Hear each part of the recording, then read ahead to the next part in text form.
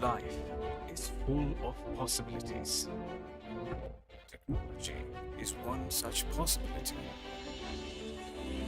It opens up immense potentialities for education.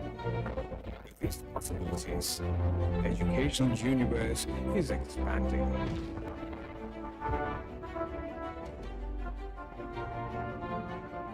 It's a great moment for the learner to explore this expanding universe of knowledge, exploring the possibilities. The barriers like distance and time have been taken off. Education, which was once confined to place and time, has transcended such limitations. The world is witnessing a unique moment of this change from static to dynamic.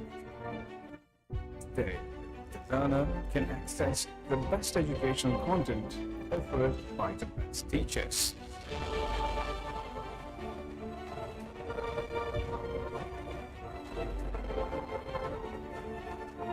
Our role is to actualize this change and facilitate this possibility. Educational Multimedia Research Center has been in the forefront of such a change since its inception.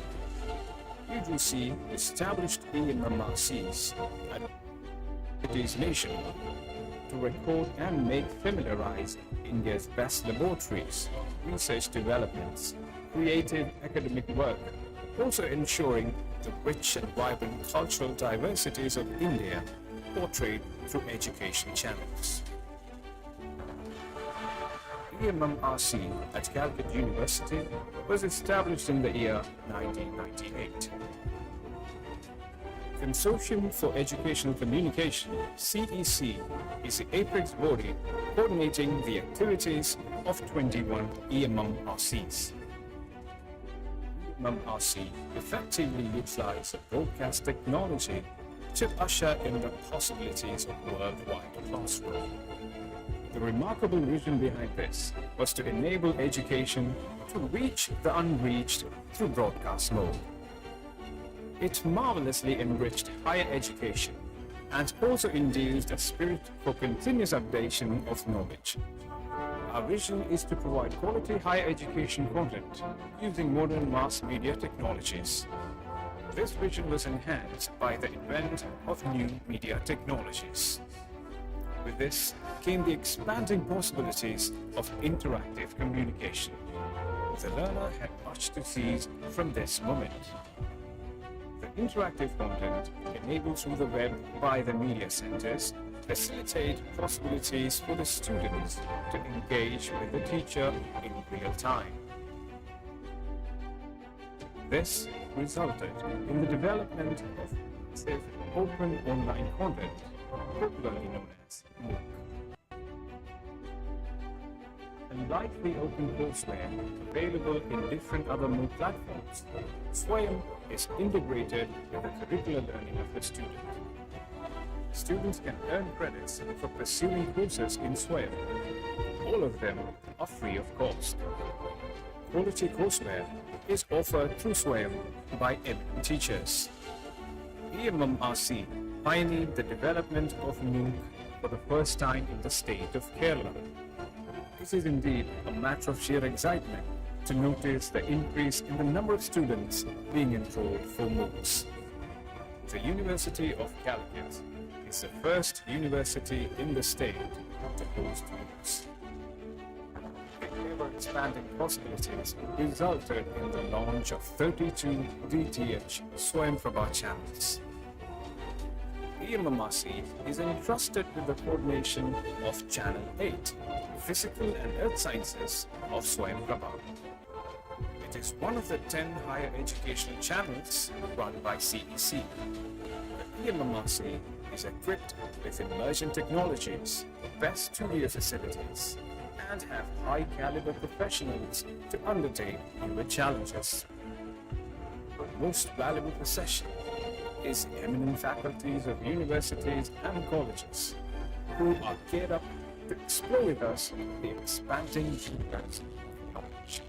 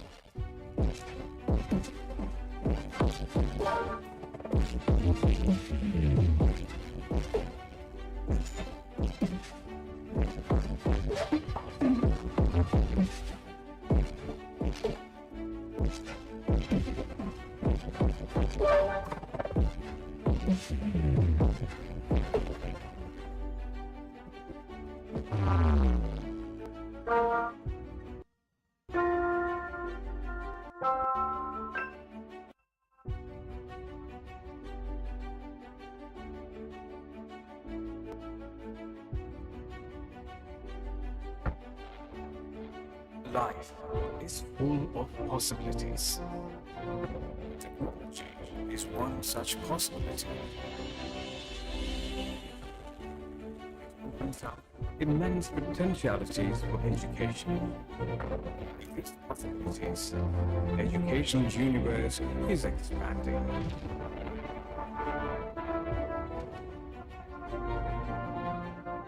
It's a great moment for the learner to explore this expanding universe of knowledge, exploring the possibilities.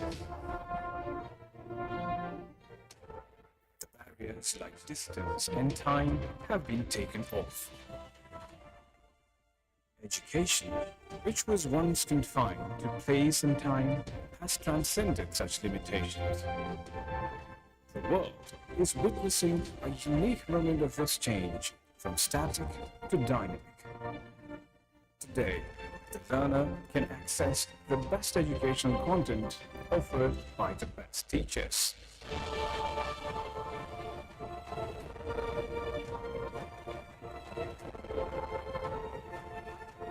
Our role is to actualize this change and facilitate this possibility. Educational Multimedia Research Center has been in the forefront of such a change since its inception. UGC established EMMRCs at different universities nationwide to record and make familiarize India's best laboratories, research developments, creative academic work, also ensuring the rich and vibrant cultural diversities of India portrayed through education channels. EMMRC at Calicut University was established in the year 1998. Consortium for Educational Communication, CEC, is the apex body coordinating the activities of 21 EMMRCs. EMMRC effectively utilizes broadcast technology to usher in the possibilities of worldwide classroom. The remarkable vision behind this was to enable education to reach the unreached through broadcast mode. It marvelously enriched higher education and also induced a spirit for continuous updation of knowledge. Our vision is to provide quality higher education content using modern mass media technologies. This vision was enhanced by the advent of new media technologies. With this came the expanding possibilities of interactive communication. The learner had much to seize from this moment. The interactive content enabled through the web by the media centers facilitate possibilities for the students to engage with the teacher in real time. This resulted in the development of massive open online content, popularly known as MOOC. Unlike the open courseware available in different other MOOC platforms, SWAYAM is integrated with the curricular learning of the student. Students can earn credits for pursuing courses in SWAYAM. All of them are free of cost. Quality courseware is offered through SWAYAM by eminent teachers. EMMRC pioneered the development of MOOC for the first time in the state of Kerala. It is indeed a matter of sheer excitement to notice the increase in the number of students being enrolled for MOOCs. The University of Calicut is the first university in the state to host MOOCs. The ever-expanding possibilities resulted in the launch of 32 DTH Swayamprabha channels.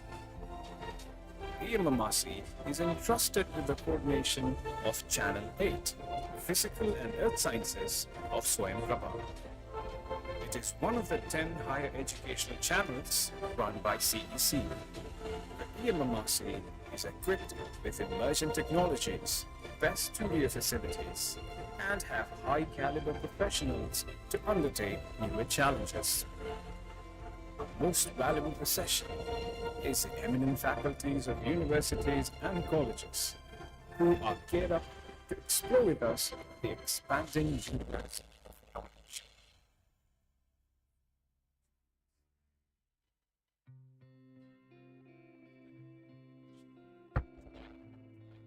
Life is full of possibilities. Technology is one such possibility. Immense potentialities for education. The educational universe is expanding.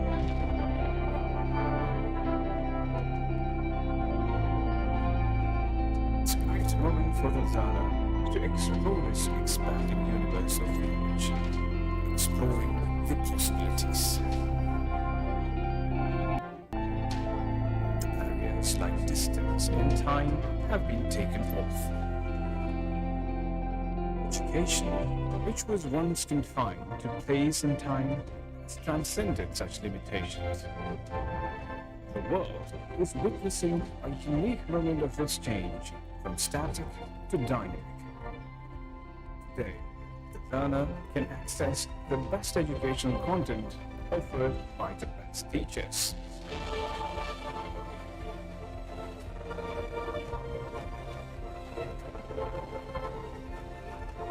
Our role is to actualize this change and facilitate this possibility. Educational Multimedia Research Center has been in the forefront of such a change since its inception. UGC established EMMRCs at different universities nationwide to record and make familiarize India's best laboratories, research development,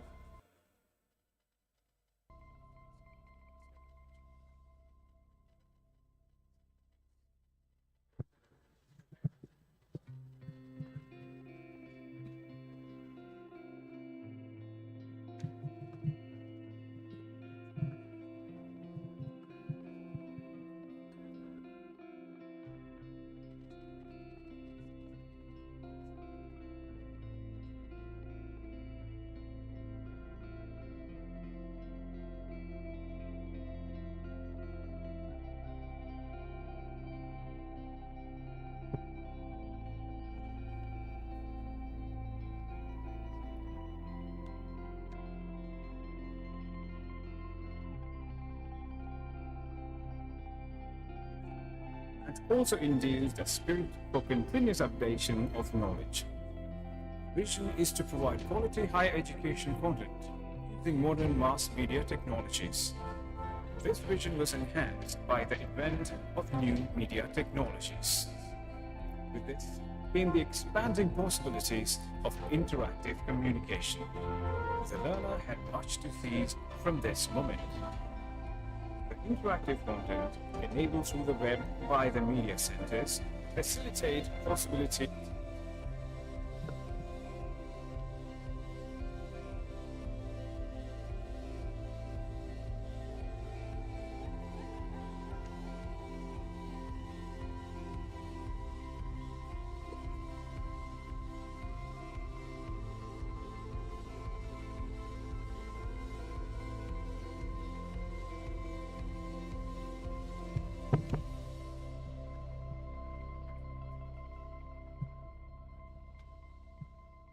A very good morning, esteemed guests, distinguished speakers, fellow delegates, and my dear friends.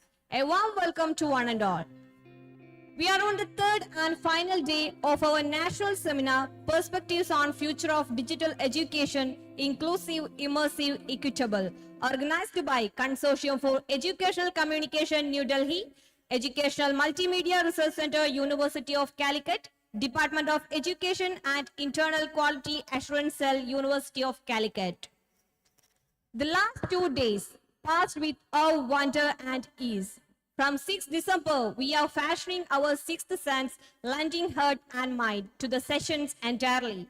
From the inaugural session, led by professors of eminence, passing through 7th December, which helped us to reach 7th heaven. We reached today, the concluding day. The conclave, special sessions and interactions helped us a lot undoubtedly.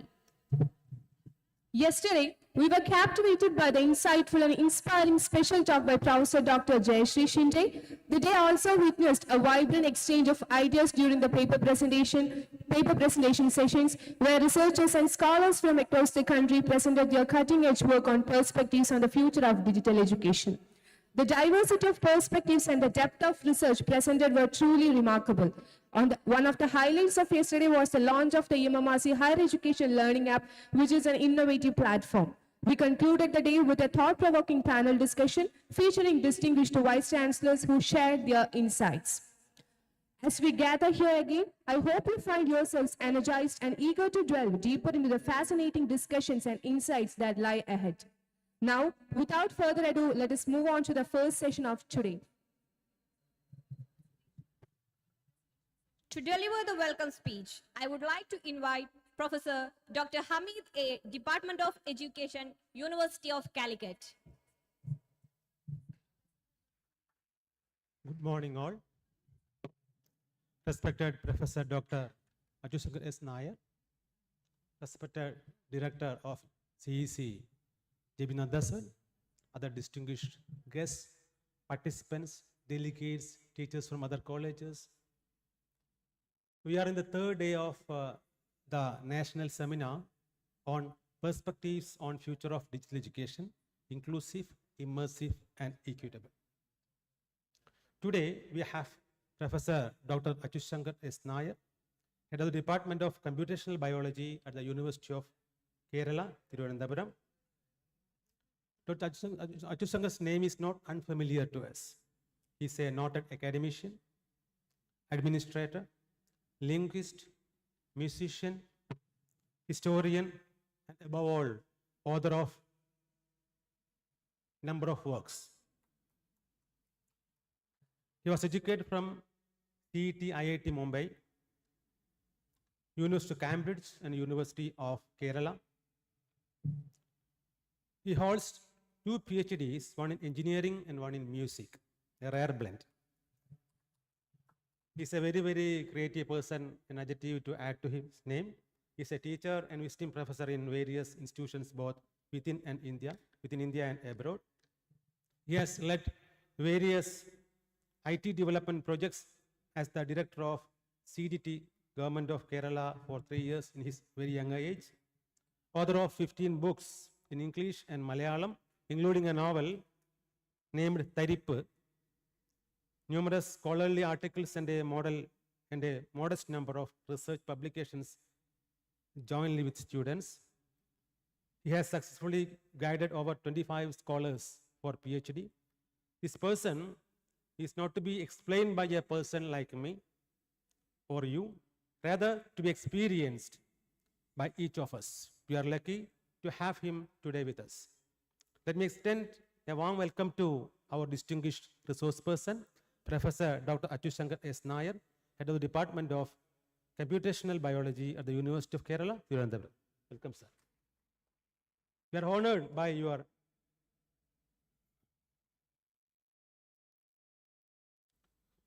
presence here today as we delve into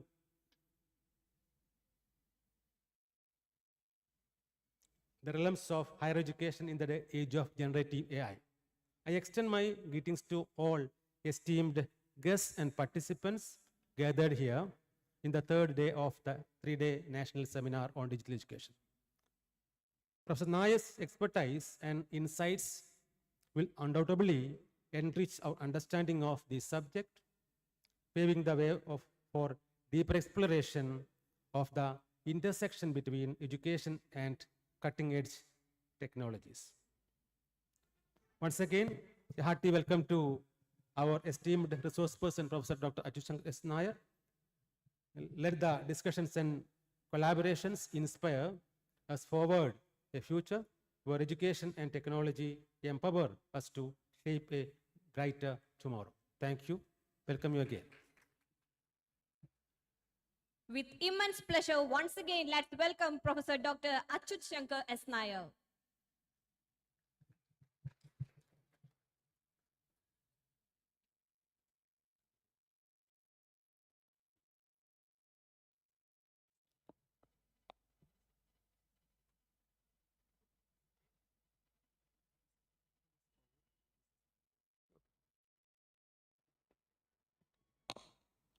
Very good morning to all of you.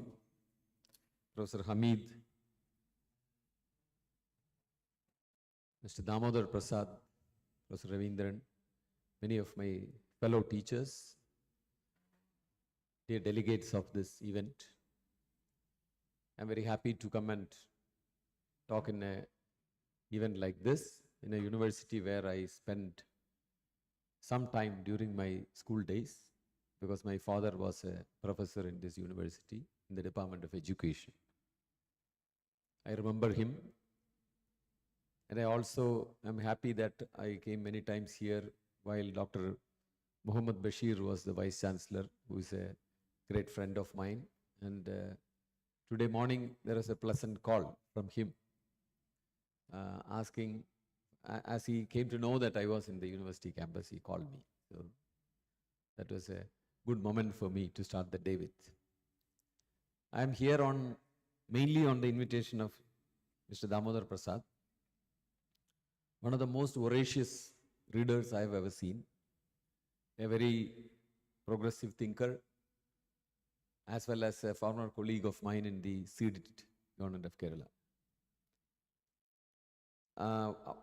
I've been asked to speak on education or higher education in the age of generative AI. So what I thought I will be doing is, I could do two things. I could deliver a very grave speech, which you would all very gravely listen to. I thought we don't always need to be very grave. Some very profound thoughts and points can be debated over seemingly lighter comments or remarks or thoughts. So with your kind permission, I will try to do that to begin with. After that, I will possibly switch to an academic mind and share some of my thoughts on the future of education in the age of AI in general and generative AI in particular.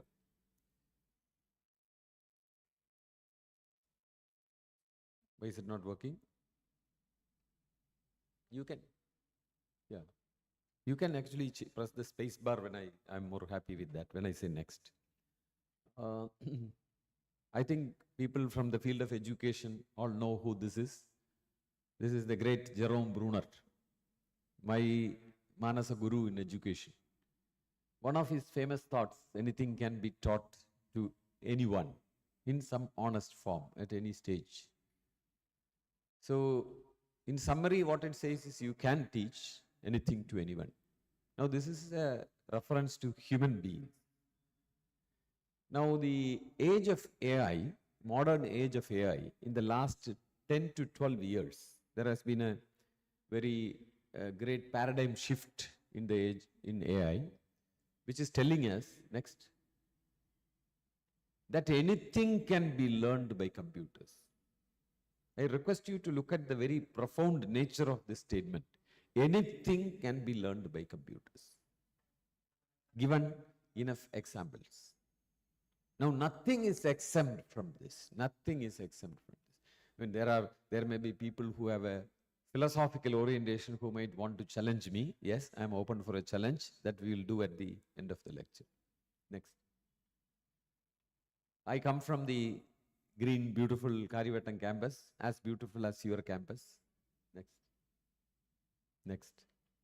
I put these pictures because there is no nature inside this room. So I thought what makes us most happy is nature. We sometimes do not know that it makes us happy. I sometimes wonder why we have floral patterns in the dress, in your pillow cover, in your bed sheet. You know, it gives you it's a small way of making you happy. So I just wanted to influence you. Next. Next. Next. Next. So I come from the Kerala University. This is my department, very green, beautiful. I hope you see this window. This window opens to the sky, and that creeper touches the ground. So it's a way of telling our young students who walk in, have your thoughts in the sky and your feet on the ground. Next. So this is a small eco-friendly classroom in my department. We also have a best classroom.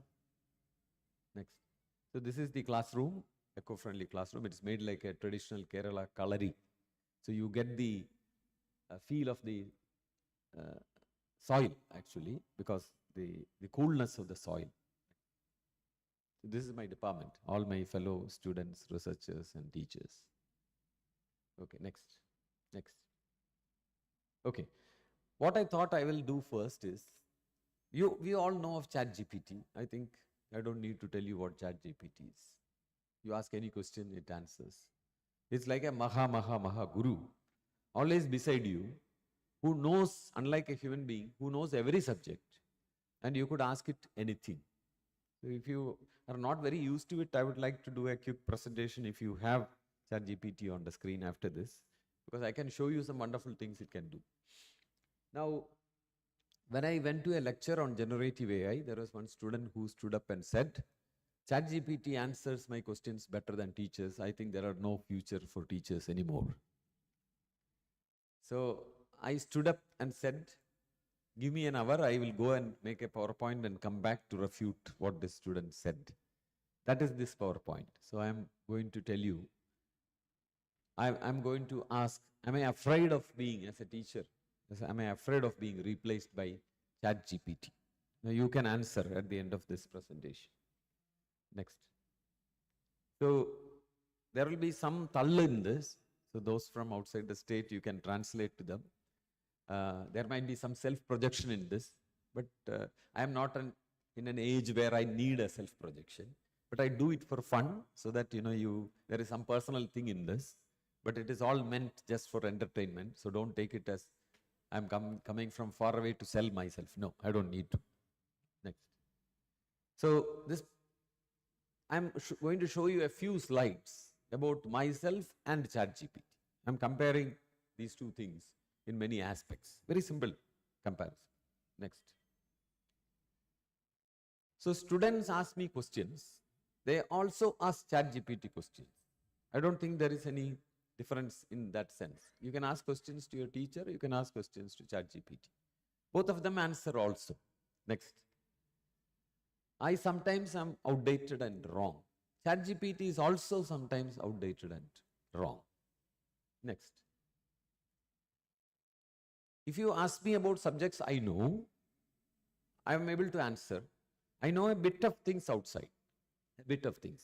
But ChatGPT is not like that. It knows almost everything, every subject. It can converse with you in every subject. You ask it to write a Sanskrit poem, it does. You ask it to write a Python program, it does.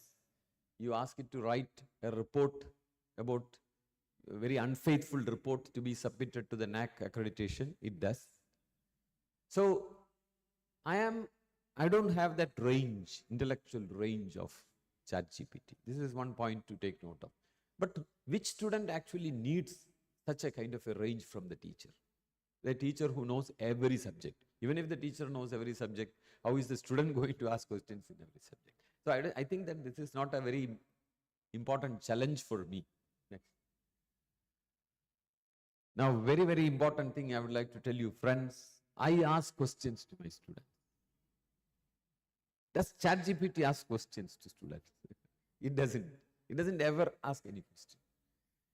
Things might change in future, we do not know, but then you call me again, I will give you another presentation. For the time being, it doesn't ask questions. Next. I'm actually very happy to say, I am at the fag end of my teaching career. Over the last 12 years, 13 years, I have never left a classroom without all my students raising one question. You might think I am boasting, but I am very proudly saying this. I have never left a class without every student raising a question. However time that takes, I have done that. So I compare with ChatGPT. You ask large number of questions, ChatGPT doesn't ask you back anything. Next. No, please go back. I speak good English, you are hearing it now. ChatGPT speaks very, very good English, as good as Shashi Tharoor. Next. I speak good Malayalam. ChatGPT speaks as bad Malayalam as Shashi Tharoor. Next. I am biased. I try to self-curate. In fact, I have lot of agreements and disagreements with Damodar Prasad, who on a daily basis airs his views, very scholarly arguments. So I am not a person who can claim to be unbiased, but I am aware of my bias. Sometimes I cheat myself and protect my bias, sometimes. But I mostly self-curate, especially in front of my students. In a personal conversation, I could protect my bias. But if a student challenges my bias, I am very happy to give in. ChatGPT also is biased because ChatGPT has ChatGPT has learned from the text that is available, which has come from human beings, and all human beings are fundamentally, they have their own biases, and therefore all this bias is distilled into ChatGPT, and therefore ChatGPT is also biased. And it reflects what the society, the bias of the society in general is. Next. When a student sits in front of a computer and asks ChatGPT a question, the student and ChatGPT are alone. But when I teach, when students ask me questions, the student sits with their peers, which is, I believe, a very big difference. It is learning becomes a social activity, not an individual activity. You may argue, maybe students can sit together and ask ChatGPT questions. I don't know, I leave it to you. Next.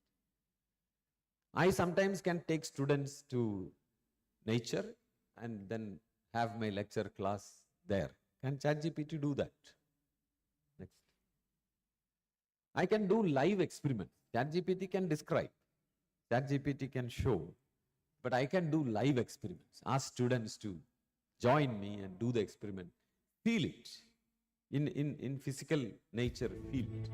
Can ChatGPT do that? And is it a small thing that only I can do it? Next. A student can fall in love with a teacher, but I don't know whether there are any students who fall in love with ChatGPT. If at all you fall in love with ChatGPT, you cannot marry ChatGPT. But one of my students fell in love with me, is my wife. Next. So I take students out for a cup of tea. I feel sometimes different pockets in the campus, like a canteen, like a bus stop, bus shelter, sometimes a tree shade, they double up as best classroom. Rather than the dry formal lecture, planned lecture done in the classroom, the shade of the tree actually triggers a debate which could be of much, much higher value. And we know of our tradition of the greatest intellectual activity happening in the shade of the tree. The great Buddha had his intellectual awakening, the final, ultimate, sublime awakening, the shade of a peepal tree. Next. Or Bodhi tree, Bodhi. So I take students out for a picnic. Next. Next. I join students and play a game of shuttle with them. Can ChatGPT do that? Next. Actually, I should not be saying all this, but just for the sake of entertainment, for fun, for the argument, I am actually putting this forward. Teachers sometimes have to act like parents. When student comes and says, the student is sad, you find out that student is in need of some money. We sometimes, because we all get overpaid with UGC scale and all that, we don't find it a problem to give them a small loan. Can ChatGPT do that? Next. So I ask my student, when I look that somebody is off color, I go in here and ask them, what's wrong? Do you need any help? Do you want to just talk to me? Does ChatGPT do that? I sometimes go and pat the students on the back and say, well done. I heard you speak yesterday. You did very well. Maybe our students don't realize it's a very great moment in life. But when you reach fag end of your life and look back, you see some very trivial things that the teachers did, which seems to be a turning point in your life. You'll realize that much later. But I think wise teachers do understand that what they are doing is very profound. And so I do it with great amount of belief that it could trigger a change in the student. Next. Can ChatGPT do this? Laugh with the students? Can it eat with the students? You go and have a lunch with the students, and the student gives you a piece of fish and you give a bit of pickles to them. Can ChatGPT do that? And do you think these are things of small value? I don't think so. These are the real value of a classroom, a setting in which academics takes place well. Next. So I sometimes take students to my home. Next. So I take their photos. They're very proud that I post their photos in Facebook. Next. I know my students very well. I know their names. I know their temperament. I know where they come from. I know what they like. Does ChatGPT know any of this? This is what you will see when you enter the corridors of my department. Every student has a poster with their own quotes, not quotes of Mahatma Gandhi or Buddha or Jesus, because every student has a message to give. Why? Indeed, every human being has a message to give. Next. So can ChatGPT join the students in sweeping the floor? After COVID, when we came, it was a very sad state of affairs in front of the department. Next. So when I put a shawl on over my students, the kind of pride that they get, the symbolic kind of thing that I do, can ChatGPT be doing this? Next. Can it celebrate Christmas with the students? Next. This is a very important point I thought I should be saying. I sometimes digress. And as age progresses, I find it difficult to go back to what I said because I have digressed so much. But my students sometimes tell me, those are the beautiful moments of the lecture. You know, unplanned, very extempo, but sometimes very profound thoughts emanate in the classroom discussion. ChatGPT doesn't do that. ChatGPT holds on to your prompt, responds to your prompt only. I sometimes get angry, not very much. I am not known as a very moody teacher. I'm very happy with my students. I always am very kind to my students. Sometimes I get angry, human beings. But ChatGPT doesn't get angry. You go to ChatGPT, ask a question, it gives you an answer, and you can say, "Idiot, what is this?" And then it says, "I'm very sorry, I disappointed you." But I don't think any human teacher will be doing that. So that way we are very different. Next. Can ChatGPT use humor to communicate? Now this guy called Elon Musk is coming up with a emotive AI. He says it would. But at this point of time, if you ask ChatGPT to produce a humor, it would. But it doesn't know that humor is something that can be used. It's a very golden thread for communication. That I don't think ChatGPT knows. It never tells you something with a touch of humor unless you specifically ask it to do so. Next. Next. I think you get the idea of what I'm trying to say. Next. So these are some of the hidden values of a teacher. I help my students network. Whom you see in this picture is Professor K.P. Mohanan, student of Noam Chomsky, very great linguist. Was after retiring, he was a professor in ISER, Pune. When he comes, it's my job to connect him to students send connecting mails to him later. Sometimes these connections change their life. They end up going to that institution, doing an internship project or sometimes PhD. Next. And you help students to get jobs. So you sometimes recommend it. There might be other students, former students running a company. Can ChatGPT do that? We do not know. This is the complicated thing. I write recommendation letters for my students. So somebody might say ChatGPT also knows to write recommendation letters, possibly better than me. But unfortunately, ChatGPT cannot sign off that letter. I have to sign, even if ChatGPT writes, because only my name is taken for value.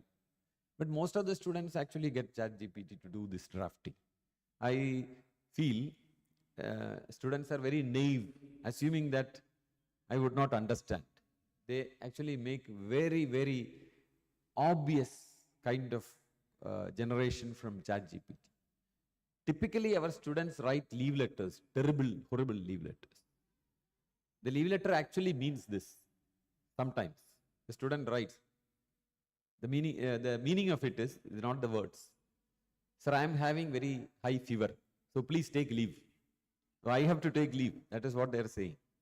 Now the same student is sending an email to get leave saying that given the fact that you have been supportive of my crisis periods in life, I am very confident that you will understand and appreciate some pressing personal needs that has emerged. And I seek your cooperation and sanction of the leave. You know, this is ChatGPT has written. They are continuously using it. I will make a reference to what would happen to higher education because of this. Next. So I made this PowerPoint. I think you all know that now we have softwares which can make PowerPoint. My feel, which I cannot argue with you, my conviction is that it cannot beat me.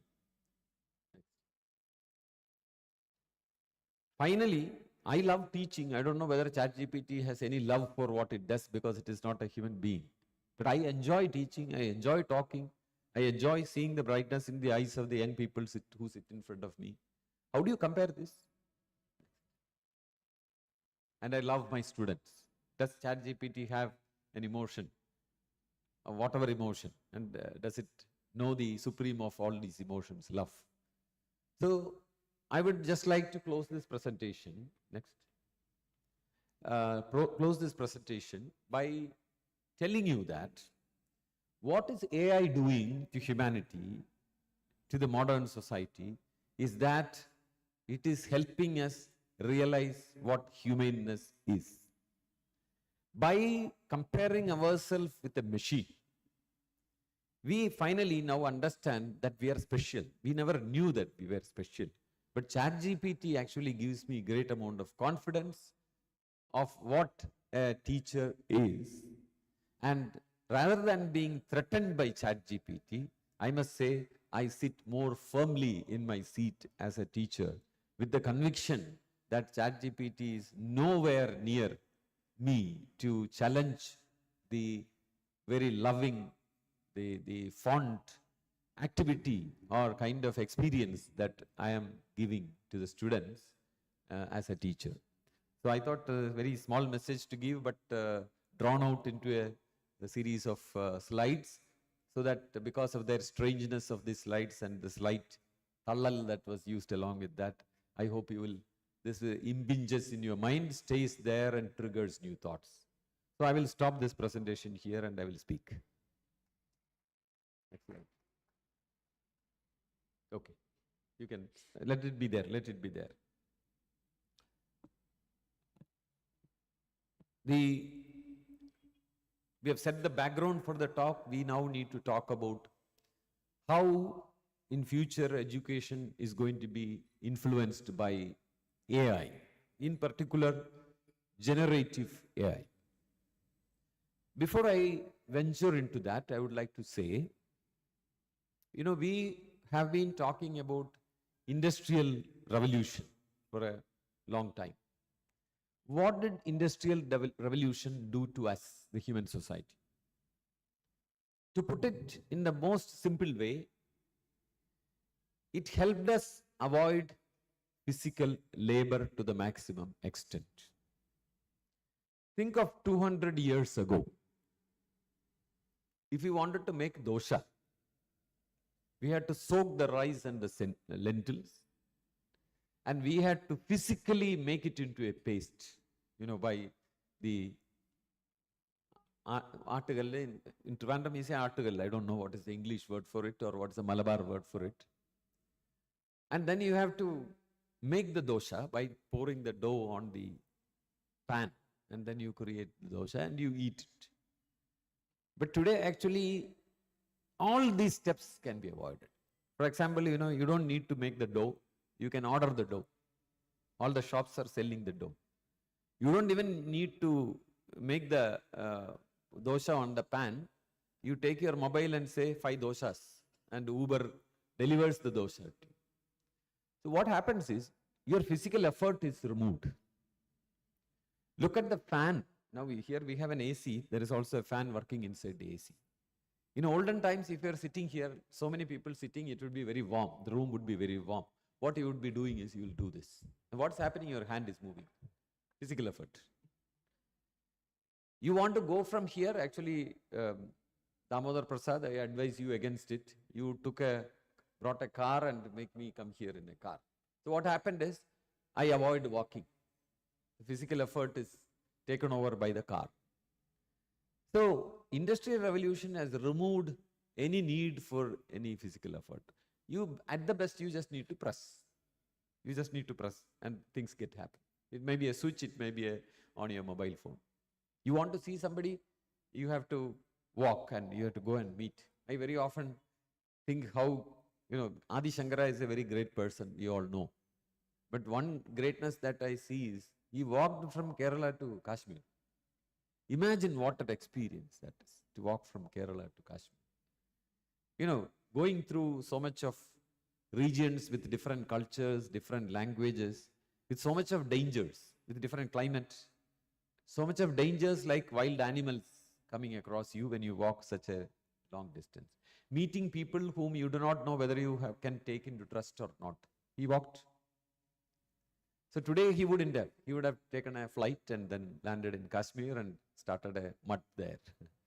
So what I'm trying to tell you is that industrialization has basically been replacing muscle with machines. Your muscles are replaced by machines. So due to that, what happens? You think it is good? Well, by and large, it is good. Very difficult labor people don't have to take. You remember, people had to carry heavy weights on their head or sometimes on a small rickshaw and then pull it. It's a terrible sight to see. Only some class of people actually struggling like that. Today, nobody has to struggle like that. You can get a vehicle, lorry to come and lift all this and take. But what has happened? It has robbed off the natural need of the body to be physically active. And therefore what happens? Something very funny happens. In Trivandrum, near the museum junction, if you go in the morning, you see very affluent people coming in Rolls Royce and Benz cars. They stop there, park it there, and then get out and walk without any aim inside the museum compound, just like that. Why? Because the car denies them of the required exercise of their body. What am I talking about? Well, I am coming to this point about AI. What is artificial intelligence? It is a mechanization that will replace your brain, your thinking. So your muscle is already gone. So now here comes a machine which says, don't use it, I will do that work. You want to send an email to your teacher? I will do that. You all know about the kind of craze that universities have about accreditation. One of the very famous quotes about accreditation is, nobody likes accreditation, but nobody knows what else to do. Very thought-provoking phrase. So when accreditation comes, teachers are robbed of their pristine time, which could have been otherwise spent in reading, talking to students, debating, and they are required to produce lifeless reports, many of which are simply pulu. In fact, ChatGPT can be very helpful here. Yesterday I gave it a prompt. I said, I work in a college, XYZ college. The college does nothing to promote innovation. But still, the principal wants me to write how our college promotes innovation. So give me a statement about how our college promotes innovation, but don't refer to anything physical because it is not there. So in ideas, we can say anything. So it writes down a 5-page report about how the college which never promotes innovation is promoting innovation. So you can print out, give it to the principal, is happy, it goes to the accreditation agency, they are also happy, and some grade is given, and you hide behind the grade. There are people who are C++ who hide behind A++ grades. There are A++ people who are ashamed that they are called C++ by NAC. All these things happen. Well, our topic is not accreditation, but I just wanted to say, when you go into ChatGPT and does something, what is happening is, you are robbing education of its soul.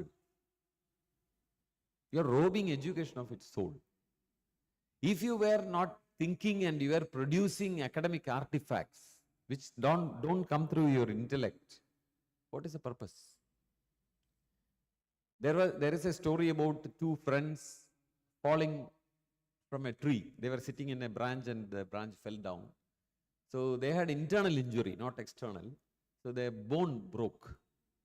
So when the bone breaks internally, the doctors would actually straighten the leg and then put a wooden piece around and then tie. Maybe now it is different. I am talking about an old joke. So one guy, both were taken to the hospital. One guy was lying in a bed, another guy in another bed. So this guy, when the doctor came, doctor asked, which leg is broken? This leg. It pains. So he went and just kind of put it straight and it was very painful. So this guy was screaming. But the doctor did not let him go. He just bandaged everything and then came to the other guy and said, which leg is paining? So he showed his leg. The doctor put all the things and tied. And he did not scream at all. So after the doctor went, the friend asked, why you didn't scream? Oh, fool, I showed the unbroken leg so that I don't get the pain. This is what we are doing when we are going to ChatGPT, asking it to write what our intellect actually has to be doing. So we are going to short circuit the heart and soul of education if education is going to be centered around generative AI tools like ChatGPT. So what is the answer? Well, to put very quickly, I would say the time for take-home assessment is over. We cannot have any take-home assessment because students can easily be producing generative AI content. I think in education in future, we trust face-to-face talk only. You cannot even trust video, because at the other end of the video, there could be an image of a student, but it could actually be not an image, not the student itself, but a generated image which will take content from ChatGPT and answer the teacher. This is quite possible. If you have seen one of the recent interviews of one of the greatest, I would say, commentators on science, who is Yuval Harari, himself a historian, but a very profound thinker in the field of science and technology. He predicts, which I can, with my knowledge, modest knowledge of AI, I can also say that is very reasonable. He says that soon a time will come when if you want to start a business, you have some money and some money has to be collected as venture capital. You tell an AI program you want to do a business. And you say that some money is there. You can even give the password of the bank account to the program. And tell the program, start a business and make money in a year. So what the program would do is, the program would generate a proposal for a product for starting a company. And then it would produce posters saying venture capitalists are invited to come and invest. And these posters would be posted in the social media in my name. If I asked it to do, in my name, it would post all these posters. And then there will be venture capitalists who might contact me, not me, but the program, and say, we would like to hear more about this project, do a presentation on such and such time online. So what the program would do is, the program would generate a video of me. And then it will come online at the fixed time and answer all the questions of the venture capitalist and convince him or her that this project is worthy. And a few of them would agree to invest. That investment is received into the bank account. Then the program goes on to launch the company by going to the site of the company registration and registering the company. And thereafter announce recruitment for the company and invite applications. And when people come and apply, they are called for interview. And the program produces my image and interviews them, assesses them, recruits them, and pays salary for them. He takes a place on rent and asks these people to go and sit there and work. All of this program can do. Actually, with the current development of ChatGPT, this is quite trustworthy future. that we can foresee. In academics specifically, I am actually unable to gauge the kind of issues that could happen.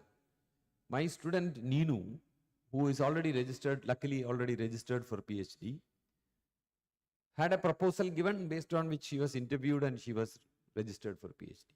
So after the registration of the PhD, she comes and tells me that she gave the title of her research topic to ChatGPT and asked it to write a research proposal with the particular sections.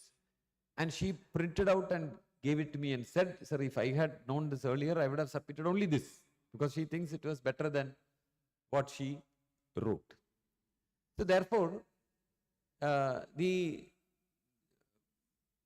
intrusion of generative AI into education actually should force us to look back into very subtle aspects of education and kind of reinforce them into education, so that the humanness of education and the kind of education that happens in the heart and the head and the hand are not lost to ChatGPT or softwares of that kind. But having said that, these are all of critical remarks I have made, but I must also tell you, with the arrival of the new AI, there are numerous new possibilities of trying to understand society, trying to understand through understanding text, other forms of media. I will tell you one example. There is a AI tool called DenseCap. DenseCap is dense captioning tool. So if my photograph is taken and given to it, it will actually identify everything in the photograph. It will say this is a mic. If I had a pen here, it will say it is a pen. Here is a pocket. Here is a particular kind of cloth. It would even say how much it costs per meter. And this table, if there is a logo here, what that logo is, everything in that picture is recognized in one go. Just you load the picture, it recognizes. So dense captioning is a new way of trying to understand a large volume of media. For example, if there is an archive of all the films made in Kerala, let us say maybe about 5,000 films, and their digital copies are available, you can ask a program to analyze all the scenes in that movie, and you can raise some questions. For example, you can ask a question: when was the movie showing a person wearing a pant and a shirt in the Kerala movie history? In which movie, in which scene, first time a shirt and pant occurred? It can find out. You don't need to watch all these movies. So this is a new way of looking at text, understanding text and media. Tremendous amount of media analysis is going to be done in this way. I think you all know that the Prime Minister and the Chief Minister of Kerala, they are both, I'm not too sure, if you argue, I'm not too sure, but people say they are supported by digital media agencies to give them feedback about what people think about what they do or what they say. If the Prime Minister makes a post, in a matter of hours, there will be a few lakhs of comments in that Twitter handle. So in the evening, he would like to know what people said generally. He would at least like to know how much percentage of people made positive remarks, how many made negative remarks. It is virtually impossible for human beings to be doing this. First of all, it is very subjective to decide what is positive, what is negative. Some may be really confusing. Even though you can definitely say what is nasty, that is very easy to say. But today we have a very small program written using Python. It runs to just 5 lines. You do something called scraping the social media. The whole text comes into a file. And then in one run, quick run, this 5-line program will take each line of this social media comments and classify them as positive or negative. I earlier told you the computer can learn anything. So it classifies this and it can give a report saying 40% of the comments were positive, 40 were negative, 20% were nasty. This is possible in a quick time.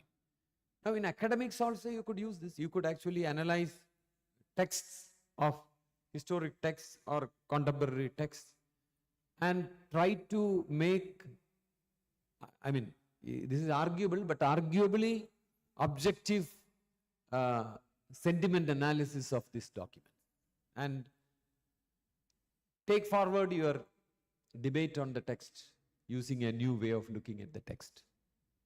This is what in research field I foresee a new trend that is going to come.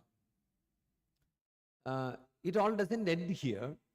See, when you say sentiment analysis, it can be done on text. It can also be done on images. If our photograph is shown, I think you all know that there are tools which can tell you how old you are, which might cause heartburn to some. It can tell you what is your gender, which is again today a complicated issue because you first say gender is a spectrum, now you say gender is fluid.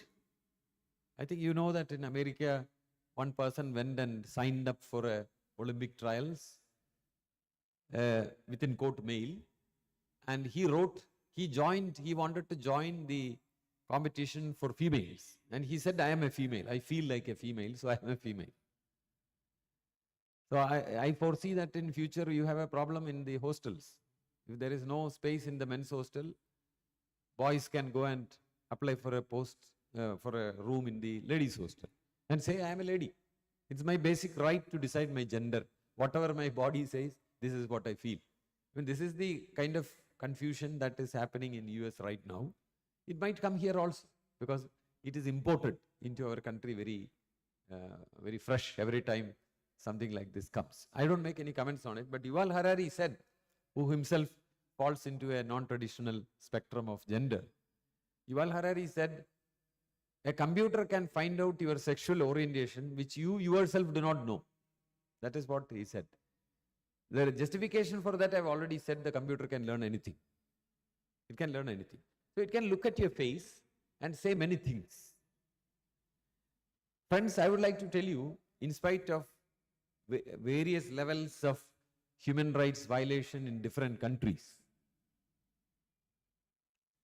some countries which call themselves as republic, there is no republic there. But in spite of the political ideologies, there is a republic that is there in every one of us.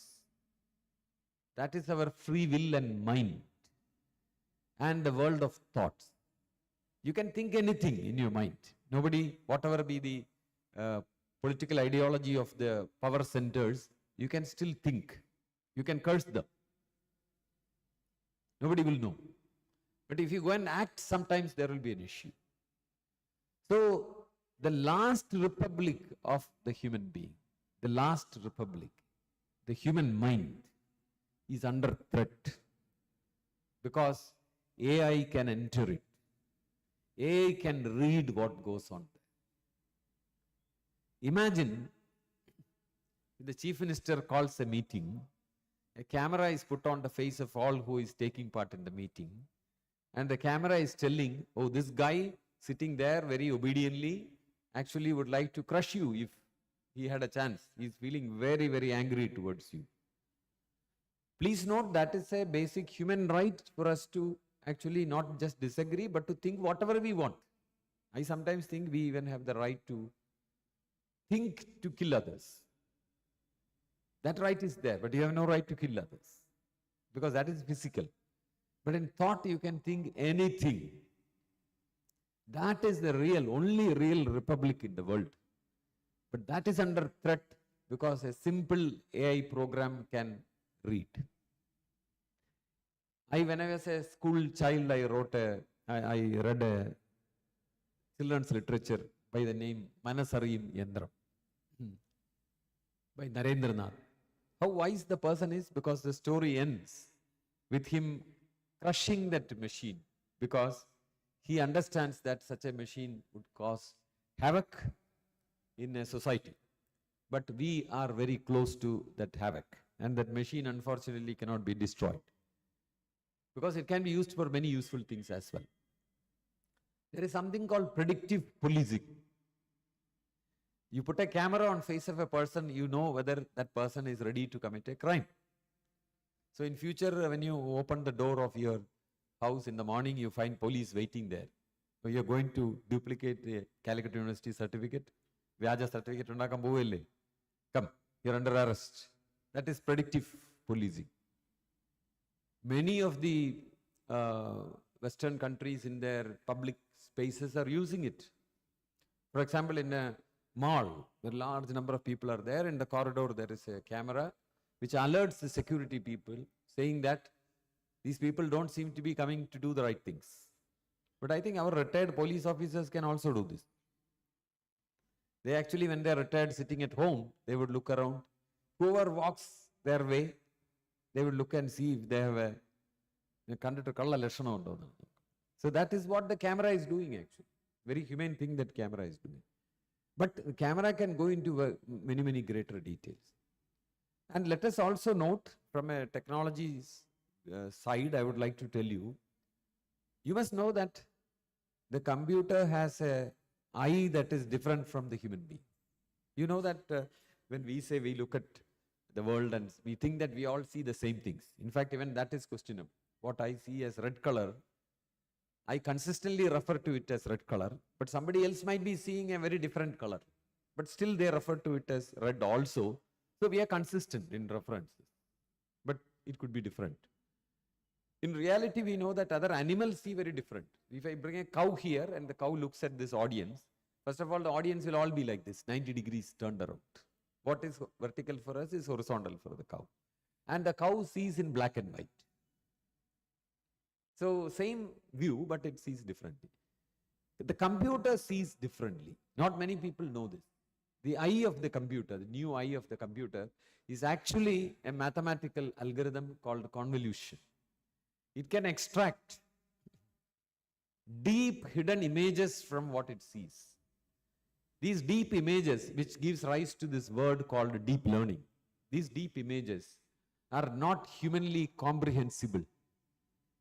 It is like saying a CAT scan. A traditional doctor looks at your body externally, but a modern medicine practitioner would take a scan of the brain at different layers. So similarly, the computer looks at your face, not at whether your eyes are open, whether your mustache is still there, or whether you put a bindi, or whether you're wearing a scarf. No. It is seeing something human beings have never seen in your face. And that is why I said we cannot estimate what the computer does with whatever knowledge we had earlier, because that is not relevant now. For example, look at ChatGPT. Many people think that computer has learned everything and is duplicating or repeating what it has learned. Absolutely not. I would say earlier, the computer worked as if a human being, adult human being, was being taught. But now the computers are taught as if a baby is learning. You know that the babies are a great challenge to education, isn't it? In the university, we are asking teachers to prepare syllabus. Sir was just now mentioning that. If you want to teach somebody something, you have to first have a syllabus. The syllabus must have outcomes. There must be course outcomes, there must be program outcomes, there must be program specific outcomes, there must be graduate attributes. And after that, you have to have internal assessment, final assessment. But look at a baby, 3-year-old, 4-year-old kid. He or she learns to use the mobile phone.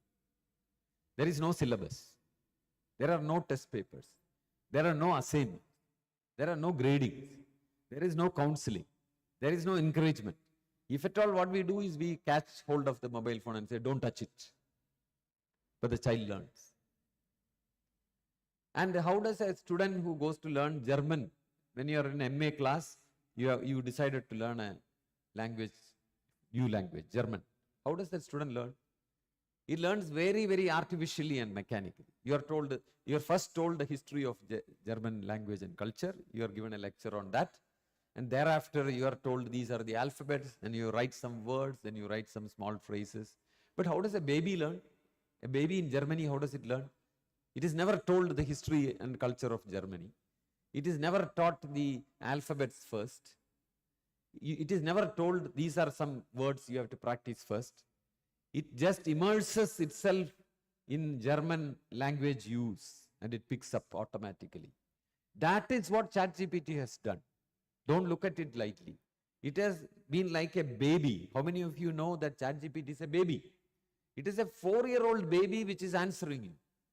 So imagine what would happen when it is 18 years old. Imagine what would happen when it is 25 years old. So before you criticize ChatGPT, remember, even today it has learned a lot. It is learning, continuing to learn.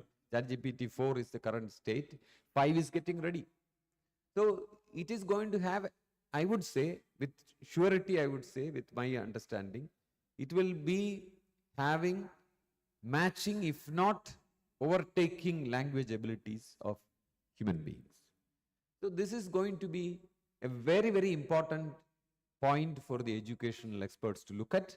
Education can never be discussed without discussing the role of this artificial intellect, either as a learner or as a teacher. Both of this would actually come in. So these artificial AI tools which can look at us and understand are going to cause a havoc in the classrooms also. If you look up the YouTube, you will and give the Chinese classrooms, AI use in Chinese classrooms. I've traveled widely in China.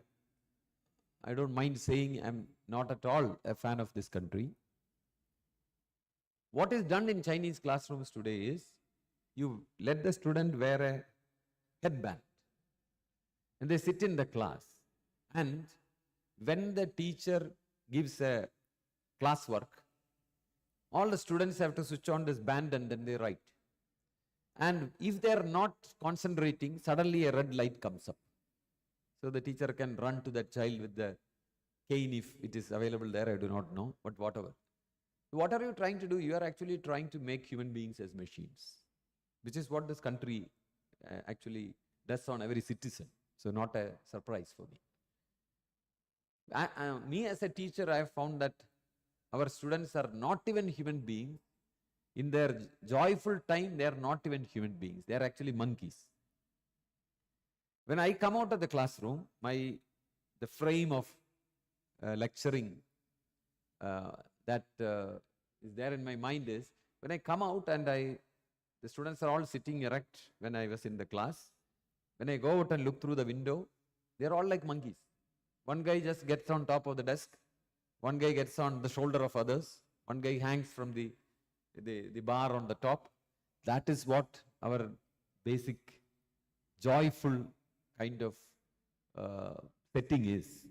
So from there you go and get people to sit like this, and thereafter you want them to think the moment you switch on a particular thought. They have to think and they have to stop when that switch stops. So these are going to be very terrible models of how AI can be used in education. And ultimately, I wonder whether there would be an attempt to directly program the brain. You know, if you go to a gym, when you come back, your muscles, some of the muscles become strong, some of them become very flexible. But if you go to a university, what happens? Can anybody say? What physically happens when you go to a university? No, don't talk about the food in the hostel. What I'm asking is, what does education do on your body? Anyone? Yeah, but physically, mind is not I hope you will agree, mind is not a physical entity. Physically, what is happening? Yes? Because the department are far away from the our length, we walk, Okay. then we reach. Okay, that I agree, but that is not an effect of education, but effect of the settings.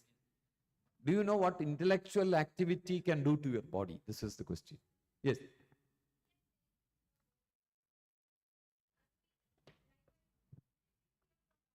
Yeah.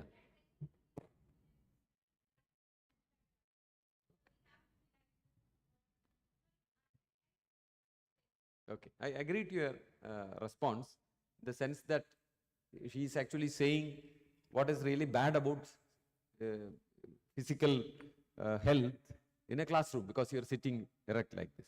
Anyway, what I meant was not this. What I meant was, what does intellectual activity do to your body? So very interestingly, it also strengthens and weakens muscles in a particular part of the body, brain. You don't call it muscle. It is actually the synaptic connections between neuronal cells. They get either strengthened or flexible. This is not visible to us. So I would actually wind up the session and open it for discussions by making this statement about a classroom. Friends, our body is designed to continuously receive flexible movement. If you sit erect somewhere, just like that, after some time you would like to stretch. That is very automatic. When you think also, you don't want to be thinking in about one topic just like that.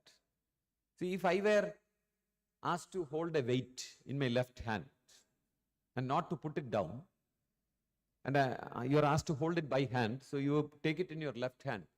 After a lot of time, you will automatically transfer it to your right hand, because then there will be a balance for your body. When a maths lecture takes place, one part of your brain is continuously being active. You will feel mentally fatigued if you listen to a lecture like that. So in my presentation, I ensured it that your brains were woken up in another direction, not on AI, by showing these pictures of nature. What happens is, the muscles in one part of the brain, the right part of the brain, so the left and right are political words. Left is logical, scientific. That is very great. But right is where pranayam is. Right is where beauty is. Right is where poems are. Right is where aesthetics is. And it cannot be comprehended by dry logic. So if people have to be happy, you cannot give them a weight in their left hand and ask them to hold that weight for a long time. They have to switch their hand. Similarly, in your brain, if you want to be a happy student, you have to switch between the left and the right brain. You have to think logically, you have to think scientifically. You have to also think illogically and also think aesthetically, which defies logic. So this switch has to happen. Now, instead of that, if you are thinking, you are directly programming the brain, and the joy of education, the great amount of happiness that education can give. In a classroom, when students are together, when the teacher and the students have a human relationship, that soul is taken away, and you think that it is merely exercising your brain directly with electrical signals, which we wonder whether such a future would come. Calicut University would have a very great financial crisis, because students may not stay in hostels. They come and sign up for an MA in history. There is a counter in the university. You go and sit there and you put a helmet on top of your head. Some electrical signals run here and there for 2 hours. After that, you are given a certificate, you are MA history student. You are awarded MA history. Because what could have happened in 2 years in your brain happens in 2 hours. Would you really like this to happen? I would like to tell you, I don't like this to happen. When it happens, then I understand what a college is, what education is, what it means to be together in a classroom, what it means to debate with the teacher, and so on. I don't know whether I talked with any flow of logic and of reason, but I shared randomly some of my thoughts about how AI is going to impact us, what it is already doing, and I will be happy to hear your remarks, or if you wish to raise questions, I will attempt to respond to them also. Thank you very much.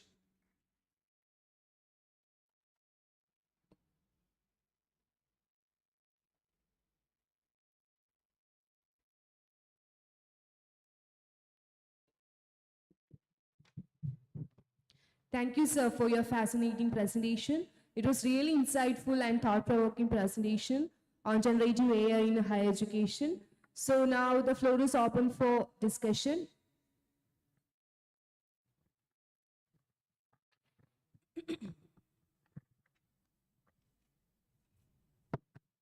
Hello, sir.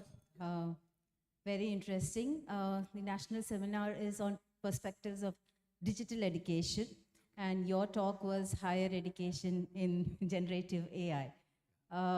You have a very wonderful way of presenting. It was quite humorous listening to you. Thank you. And you also critiqued AI. And you've also said at the end, at the closing end of your talk, that you do not like how this trend is going. But inevitably, this is going to happen, right? agree. AI is going to take over. So, as an academician, what would your suggestions, I was going to say advice, let's take that off, your suggestions on how we can, as educators, have maybe, overcome or this calamity. I don't know if that's the right word, but how can we do that? Okay. Actually, I don't have a confident answer to the situation or response to the situation that you raised. I critiqued, but at the same time, as you also pointed out, these are inevitable changes. Change can, technological changes are so powerful, they're like very strong waves. If you go and stand up against them, all that will happen is that you will be washed away. And you have to rise with the wave and then feel how at the crest of the wave, how it feels to be. And then take your reasonable stance, but always going up and down with the wave, not against it. What I would say is that, even if you are in a jail, then you would look for a freedom. Maybe in your thought, you would find a hobby. Maybe it is a seed from your green salad which you plant in the corner of there is some dust in the corner of the jail. Then it grows up, you find some happiness in it. Human mind has the ability to, face different kinds of situations and challenges. And AI has to be reconciled with, first of all, that is what I would like to say. And then with our own kind of worldview and wisdom, we like to see how we can balance what is lost with AI. There is a lot of gains with AI, but what is lost with AI. So how I see that is very simple things, which will constantly remember us of very simple and beautiful human values. One, for example, like touch. One advertisement that makes me cry is an advertisement about a biscuit which says, made without any human touch. This biscuit is made without any human touch. I remember my mother. I remember her because she, with her bare hands, which may not even be hygienic, she takes food and gives it to me. That is the best food that I remember. In olden times when people go out to take a shower in the or take a bath in the river, on the way they just pluck flowers.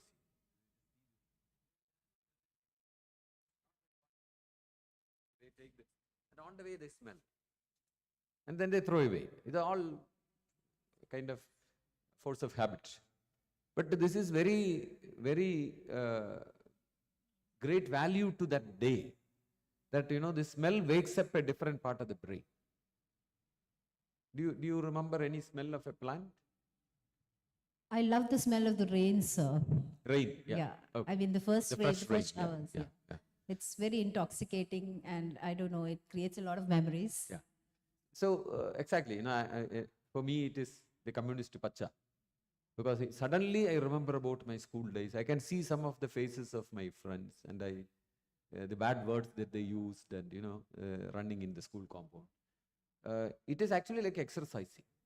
So can we start looking at human experience with more closeness, more sincerity? It's like these flowers here.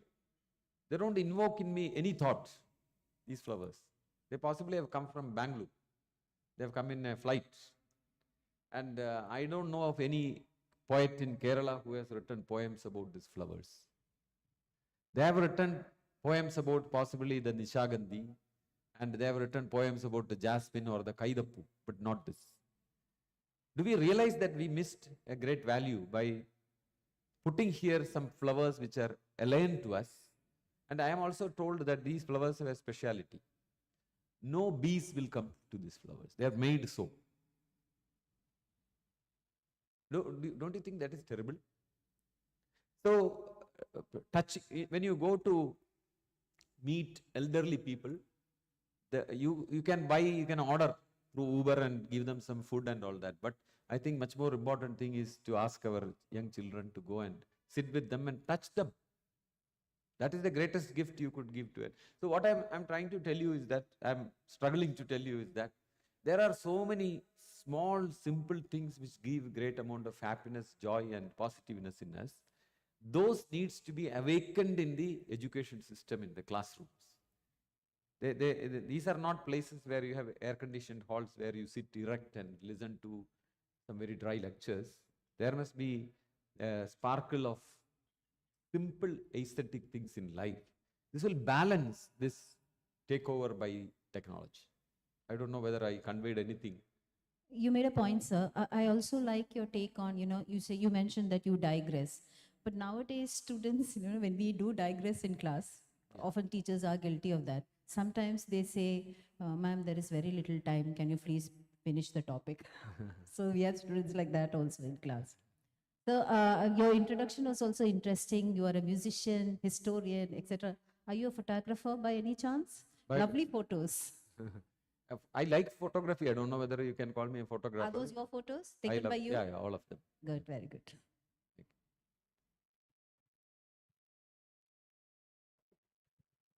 Well, I don't know how to put it, but then it is one of the lectures that I've heard after a long time.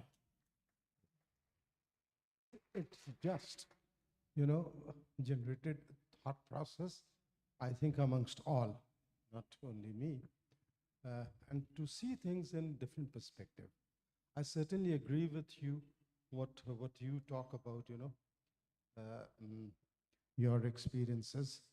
Life is all about, when we talk about holistic education, a person of computer, has a holistic education, where probably these photographs talks about sociology, it talks about philosophy, it talks about interaction with individuals, and then that is where you are a whole person.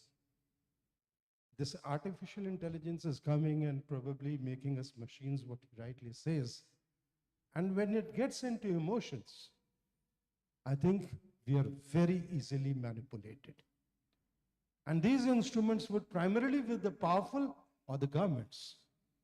All of us probably may not have much access to these kinds of things also, where the emotions are also read. I talked to my father, and my father, say for example, my father asked me to come with him somewhere, and I'm really not in the mood.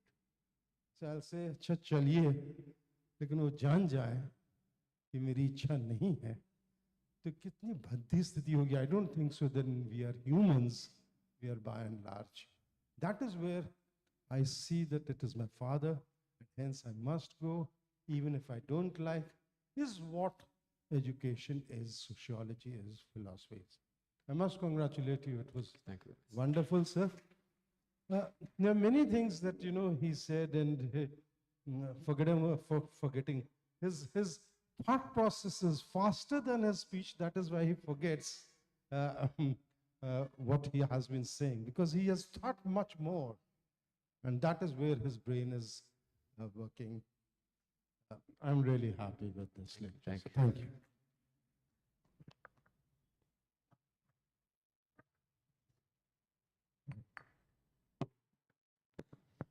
Yeah, Professor Achut, thank you for a nice lecture, like, the way that Professor was talking. And particularly when I looked at those first slides, I also felt how much you are going to miss your students and how much your students are going to miss you when you retire. So I can understand that. Coming back to your lecture, I also have a criticism, not a criticism, the other side of the picture. Like several years back when I was a student, I remember the kind of, I would use the word animosity against computerization, say for example. Like the processing and memory. And these are two things which we used to actually do it, like mechanization, which at some point of time. But what I find is during mechanization or computerization, and when you actually see the implementation phase, I see that we are more humanized now, because when you say the effort, the effort that people were using in those times were on several occasions at least, like the way you described, it was not human, it was inhuman actually, the effort that was going on. Now when the effort got reduced, we became better humans actually. So although we agree that we need muscles, strong muscles, I also feel like you need to have a balancing with respect to the effort that actually we require to live. Because if you have so much of mechanical effort that you have to put in place, then I think you will lose a lot of your other pleasures of life in the sense, the way, the holistic aspects of that, the beauty, aesthetics, the love, so many things you will actually miss. So I feel like mechanization and computerization has largely done good in humanizing our society and our people. Now I also feel when we have artificial intelligence, one thing that I'm afraid these days is memory actually. Like as students, we used to actually memorize a lot. Now we tell the students like, we have computers is there, Google is there, we don't need to memorize. So the number of memory cells that actually build in our brains itself might actually come down physically. This is actually going to be a physical problem which we might face. Like the way that people used to remember so many things, now this generation may not have to remember, and so naturally they will not have sufficient memory in their brains. But probably that might enhance their capacity of processing thoughts. Okay. So I feel if we differentiate between these two, like you have artificial intelligence on one side, you have natural intelligence on the other side, I feel that artificial intelligence is not going to stop natural intelligence.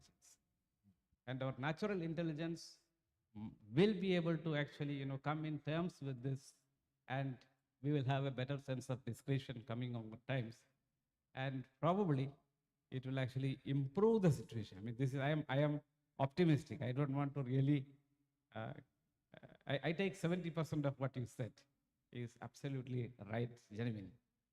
But I also feel like it's actually incorrect to say, particularly when I see the younger generation, like, looking at the older generation, younger generation, the kids, the baby learning that which you talked about, I find there's a lot more to learn, and artificial intelligence will actually help human beings probably to reach better levels where there is actually a better discretion that will come up.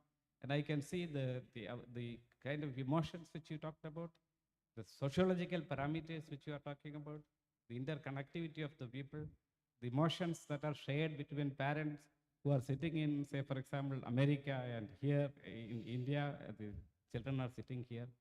So I feel probably a better discretion will emerge over the years to come, which will settle down this issue. And it's not right to say that AI, because AI is not emotive. It doesn't have emotions, which you said rightly. So that will be probably a better way that humans will become better in terms of emotions and social content. Thank you very much. Nice talk. Mr. Ravindran, I am warm to what you said. Actually, I wanted to touch upon that point which you have now raised. When AI comes, your brain will have lesser job to do. Very dangerous thing. Just like when your physical activity is not there. So like the people who have to walk leaving their BMW car, in future, you go to a doctor and say you have some issues, then he says this is lifestyle disease because you are not thinking. So do one thing, the prescription is get up in the morning, read Ramayanam. Get up in the morning and say multiplication table from 1 to 10, 5 times. Listen to music, try to compose music, put talam along with music, all this the brain will work. I was told when my father had a loss of memory, one doctor told me the reason why it accelerated was that his hearing went down. When his hearing went down, he refused to use the hearing aid. So the doctor said, because of that, half of the brain shuts down. It has no job because it cannot process audio. So if your eyes are also, you have an eyesight problem also, then 90% of the brain would shut down. When it shuts down, it will start deteriorating, because just like if you don't move your hand for a long time, you have a problem with the hand. You cannot move it afterwards.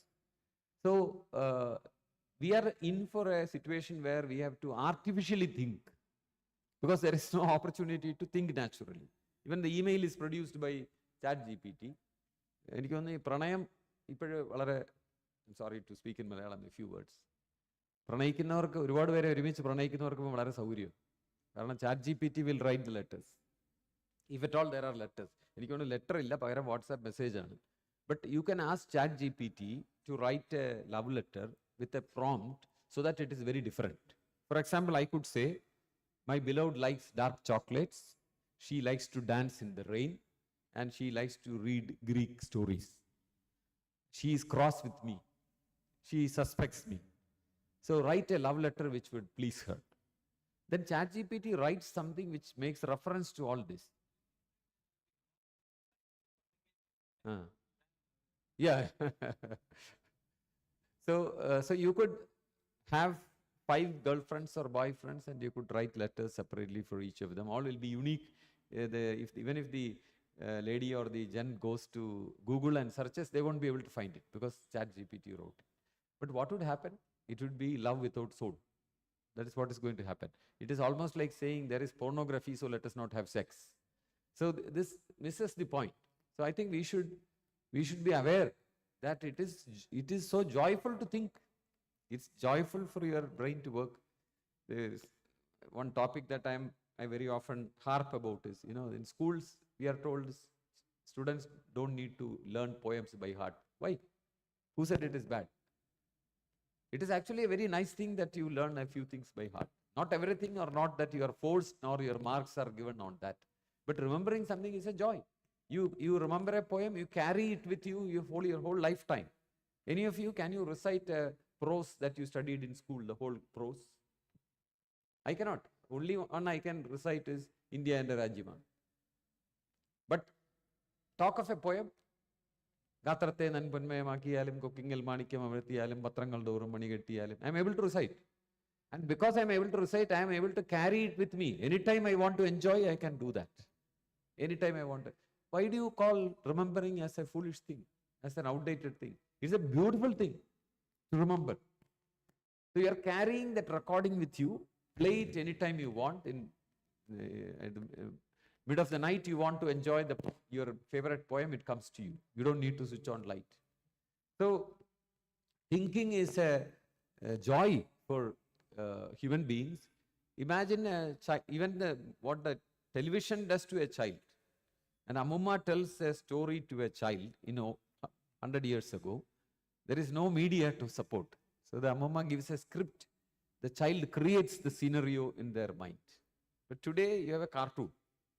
So you look at the cartoon, you don't have to think, you just enjoy. So creative thinking is robbed off by the media.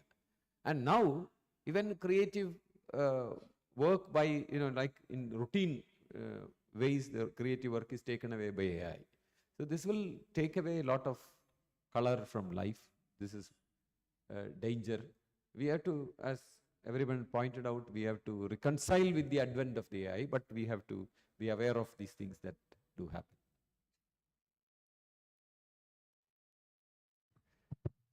Sir, first of all, let me express my gratitude for your wonderful talk. Thank you, sir. Thank you so much. Coming to my question, you have referred that who needs a teacher who knows everything? In the early slides. So you maybe mentioned- I overstated. Yes. I stand a bit corrected. Okay. Okay. So, but this alpha generation.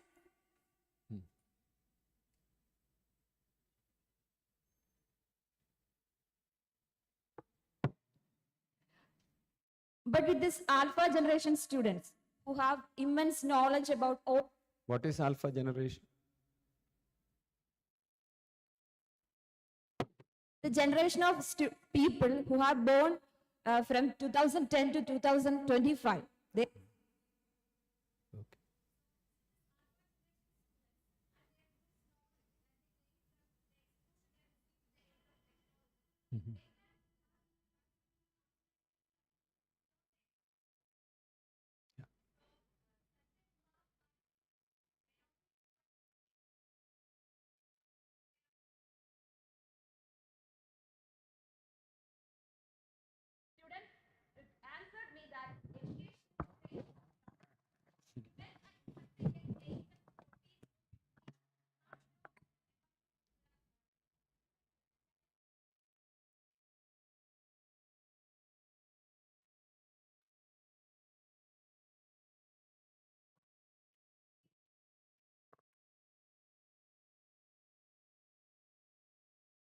You're a teacher?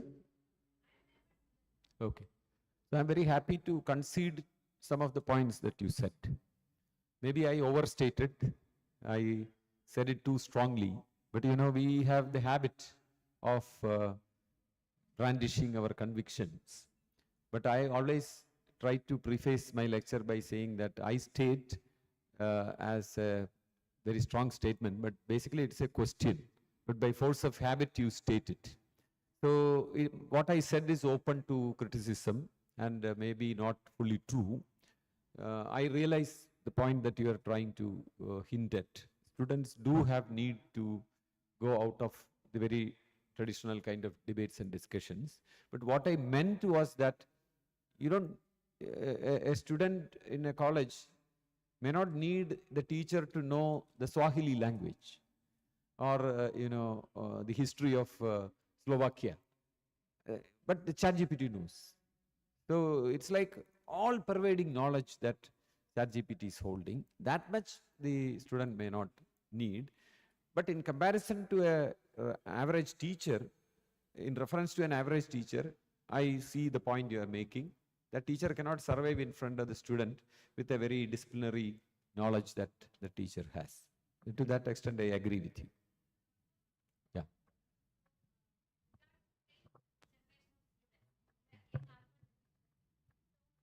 So I'm hearing this word for the first time. So it's a knowledge for me too.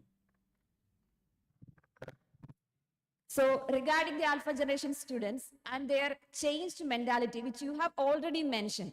So recently, we know their generations and their attitudes have changed a lot. As you told earlier, the Amuma stories, that's not common these days. So we have already lost, to an extent, the humaneness we have kept for a while. And this has a huge impact on the mentality and attitude of the students or the young generation today.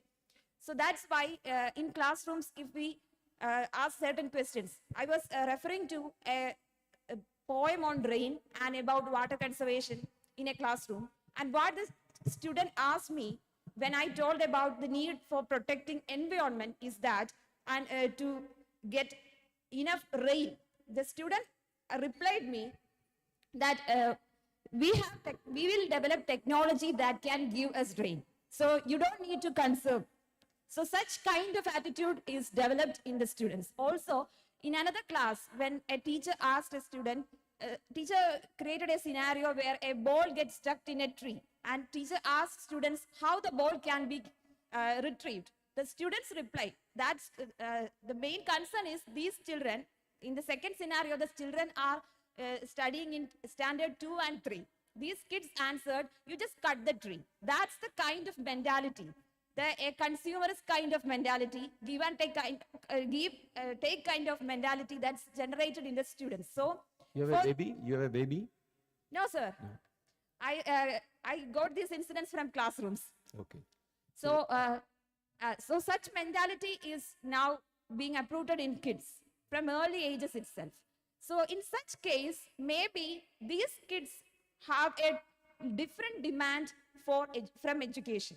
As if we, maybe all of us here may have some other kinds of demands from education, such we may expect a teacher to be humane, who gives us love, who gives us care, but these kids may not be expecting such demands. What they may expect is a teacher like ChatGPT, who can deliver content within span of a second or such that. So for such kind of a changed generation, maybe AI or such solutions may be practical, But I don't support AI because I am one who prefers the natural flow of life, the humane nature of. Okay. That's what make us us. But And I understand your point. I will very briefly respond. The child who thinks that rain can be created by a machine or by firing some chemical in the sky is possibly also a child who never enjoyed rain because its parents never let it go into a rain. Do you observe that most of our children, they have never touched earth with their feet? In English, a nice person is called a down to earth person. How many of our children can be called a down to earth person? They are born in hospitals with tiled floors. They are taken in a car back to their home. In their home, their ground in their home is interlocked tile. And in their school also, they have interlocked tiles. Classrooms have other tiles. And even if there were no tiles, the student has a shoes on. And how does the student ever touch soil? If you touch soil, it's the beginning of trying to know earth. You know why our rivers are polluted? I think that we never touch the rivers. In Indian tradition, nature is called mother. Do you think you have never touched your mother? Do you think there will be anybody who has never touched their mother? But now we have no right to call mother earth because we don't ever touch it. It's no longer our mother. Somebody whom we touch, we cannot ever say ours is beloved. So before answering the question of education, I would say the question of rearing children. Let us make sure we spend time with them in nature. Let us plant with them. Let us take them for a walk in the rain. Read to the student who said this about the trees, read Sugadagumari's poem. Sit them with them and read it so that it boils down into them. It will wake up the humanity that is inside them. It is still waiting there to be woken up. As a teacher, I would tell you, we don't ever write off our students. Then we are not teachers. It is like saying Indian team going and saying, oh, I cannot play with Australia. They bowl very fast, so we cannot survive. No. Whatever they bowl, we have to bat. So when society changes, students change. No teacher can complain. The teacher has to adapt. They have to understand. They have to develop new ways of connecting the child, develop new ways of waking up their intellect, develop new forms of communication, possibly use some of the communications, threads they are themselves using. So this is the only option left. The teacher cannot complain about student attitudes of the society. We have no right to complain. We are there to fight all, odds to make sure that the goodness in the child is woken up. So I was thinking about the gamma generation. We have now Galpha. Suppose in the period of gamma generation, I think I'll talk about now we have political correctness. So I think politically incorrect may be the more sincere stand. I mean, you can be politically correct, just to be very Hippocratic. So in the same way, tomorrow a time will come when the creativity can be measured by the way how much error prone your paper is. So you can produce a paper on chat GPT, you can produce your own. So the criteria tomorrow for a student will be how much error, you will be giving mark for the number of errors in the paper more than the correctness for the gamma generation, because error is a human failing.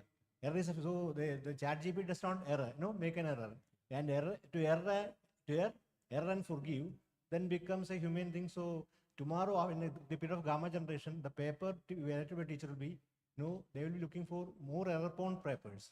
So error will be given shall I say it will be a kind of a creative criteria. So the more error you get more marks. Yeah, I agree to everything except you are connecting it to the marks. But rather I would say it's enlightenment. Whether the teacher recognizes or not, the student does experiments, which naturally experiment goes with error. And the awakening of the intellect happens through being bold to experiment and facing errors. So to that extent, I completely agree with what you said. The quote that you left unfinished, I will complete. To err is human. But to really mess up things, you need a computer.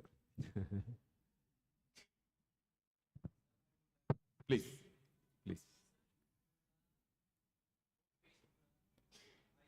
Yeah.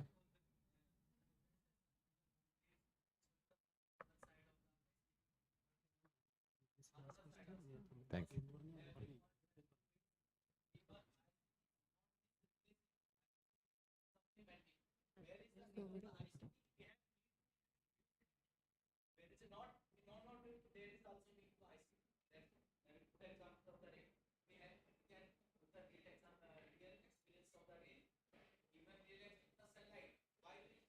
Artificial sunlight, but if there is no sunlight, then you can use the sunlight.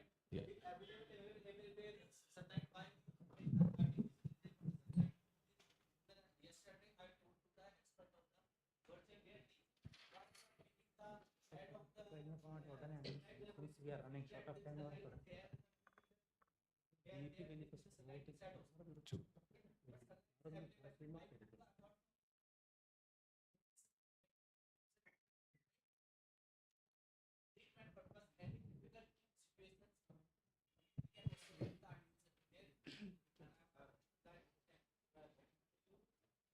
the virgin reality, why not keeping the head of the Since we are running short of time, I'm feeling that I'm not happy if I can't shake hand with you. If I can't shake hand with the artist, why we are here? We are here to be here to enter to for. That's why. Otherwise, we can just blended with the conference.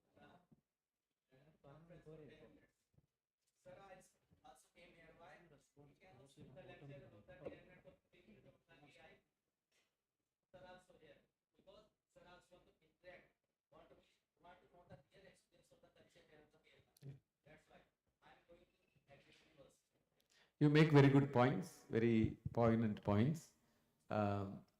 You mentioned twice about sunlight. I would like to tell you, we now have another fad of having solar panels laid on top of buildings and claiming that we are utilizing the solar.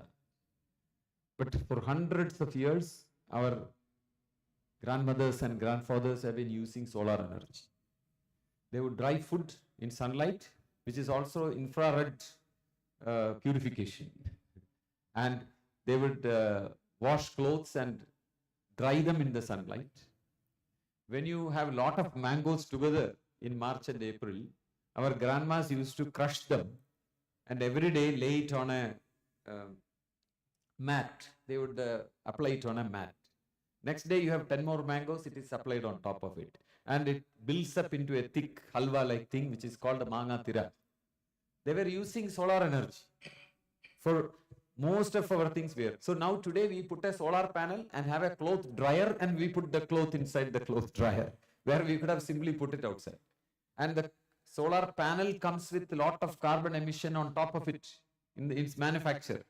And it is waiting to become a waste which will have to be disposed using energy again. All this we forget. So I earlier mentioned, let us in at least small things go back to nature. In very small things, not on everything. I would say we have to be reasonable. Very small things we can go back to nature. That way the humaneness in us will always be woken up. You know, some people say don't use plastic plates. They are not good for nature. It will produce plastic waste. So let us use leaf. I would say don't say that. That is a very bad way of saying. Please eat in banana leaves because they are so beautiful. They are so nice to touch. Why don't you say that? Isn't that what touches the heart? The other one you are trying to touch the brain. This is where it really works. Thank you, sir. Since we are running out of time, let's wind up the discussion session for now. So, May I say one sentence? Okay, sure. Thank you very much, Mr. Damodar and all your colleagues from faculty from Department of Education, giving me a chance to speak. Looking at your faces, I feel that you are happy these moments that you are listening to me. Definitely, I am happy to have spoken to you. Thank you very much for the opportunity. So to deliver the vote of thanks, I would like to invite Dr. Tariq Abdullah, producer EMMRC, University of Kashmir, a vibrant delegate of the seminar.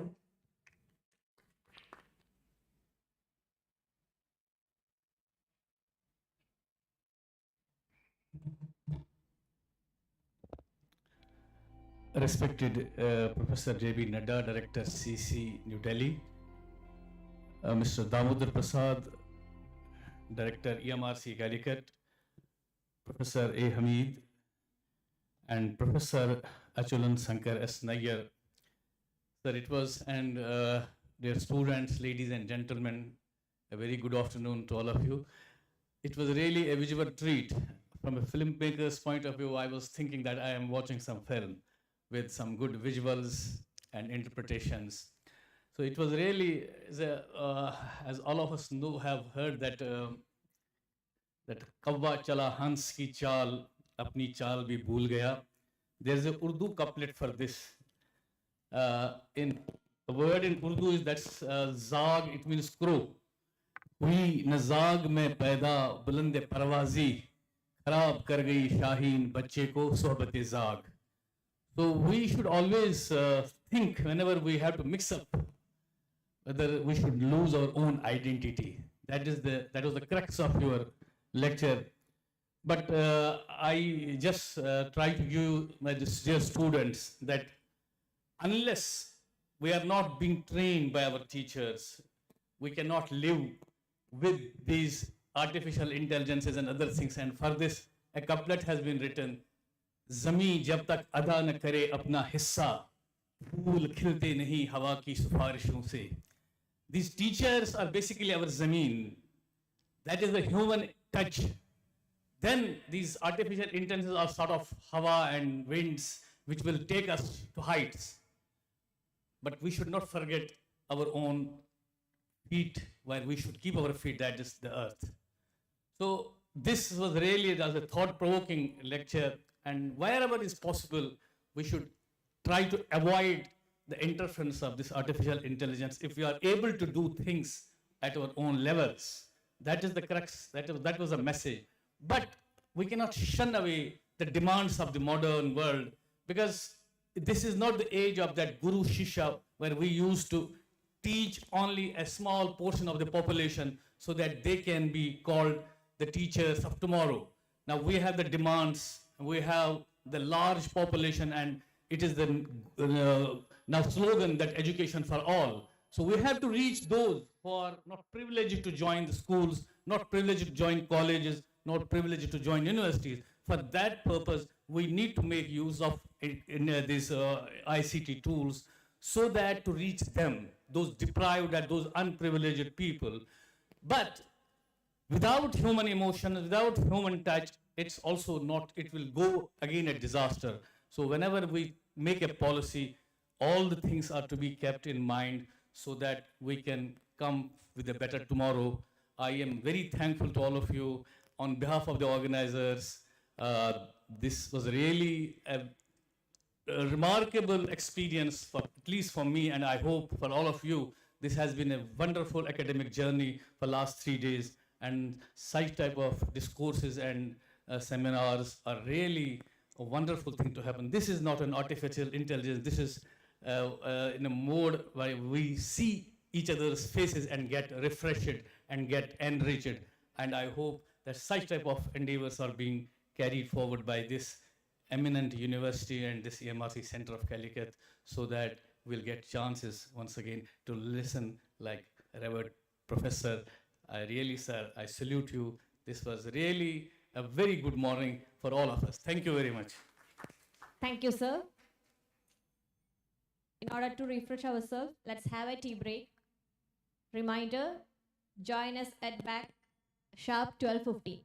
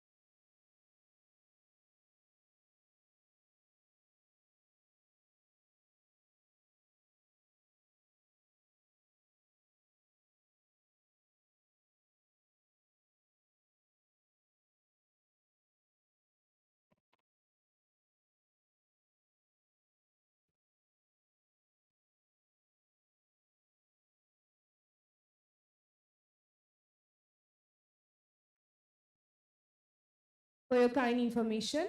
After the tea break, the paper presentations will be held here, and a parallel session in an online mode will be organized at EMMRC Hall, chaired by Dr. Risha and Dr. Jibin, Assistant Professor, Department of Education, University of Calicut.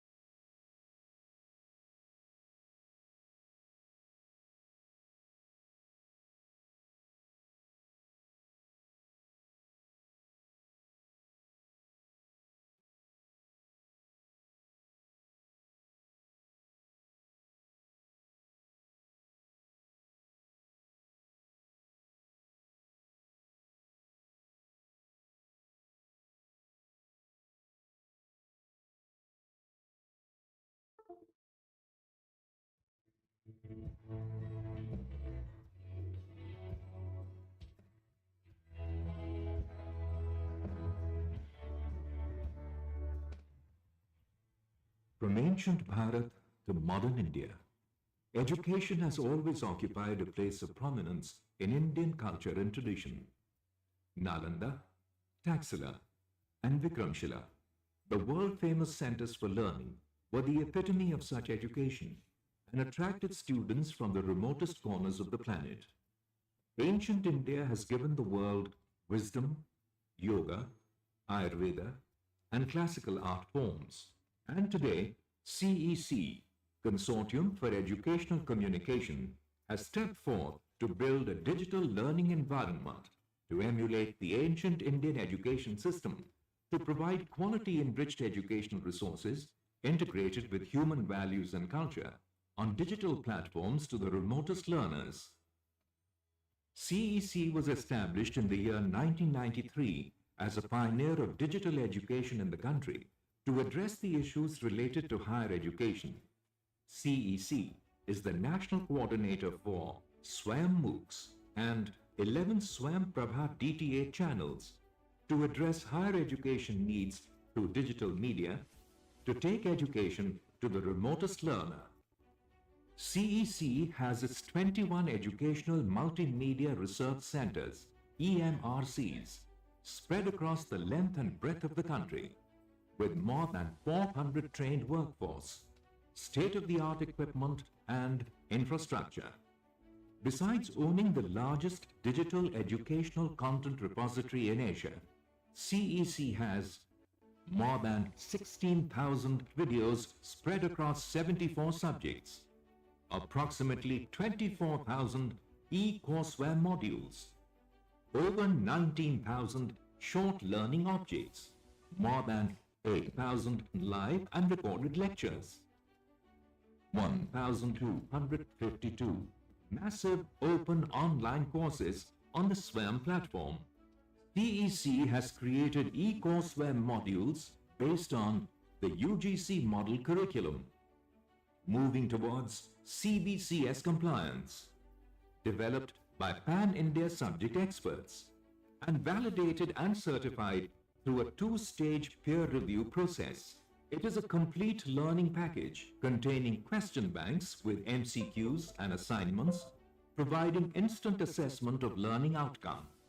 It can be accessed free of cost. CEC has developed approximately 24,000 e-content courseware in 87 undergraduate subjects, covering 4 knowledge streams: art, culture, language and literature, social sciences, natural and applied sciences, and management and other professional courses. CEC's YouTube channel has recorded a footfall of over 5.46 lakh subscribers, with more than 4 crore video views equivalent to 500 years of watch time, with top 5 viewing countries across the globe being India, Pakistan, USA, Nepal, and UK. CEC's digital content can be integrated with traditional pedagogy through blended and flipped learning, short learning objects to teach concepts, portable e-content, video on demand through CEC web portal, subject-based content provided locally through LAN. CEC's undergraduate and postgraduate MOOCs are hosted and accredited by various educational institutions pan-India. India has the second largest higher education system in the world.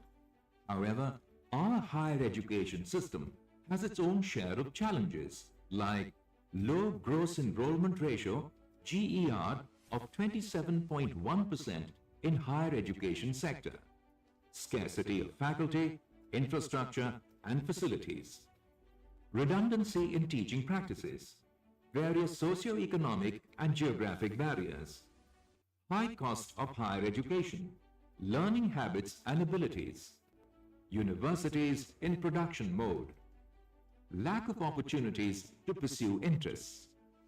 Here, CEC has the capacity to address these challenges by carrying out online content activities which include designing, development, and dissemination of digital educational content, running of e-courses, and conducting proctored online examinations through National Testing Agency, NTA. So far, CEC has issued 60,736 course credit certificates in partnership with SWAYAM and various host universities for SWAYAM MOOCs examination. Further, CEC has begun developing educational content in 12 regional languages to increase the accessibility and reach of its online learning resources to the rural populace of India. Moreover, to create ICT-based learning environment in the country, CEC's Prakriti Documentary Film Festival has gone international. The festival aims at creating awareness and sensitizing people about issues like environment, development, the human rights, and the Swachh Bharat. This event receives overwhelming entries from participants across the world, and CEC organizes its EduTune and EduRite competition annually since 2018 on themes of digital education. Every year, the educational video competition is organized by CEC, which converges students, filmmakers, and experts from all over India. At CEC, we empower people with the power of knowledge.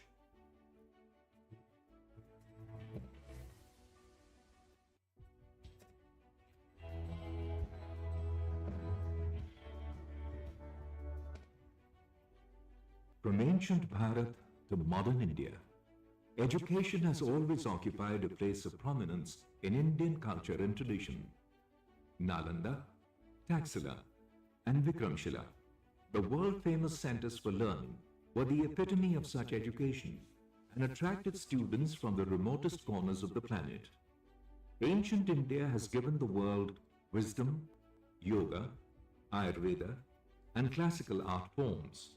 And today, CEC, Consortium for Educational Communication, has stepped forth to build a digital learning environment to emulate the ancient Indian education system, to provide quality-enriched educational resources integrated with human values and culture on digital platforms to the remotest learners. CEC was established in the year 1993 as a pioneer of digital education in the country to address the issues related to higher education. CEC is the national coordinator for SWAYAM MOOCs and 11 SWAYAM Prabha DTA channels to address higher education needs through digital media to take education to the remotest learner.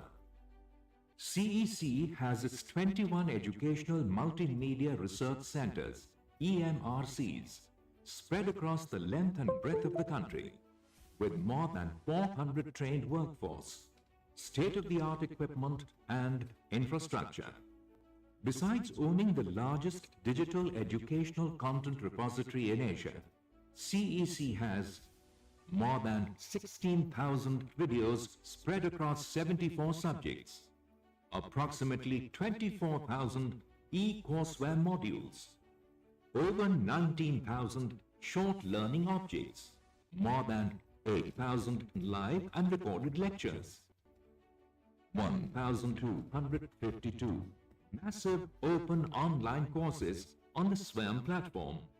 CEC has created e-courseware modules based on the UGC model curriculum, moving towards CBCS compliance, developed by Pan-India subject experts, and validated and certified through a two-stage peer review process. It is a complete learning package containing question banks with MCQs and assignments, providing instant assessment of learning outcome. It can be accessed free of cost. CEC has developed approximately 24,000 e-content courseware in 87 undergraduate subjects, covering 4 knowledge streams: art, culture, language and literature, social sciences, natural and applied sciences, and management and other professional courses. CEC's YouTube channel has recorded a footfall of over 5.46 lakh subscribers, with more than 4 crore video views, equivalent to 500 years of watch time, with top 5 viewing countries across the globe being India, Pakistan, USA, Nepal, and UK. CEC's digital content can be integrated with traditional pedagogy through blended and flipped learning, short learning objects to teach concepts, portable e-content, video on demand through CEC web portal, subject-based content provided locally through LAN. CEC's undergraduate and postgraduate MOOCs are hosted and accredited by various educational institutions pan-India. India has the second largest higher education system in the world. However, our higher education system has its own share of challenges, like low gross enrollment ratio, GER, of 27.1% in higher education sector, scarcity of faculty, infrastructure and facilities, redundancy in teaching practices, various socio-economic and geographic barriers, high cost of higher education, learning habits and abilities, universities in production mode, lack of opportunities to pursue interests. Here, CEC has the capacity to address these challenges by carrying out online content activities which include designing, development, and dissemination of digital educational content, running of e-courses, and conducting proctored online examinations through National Testing Agency, NTA. So far, CEC has issued 60,736 course credit certificates in partnership with SWAYAM and various host universities for SWAYAM MOOCs examination. Further, CEC has begun developing educational content in 12 regional languages to increase the accessibility and reach of its online learning resources to the rural populace of India.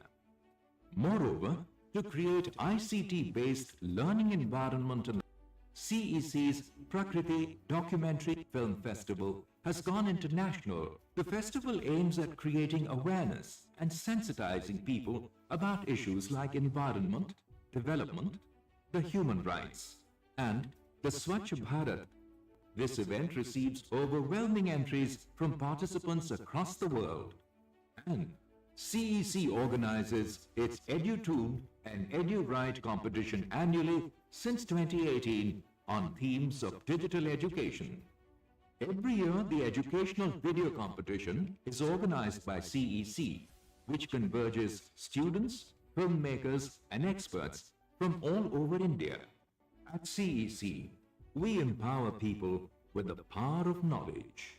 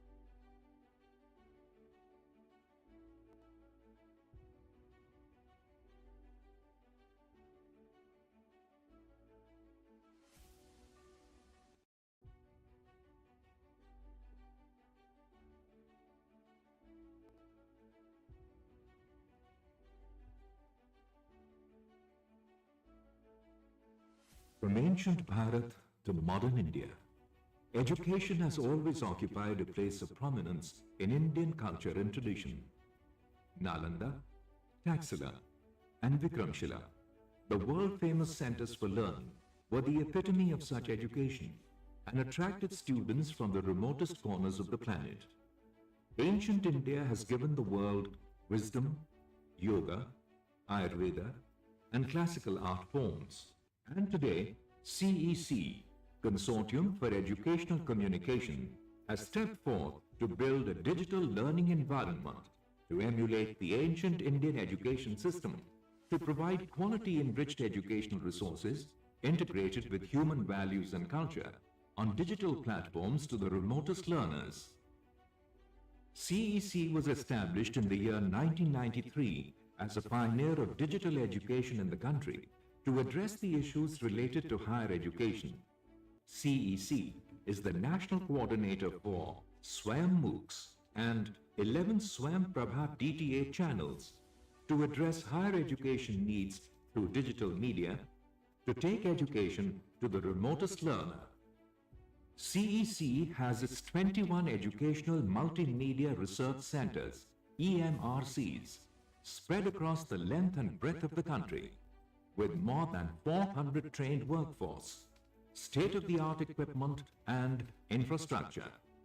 Besides owning the largest digital educational content repository in Asia, CEC has more than 16,000 videos spread across 74 subjects, approximately 24,000 e-courseware modules, over 19,000 short learning objects, more than 8,000 live and recorded lectures, 1,252 massive open online courses on the Swayam platform. CEC has created e-courseware modules based on the UGC model curriculum, moving towards CBCS compliance, developed by Pan-India subject experts, and validated and certified through a two-stage peer review process. It is a complete learning package containing question banks with MCQs and assignments, providing instant assessment of learning outcome. It can be accessed free of cost. CEC has developed approximately 24,000 e-content courseware in 87 undergraduate subjects, covering 4 knowledge streams: art, culture, language and literature, social sciences, natural and applied sciences, and management and other professional courses. CEC's YouTube channel has recorded a footfall of over 5.46 lakh subscribers, with more than 4 crore video views, equivalent to 500 years of watch time, with top 5 viewing countries across the globe being India, Pakistan, USA, Nepal, and UK.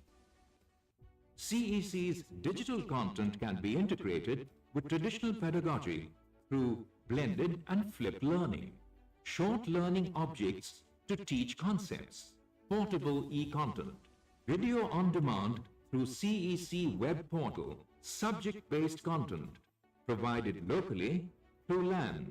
CEC's undergraduate and postgraduate MOOCs are hosted and accredited by various educational institutions pan-India. India has the second largest higher education system in the world. However, our higher education system has its own share of challenges, like low gross enrollment ratio, GER, of 27.1% in higher education sector, scarcity of faculty, infrastructure and facilities, redundancy in teaching practices, various socio-economic and geographic barriers, high cost of higher education, learning habits and abilities, universities in production mode, lack of opportunities to pursue interests. Here, CEC has the capacity to address these challenges by carrying out online content activities which include designing, development, and dissemination of digital educational content, running of e-courses, and conducting proctored online examinations through National Testing Agency, NTA. So far, CEC has issued 60,736 course credit certificates in partnership with SWAYAM and various host universities for SWAYAM MOOCs examination. Further, CEC has begun developing educational content in 12 regional languages to increase the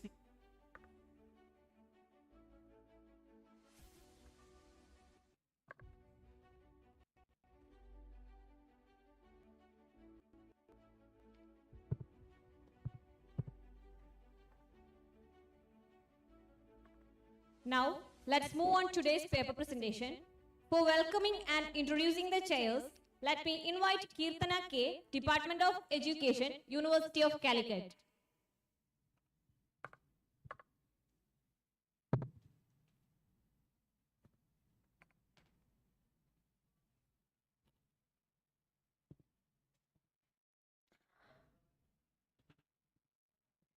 After a wonderful talk on higher education in the age of generative AI, we are stepping into the first technical section of the day 3 of National Seminar on Perspectives on Future of Digital Education, Inclusive, Immersive, Equitable.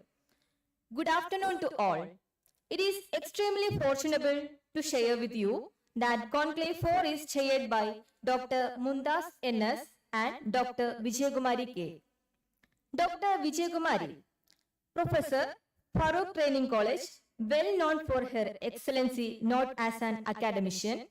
Her specialization areas are mathematics education, measurement and evaluation, research methodology and statistics, educational psychology.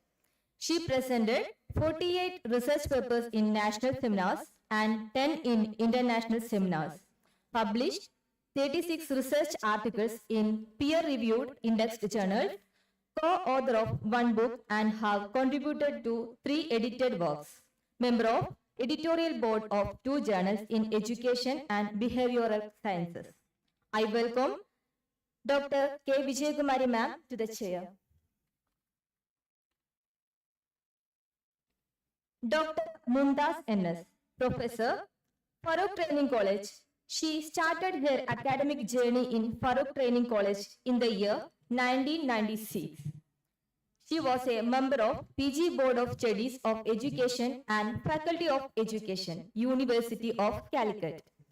Dr. Mumtaz has made her mark within the academic community with multifarious research papers published in several national and international journals, including 3 books. She has developed more than 50 research tools. Her areas of interest include research methodology and statistics, educational evaluation, teacher education, and mathematics education. With a full of respect and love, welcome, ma'am. It is confirmed that the feedback and comments from both chairs enlightened the paper presenters and participants with new insights and visions. I request Dr. Mumtaz ma'am and Dr. K. Vijaykumari ma'am to chair the session. I also welcome today's paper presenters, teachers, and my dear friends to this session. Thank you. Before starting the presentation, we would like to give certain instructions regarding the presentation.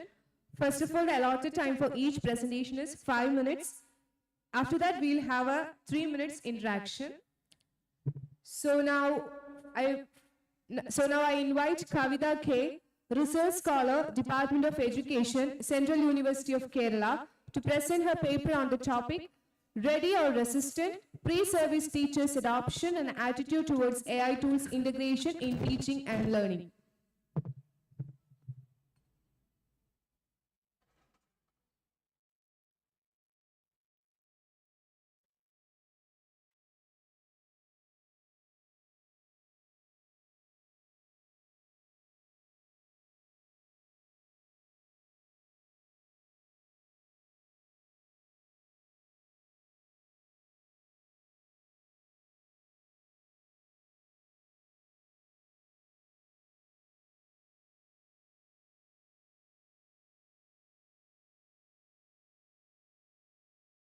So very good afternoon to one all, respected dignitaries and my dear delegates and dear friends.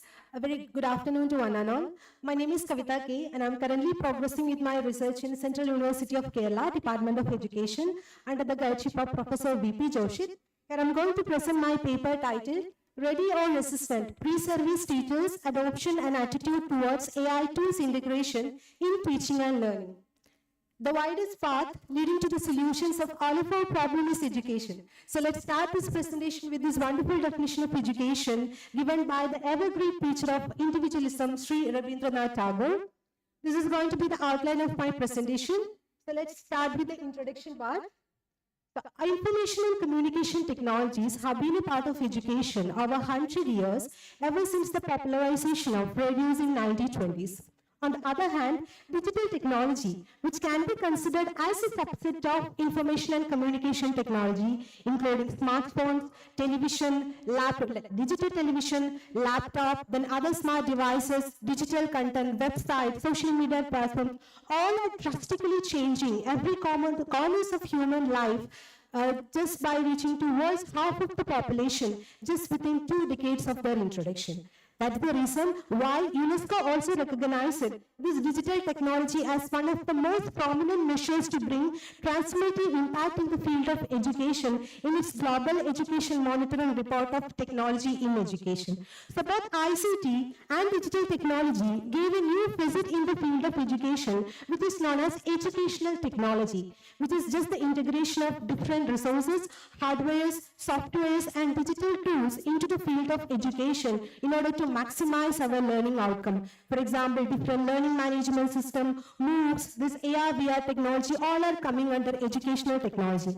And here comes one of the most prominent breakthrough happening in the field of education technology recently is the emergence of artificial intelligence or AI-powered tools, which is really speculating that even a technology can replace a real classroom interaction. So here comes our artificial intelligence, the buzzword of the present research nexus. So from a very layman point of view, one can define artificial intelligence as the process of making machines that can simply mimic real human intelligence. So here I have given a timeline through which you can very briefly go through different evolutionary phases of artificial intelligence. starting with the most foundational question put forwarded by Alan Turing in 1950 in his paper, Computer Machinery and Intelligence, Can Machines Think, to the present era of AI bloom and the concerns for ethical integration of AI across various fields. So here comes our education part. Just like all other fields, education do have prominent application from the side of AI. These are some of the application I have quoted. If you want, I can go over the discussion later. So since we are running out of time. So, but how we are getting the beneficial side of AI is through the utilization of varieties of AI tools. So AI tools are nothing but software applications or systems which are utilizing this AI algorithms, basically for the automation of tasks or for the decision-making process. So broadly, AI tools can be categorized under two, as you can see. One is generative AI, another one is predictive AI. So generative AIs are nothing but they are utilizing this sophisticated machine learning algorithms to create new output, which can be in the form of audio, video, etc. Then when it comes to predictive AI tools, these are again utilizing this machine learning algorithms to predict our future. And you can also find some of the examples. These are very few examples, you can explore more. Now with the permission of my chair, I'm just moving directly towards my methodology because of the time limitation. So here comes objective I will discuss later. These are some of the review I have reviewed for my paper. Now here comes the methodology part. Basically, my study was following a quantitative research design by using a cross-sectional survey method. My participants were 120 pre-service teacher educators from different B.Ed institutions who are doing internship as part of the regular 2-year B.Ed curriculum. And since I wanted to collect data specifically from those B.Ed students who are doing internship, I have employed a non-probabilistic purposive sampling technique. For the collection of data, I have used a self-designed and developed instrument which is called AI Adoption and Attitude Scale. Prior to the data collection, the content validity has been ensured through expert validation, and after the data collection also, the reliability was ensured through the Cronbach alpha value of 0.861. Then the data collection was done in online using Google Form. It was done on the first 3 weeks of October. Then I have basically analyzed my data using the item-wise percentage analysis technique by using Excel software. So let's go to these are the demographic profile I have obtained. So it's very exciting to note that around 58% of the B.Ed students said they are using any sort of AI tools in their teaching learning process.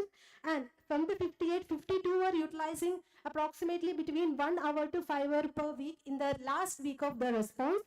So let's get into the findings part. Our first objective was to study the familiarity and awareness with AI tools among pre-service teachers. So from the table, it's very clear that a significant percentage, that is around 26% of the pre-service teachers were really unaware about the availability of AI tools for education. And also 34% were not at all having, they were unable to name at least 3 AI available tools designed for the educators, and 39% of the pre-service teachers were not at all having any confidence over the application of AI in the field of education.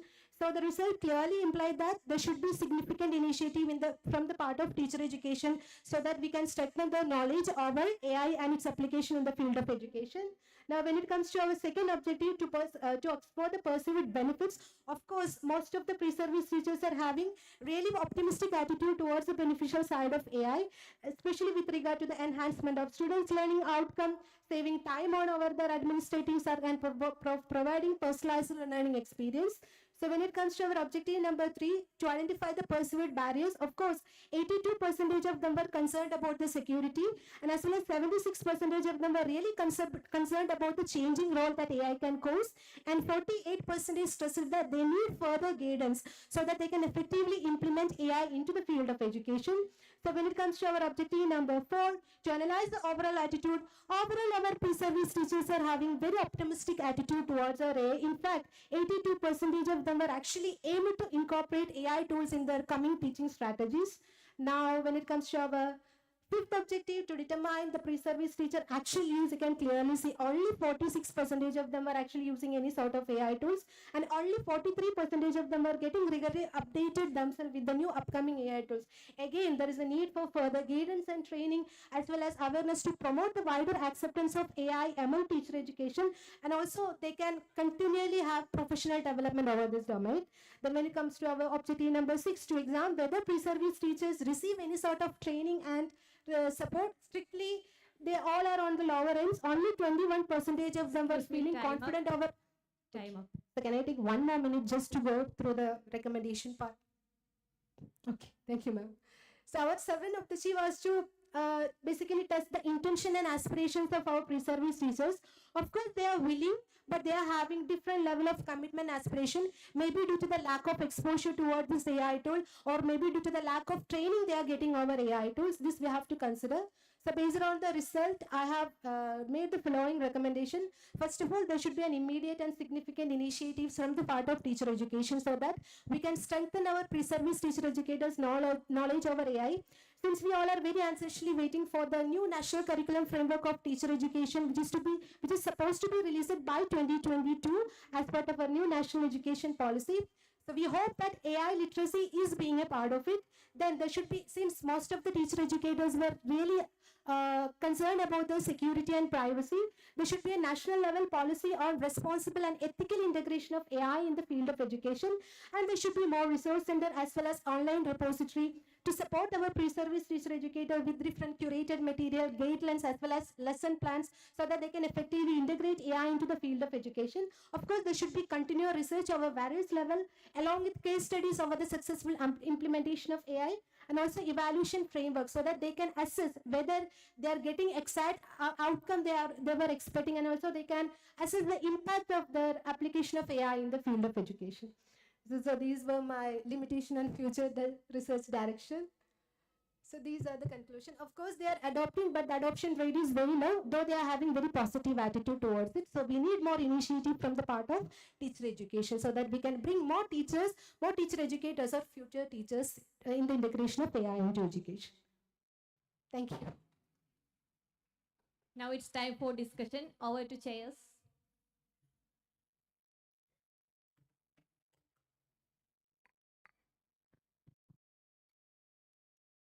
Now the platform is open for audience queries.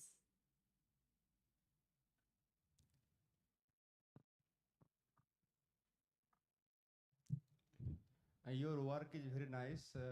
I have a simple question for you. What did you face any challenge in this work when you do this work? Had you faced any challenge? Challenges? Yeah. Like basically I have limited my study towards this pre-service teacher educators. One of the reason is they are the most accessible sample for myself. So challenges now, of course, it took some time to get the response because I was doing through online Google Forms and they were doing their internship as part of their B.Ed curriculum. That was good, but apart from that, there were no such challenges. So how can we assure the data, means whether it is good or bad or something like that? That's why the results are showing. So I have done through the item-wise analysis. According to their response, I have interpreted. So that's what I have suggesting additional studies to explore the further constructor factors that are contributing to the. That's a further study of scope. Any other queries? You developed a tool for this research work. Yes. You verified for someone? Of course, prior to the data collection, the content validity has been ensured by using expert validation, my grade and plus one of the expert from my own university. And after the data collection also, the reliability of the item has been ensured by using the Cronbach alpha value. Then also I'm again planning to standardize this test so that I can publish. So I will be going for more samples in my future. Even create the dimensions also for this. Of course, there was 7 dimensions. According to that, I have moved through my table. You can find the items. I have done item-wise analysis. Congratulations for the next phase. Thank you. Any more?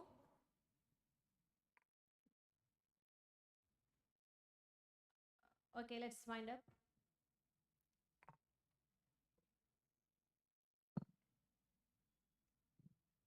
Kavita, yes, ma'am. You have focused on the barriers yes, ma'am. as well as the pre-service teachers' attitude towards the integration of AI. Yes, ma'am. In the light of your findings, what is your personal opinion or suggestion regarding the concern or the how education institutions can agree with this opinion or my opinion, ma'am. Yeah. So basically, I actually talked with few of my students directly also. So they are having ICT as part of the teacher education curriculum. But when it comes to a question that whether they have explored all the Web 0.20 tool is itself a question mark.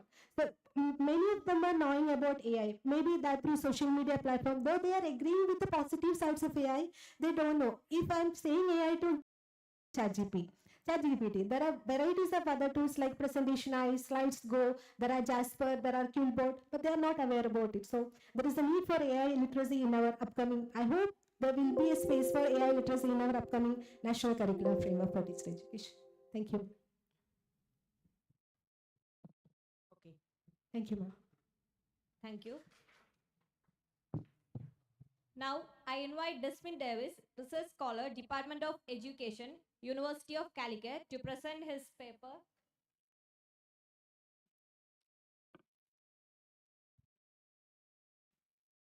On the topic, Effectiveness of Interactive E-Content with H5P for Enhancing Achievement in Physics among Secondary School Students.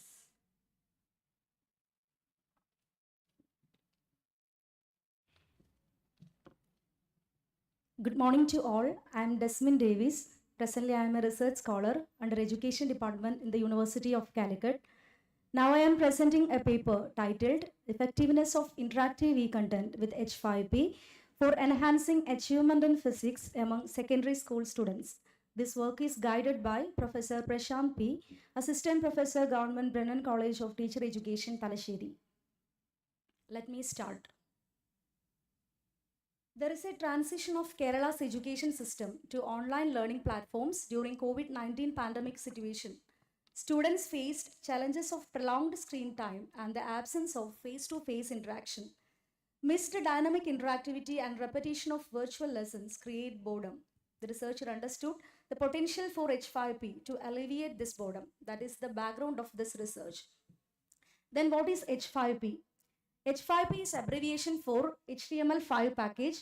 H5P software is capable to create interactive and engaging content, allowing users to go beyond static presentations. H5P is an open source platform providing users with free access to a wide range of interactive content.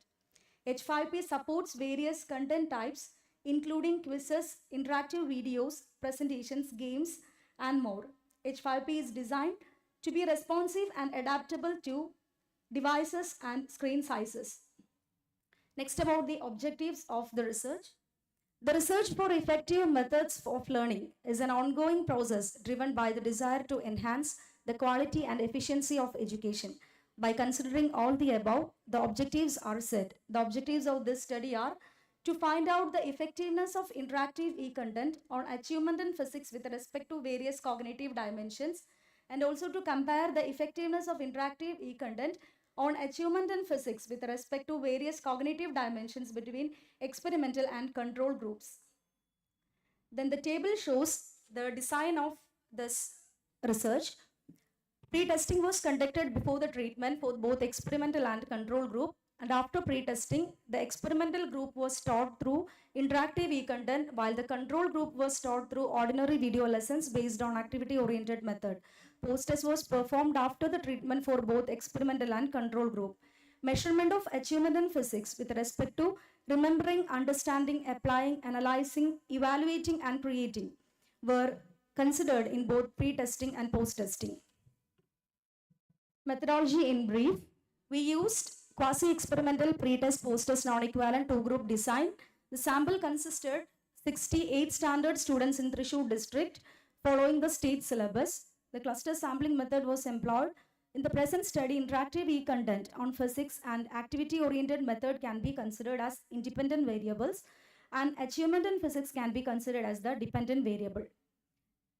Next, about the tools and techniques that is used in this study. They are intervention modules, that is interactive e-content with H5P, and lesson transcript based on activity-oriented method for ordinary video lessons, then achievement test in physics. Descriptive statistics and t-tests were used for analysis. Then procedure is depicted here. Experimental and control group were selected from 8 standard students. Pre-tests were conducted, then the treatment, it follows the post-test, then the analysis of data. The intervention module preparation, it contains 3 stages. They are embedding video, add interaction, and summary tasks. Steps in detail. First step is video shooting, then editing of the video, then video uploaded to YouTube, then creation of interactive e-content. Then the steps to create interactive e-content with H5P. Firstly, go to YouTube and find appropriate video and copy its URL. Then log in and go to H5P content, click add new, give your video a name. Then select the interactive video from the drop down, click the add button under the video files text. Then paste the YouTube video URL into the box shown and click insert, click add on interaction. Next, about analysis and interpretation. Comparison of pre-test scores on the achievement in physics for the total sample among students at secondary level. Then t-value is 0.42. There is no statistically significant disparity between the pre-test scores of physics achievement among secondary level students in the experimental and control groups. This underscores the homogeneity of the experimental and control groups. When conducting comparison of pre-test post-test scores of experimental group, the t-value is 40.24, demonstrates statistical significance at the 0.01 level. This signifies a substantial difference between the means of pre-test and post-test scores in the experimental group concerning achievement in physics. When comparing pre-test post-test scores of control group, the t-value is 21.32, attains statistical significance at 0.01 level. This indicates a significant distinction. Okay. Then we can see the analysis and interpretation in one glance. Just see. Then pre-test scores for the total sample, no statistical significant disparity. Then pre-test post-test scores of experimental group, that is significant at 0.01 level. Pre-test post-test score of the control group, significance at 0.01 level. Post-test for the total sample, significant at 0.01 level. Then pre-test scores based on cognitive dimensions, no statistical difference. Then pre-test post-test scores of experimental group based on cognitive dimension, there is significant difference. Pre-test post-test scores of control group based on cognitive dimensions, there is significant difference. Then post-test scores between experimental and control group based on cognitive dimension of achievement, there is a significant difference. Based on this, the findings are: teaching physics through interactive e-content proved to be more effective than the ordinary video lessons, notably in terms of cognitive dimensions such as remembering, understanding, analyzing, evaluating, and creating. Teaching physics through interactive e-content proved to be more effective than the ordinary video lessons. The integration of interactive e-content into the physics curriculum is highly recommended. It is said essential for teacher education programs to incorporate such innovations to prepare our future citizens for success in the global education landscape. This study emphasizes the necessity of embracing digital techniques in the classroom to address the challenges of the modern world. Thank you.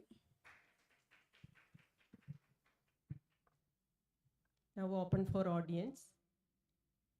Since we are running out of time, paper presenters, please stick on your time. What are the measurements you took to design the pre-test and post-test? And what is your research design? Design.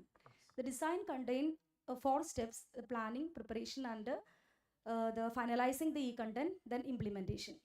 Design, pre-test, post-test, non-equivalent two-group design, experimental research.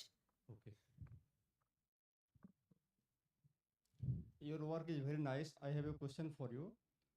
What step you have taken to control the other variables?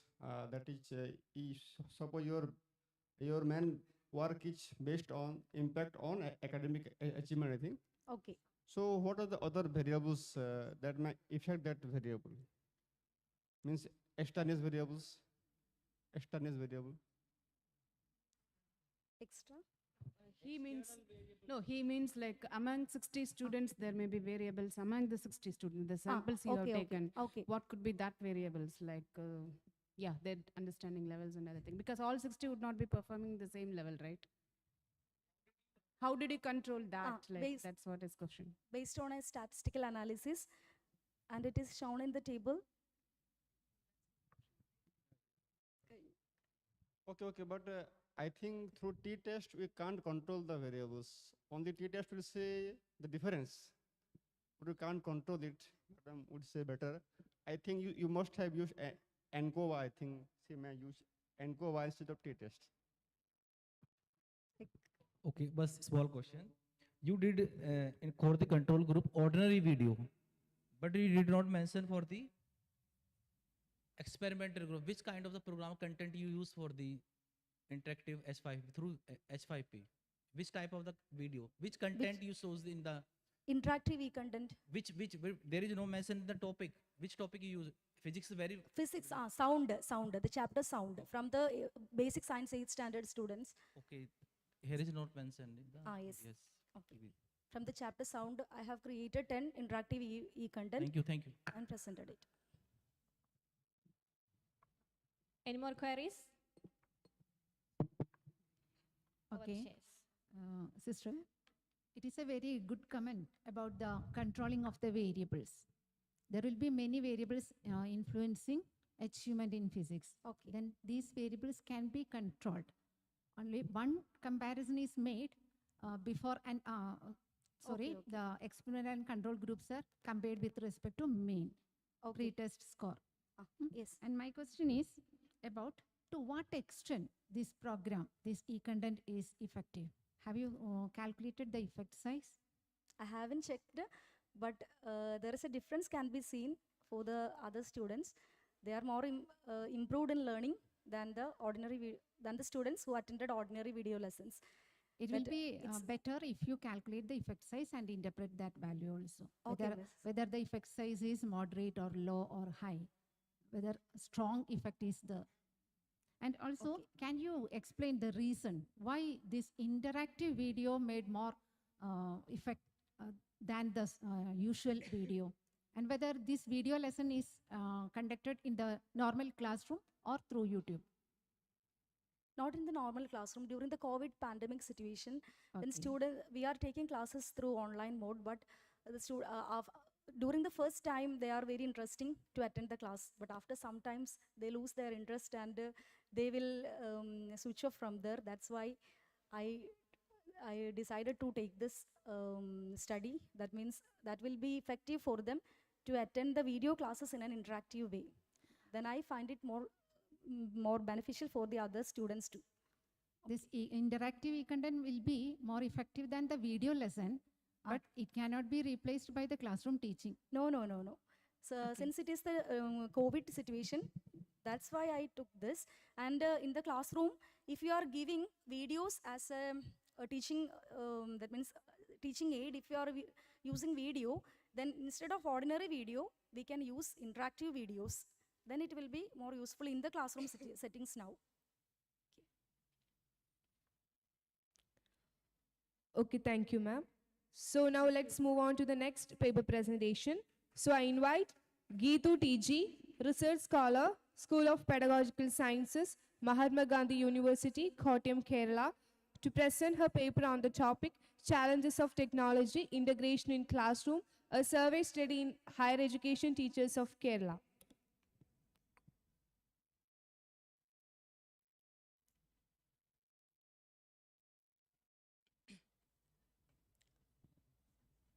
Respected chair, teachers, delegates, and my dear friends. I am Geetu TG, research scholar under the supervision of Professor Dr. Sajna Jalil from School of Pedagogical Sciences, Mahatma Gandhi University, Kottayam.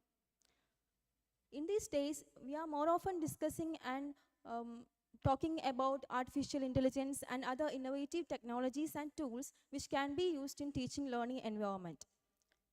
But we know teachers are the important provider of education sustainability. When we consider a teacher, they may not be that much adaptable or skilled in the area of technology. So we need to hear their side of story also.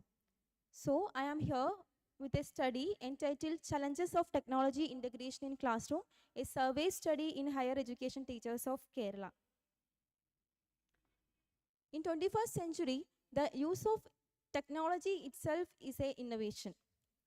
The technological integration in classroom means the use of technological tools and resources in daily classroom activities and activities of an educational institution. So we are mainly using all these technologies to foster students' engagement, their learning, their potential and their effectiveness and productivity. We know there are many benefits of using technology in classroom. Some are listed as preparing students for their future career, catering their learning styles to encourage them to make their learning enjoyable, to make teaching easier, and there are so on benefits of using technology in classroom. But we need to address the challenges also. In my study, I have considered these challenges while making my tool, that is the access to resources. The teachers may not be that much accessible, they might not be aware to the new technologies which are rising day by day. They may not be getting the proper training and support. There might be some attitudes and beliefs which will pull them back when technology is using. Their knowledge and skills may not be sufficient. One of the main problem will be the usage, the misuse of technology by students, and the cost of new technology. Technology is upgrading day by day. They may not be affordable that much. There are then lack of time, then technophobia. The teachers might be digital immigrants, so they may have a phobia regarding this technology. These are the things I considered while preparing my tool. Then, as I said earlier, if we understand the challenges and requirement of these teachers, we can definitely rectify that and make a complete implementation of technology. So my objective was to construct a questionnaire based on these challenges, and to know the challenges and requirement of teachers based on their gender and experience. So I made a hypothesis that there will be significant difference in challenges and requirement of teachers based on their gender and experience. So I used a survey methodology, and the questionnaire was distributed via Google Form. So I took a population of teachers from 16 universities, which is estimated at 32,946 as per All Kerala Higher Education Survey report.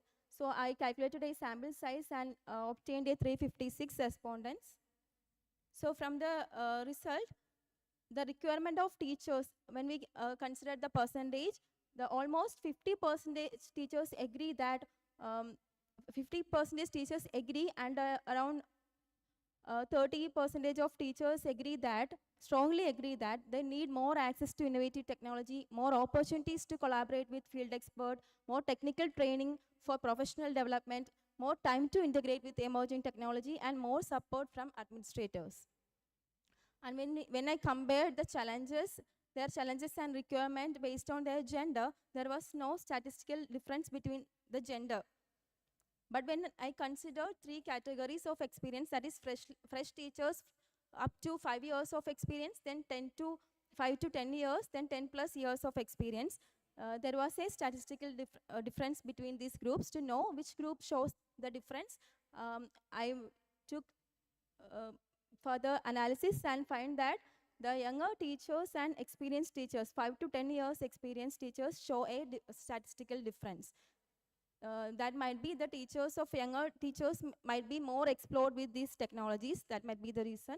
So to overcome all these challenges, what we can do is to improve our resources, to get more technical support for the teachers, give them more professional development platforms and all. That's my suggestion. And we can do all this by using more collaborations like workshops, mentoring, peer observation, qualification programs and all. Thank you.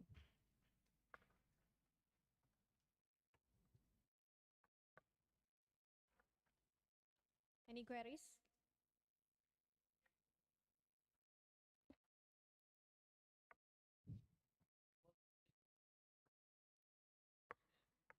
Yes.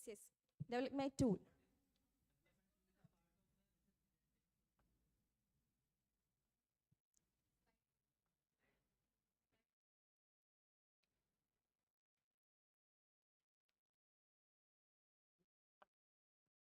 Yes. Yes. Objectives.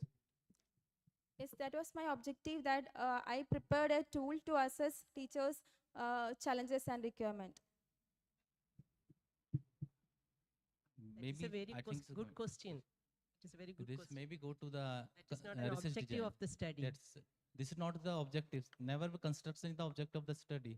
You find what you are try to find out, and how you find out the things. That means the objective of the study. Yes, goes to the research, part of the research design. Maybe correct or I'm not correct. Maybe. Yes. Okay. Okay. I maybe change it. Yes, sir, I consider. Your second objective is to know teachers' challenges and requirement Yes. in implementing technology, etc. Yes. So your objective is focusing on challenges. Challenges and requirement. Oh, okay. Did you measure the challenges by using a particular score? Particular? Score? Yes, I scored it's a 5 scale tool. Or how we can represent challenges by using a score? Because you have used t-test for comparing test of significance of challenges among male and female students. That is not mentioned in your objective. What does it mean? 20 point. The challenges, the score, mean score of challenge is 20.20 something. Okay, what does it mean? I scored I used statements for showing the challenges like we feel more difficulty to implement technology in classroom like that like statements I used in my tool, and I scored like I agree, strongly agree that 5 point answers was there. I scored, the total score were taken while doing the analysis. It will be much better if you list the challenges, that is, these are the challenges that faced by the male or female teachers, and while considering, then you can make a comparison between male and female or percentage analysis. It will be much better. Okay, thank you. Geedu, what is the source of the challenges? You have listed some challenges before constructing the questionnaire. Yes. What is the source?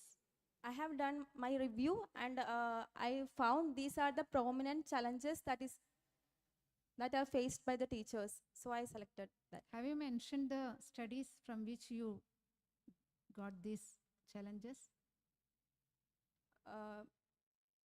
Not.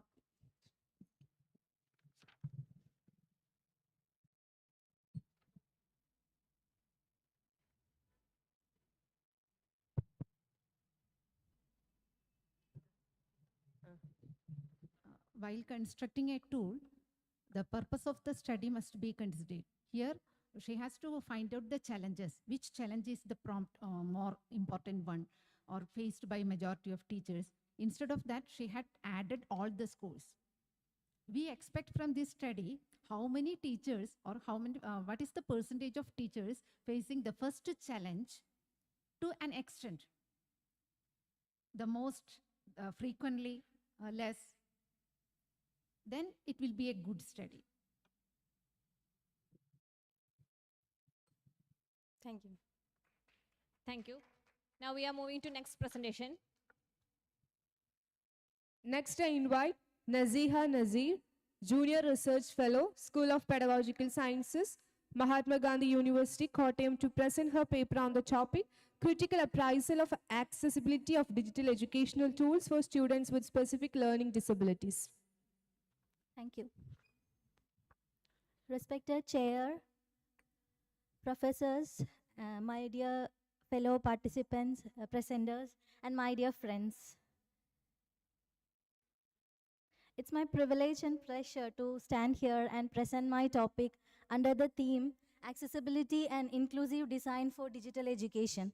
My study titled Critical Appraisal of Accessibility of Digital Educational Platforms for Students with Specific Learning Disabilities. Mastering proficient reading skills not only unlocks the doors to knowledge but also enhances communication, collaboration, and nurtures a lifelong love towards learning. In primary schools of India, the prevalence of reading disorders and writing disorders have been reported to be 11.2% and 12.5% respectively. Without appropriate diagnosis and treatment, reading deficiencies harm personal well-being and academic careers. So, of course, digital tools are beneficial to provide sufficient benefits for students with specific learning needs. And it helps students access and learn information in various ways like videos, audios, animation, infographics, etc.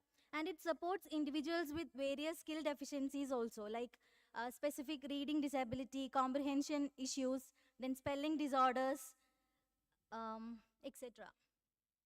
Then people with a wide range of disabilities, from physical impairment to cognitive issues, proved that they are benefit from assistive technologies. But many of the disabled students as well as the teachers are unaware of these assistive technologies, and some of them are inaccessible to them. So a study conducted, a survey study reported that 43.52% of children with special needs or children with disabilities are planning to drop out due to difficulties faced in digital education. This was reported by the Hindu on 2020. And parents of 86% of children with disabilities, they says that they did not know how to use technology, and 81% of the teachers did not have accessible research to support these students. And so it is essential to critically evaluate the existing digital education platforms to ensure they are accessible to all, including special reference given to specific learning disorders. So the Web Accessibility Initiative of World Wide Web Consortium developed strategies, guidelines, and resources to make the web accessible to people with disabilities. And this study utilizes the essential components proposed by WAI to analyze the web accessibility of digital platforms with specific reading disorders. This study evaluates the digital education platforms thoroughly, ensuring their efficiency and accessibility to guarantee their effectiveness in fostering digital inclusion among specific reading disorders. And this study can create an impact on facilitating an inclusive digital education experience to various learners. And the National Education Policy also outlined several initiatives for this digital inclusion for persons with disabilities. And it includes the following. I'm not going to it, and this is what the National Education Policy suggests. And the research question is how well the digital education tools are accessible to students with specific reading disorder, and how can we enhance the efficiency of digital education platforms. The objectives of my study is to analyze the accessibility of digital education tools, as I said, and to suggest recommendations for enhancing the accessibility of digital education platforms. The methodology of my study is digital content analysis. I followed digital content analysis, and it consists of two phases. In the phase one, a comprehensive literature survey to identify difficulties faced by specific reading disorder, students with specific reading disorders, and to identify some standard educational tools for digital inclusion. Then in the phase two, the investigators created digital reading accessibility checker and then examine different digital platforms, whether they are digitally inclusive. The design of the study consists of 4 stages. In the first stage, the investigators identify the accessible digital education tools for students with specific reading disorder, then prepare a digital accessibility checker for specific reading disorder to by taking the guidelines from Web Accessibility Initiative of the World Wide Web Consortium, then identify the most popular digital repositories, and then analyze the digital repositories and different websites using the checker. So the results obtained was like there are different assistive technology tools has been successfully adopted for children with SLD. These are some of the examples. And the researcher also found some barriers to the digital accessibility for children with specific reading disorder. It was like lack of text alternative for non-text content, then insufficient color contrast between the text and background, and lack of compatibility with screen readers, then complex keyboard navigation and a lack of voice navigation facilities, then the text of the content and content overload in all the repositories. Then these are the accessibility features available in various search engines, which I'm not going through completely.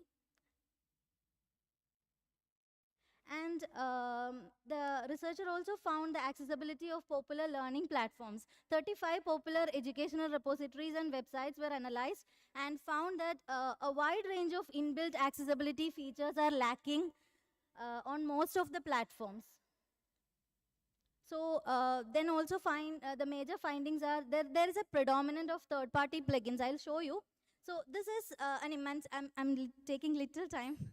I'm sorry. This is an extension which is provided by Microsoft. So whatever a child want to learn, if a child don't know to read, then they have to copy, like highlight that portion, and then before that they need to install this as an extension, and then they can read it. So with Immersive Reader, they can give the options like if we want to give it syllable, like segment the words, then they can do it. But what we find that in the user way accessibility, it's a widget with accessibility plugin. So here we will get the first party, like on the site itself we can see, on the website itself we can see an icon there, a person icon. Then when we click on that, like all these options will come and the screen reader facility, everything will be available in the site itself. So this is also available on the Kerala Social Justice Department website also, but none of the other sites were found like this. So these are the educational implications of my study. The educators must know the challenges and barriers of digital accessibility and carefully evaluate all the digital education tools.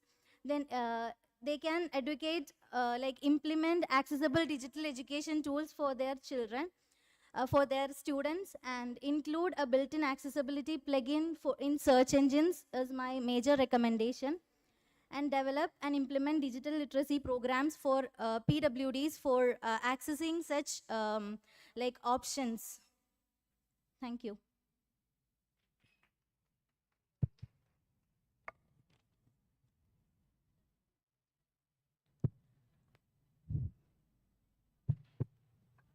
Audience, please. Any queries or questions?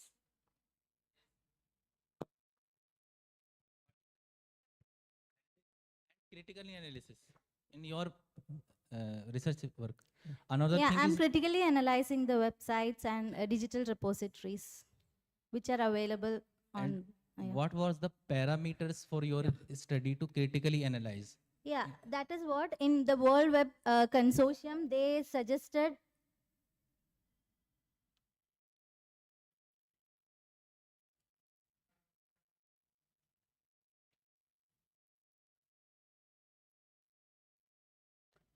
Like the World Web Accessibility Initiative is there, they are suggesting so many criterias for evaluating the digital accessibility. So with that, from that, I took the specific requirements of a specific child with specific reading disorder. So what all requirements they need to refer a site or to read something from a site. So from these Web Accessibility Initiative, I took it. Thank you. And I prepare a checklist, and with that I evaluated. The checklist consists of 36 items with 6 domains. Okay, thank you.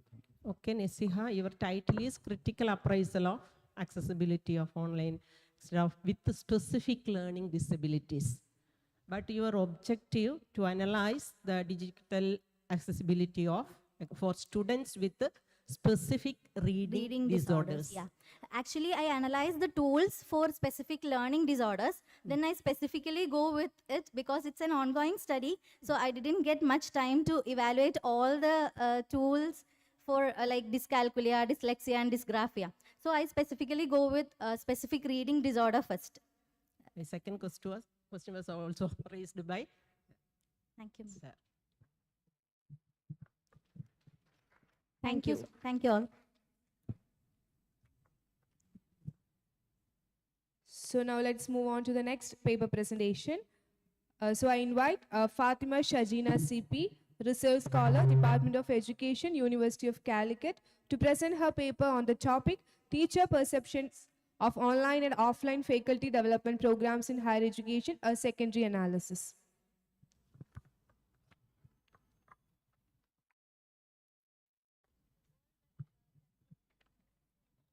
Respected chairs and my fellow participants, a very good afternoon to all of you. There's a slight change in the title. So it's over here, the new one. And I am Fatima, research scholar of the Department of Education, University of Calicut. And I'm here to present a paper that comes under the sub-theme of the seminar, Teacher Training and Professional Development. And this is done in collaboration with my fellow research scholar, Munshida, and under the expertise of my research guide, Dr. Ghafoor sir, sorry, Dr. Abdul Ghafoor, Department of Education, University of Calicut.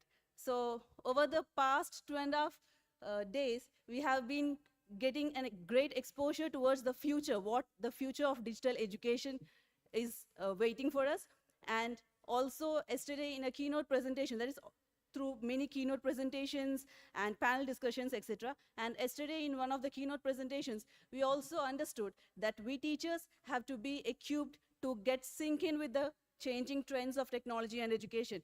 So on that note, let me get into the presentation of the impact of digital education for faculty development in higher education, which is conducted through a secondary analysis of participant feedback from online and offline FDPs. So the rapidly evolving realm of higher education and the transformative influence of digital technologies has sparked a paradigm shift, as we all know, and catalyzing an intricate blend of online and offline FDPs that redefine the pedagogical landscape and the professional development of educators. And in an era of rapid technology advancement, we need to get used to, or we need to develop a robust and effective faculty development programs, which are crucial for equipping educators with the knowledge, skills, and pedagogical approaches necessary to navigate the changing landscape of higher education. And this is a question or a choice. Right now, we know it's not a choice, but a need. So why does it become a need? Though it started with the integration of digital education in the teaching, learning, or in the teaching approaches, it has now become a part of faculty development programs rigorously. Earlier, it was just integration of teaching approaches and all, but now we are facing a week-long or a month-long online faculty development programs in the form of refresher courses or induction programs, and also short-term workshops.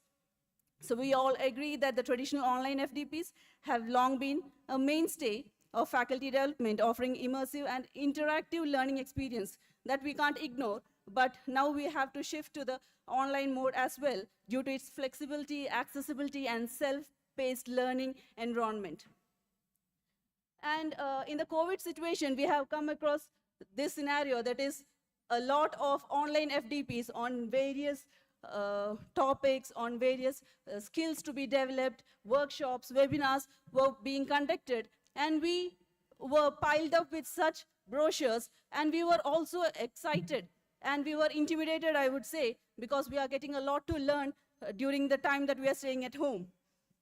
So on this note, on these assumptions, we were motivated to optimize the faculty development for the digital era by analyzing the participant feedback from online and offline FDPs, which would contribute to the insight to guide future faculty development programs and enhance the effectiveness of preparing the educators.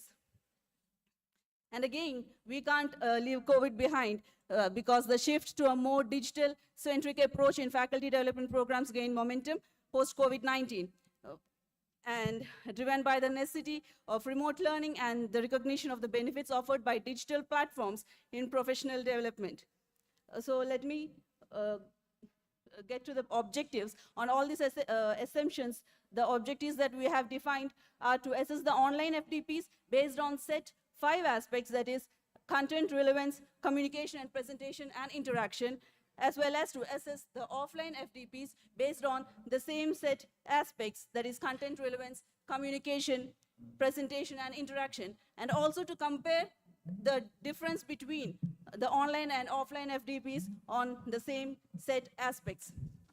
So in order to fulfill these objectives, we have followed these steps in the methodology part, where we have drawn the faculty faculty development program participant feedbacks from the TLC, MHRD TLC, that is the Teaching Learning Center in our university under the Department of Education.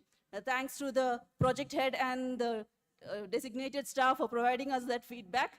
And yes, I'll finish it fast. And the secondary data analysis was conducted with a total of 520 samples, of which 300 were from the online FDP and 220 from offline. And the Google Forms were provided after every session for online FDPs, and in offline it was the regular paper pen feedback. And these both were based on these 5 aspects. There is content, relevance, communication, presentation, and interaction of each session. And coming to the results, we try to find out the frequency of the participants' rating, that is how good or how perceived effectiveness of the participants reflected in various aspects. And we found that relevance of the session scored the highest number of excellent. Sorry, I forgot to mention the scoring pattern, where we have given a scoring of 9 or 10 would be excellent. The participants gave scoring of 9 or 10 would be excellent, 8 and 7 will be very good, 6 and 5 will be good, 4 will be average, and 3 and below will be below average. So we can see that the relevance of online FDPs as well as the relevance of the offline FDPs got the frequency of effectiveness excellent ratings, which was followed by communication, content, presentation, and interaction in offline FDPs, and which was followed by, as you can see, the communication, interaction, content, and presentation in online offline FDPs. And towards the end, this is the major result, I would say. We tried to find out the mean difference, or we conducted the independent sample t-test to understand the difference between both modes of FDPs, where we found that there is significant difference between both modes of, that is online and offline FDPs. And the effect size, as you can see, there is a low effect size for the content and interaction aspect, but there is a moderate level of effect size for the relevance, communication, and presentation aspect of online and offline FDPs. And this makes it clear that the participants were favorable, or they were happy with or they prefer the online FDPs than the offline FDPs. And the findings such as a constant preference. And coming to the implications, we need to consider the mode of delivery, of course, along with whether it is aligning with the participant preferences and perceived effectiveness, and also the mode should be based on the specific needs of the faculty as well as the objectives of the program. And we should provide choices among online, offline, blended, or hybrid mode of program without diluting or without making any compromise for the content delivery, interactiveness, and accessibility and relevance of the sessions. And also the choice should be made based on whether the FDPs are providing long-term impact or short-term impact. And so in the conclusion part, we can say that the crucial point of empowering the faculty should be based on understanding their preferences and also perceived effectiveness, and also optimization of online and offline FDPs keep the educators on the forefront of innovativeness in order to face the challenges that rise in the classroom, and also make them proactive in their own learning. Voluntary learning would be possible to new technologies and pedagogical approaches, and also it would help the educators to thrive the digital age. And limitations, I would like to say that these offline and online FDP feedback was collected. The online was collected during the COVID time, so that would be one of the major limitation, because we are all intimidated and we are all so eager to learn new things. Maybe they might have felt it effective because of that, and we might once more conduct a feedback and see how it has changed, and the measures can be changed. We have taken the basic measures, that is content relevance and communication, interaction, and presentation, but more higher level of aspects can be considered.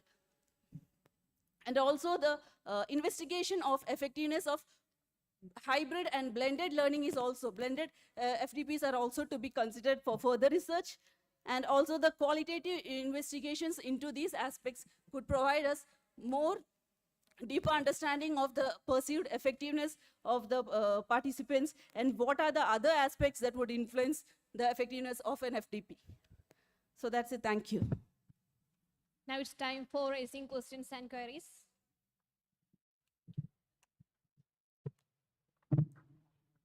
Yeah, it's a very good study. Yeah, thank you. I just want to know two information. This is like offline, what is the demographic area which you have studied, offline FDPs? Okay. And what is your time duration of your research study? So this research is conducted based on the secondary data analysis. So the data was already collected. The That's offline from which year to which year? Yes, yes, ma'am. So the offline FDPs were conducted during the year 2019, that is from January to December, and the online FDPs were conducted during the COVID, actually the prime time of COVID, that is 2020 March to 2022. And the demographic, the UG and PG faculty members around Kerala, sorry, all the universities of Kerala have been present in the FDPs. Yeah, thank you. Yeah, thank you. Thank you. First, congratulations to good presentation. The next is you mentioned the figure 520, 300 and 220. This is the variation of the data. You did not mention the equal percentage or the percentage of the data you analyze for this research. So the sample, there is a variation in the sample because the online, as you can see, the online sample size is 300 and the offline is Yes, I got it. 2020. Yes, so the reason I would say is while we have collected the data from the MHRD TLC center and the online data was in form of Google Forms which were already collected. So while categorizing it, we couldn't omit the samples or we couldn't reduce the sample. So we had to include all the 300. Okay, then how can you conclude that the both the different variation in the data and variation in the analysis, because the 220 is different thing and 300 is different thing? Why not the equalize the 30% of the data or 40% or 50% the both data? Another thing with that slightly higher performance is slightly higher. Yes.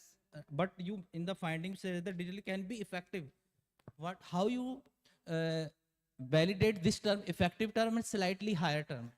So as we have, as I have said in the earlier slides, there is effectiveness in the offline FDPs for inculcating immersive form and inclusive form and all.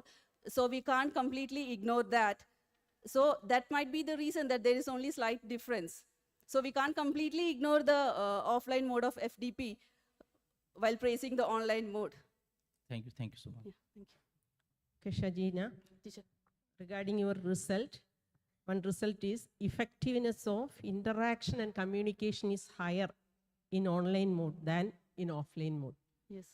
What is your personal opinion regarding that result? That's the main concern, ma'am. Actually, we say we interact well face to face, but the result shows that the online, the online being conducted during the COVID, maybe it's the COVID situation that has made us more active on online mode, but I doubt if it is the same now. Yeah, thank you. Okay. Any more question? No, just adding to him, you meant the sample size difference, why? That's what, yeah, that can be there, like in the studies, like when you make a gender study, obviously we'll get different female respondent and different numbers. So I think sample size can be different, but she would get a, like, yeah, that will come, like in the test you will definitely come. What is the average of 300 and what is the average of 500? Obviously this step. So I don't think, no, see, no, this, It is not much wide variation. not wide variation, and even if there is variation, that's not an issue in research because you are going to conclude with the average. So I don't think that's a problem. Just want to add on to that. That's it.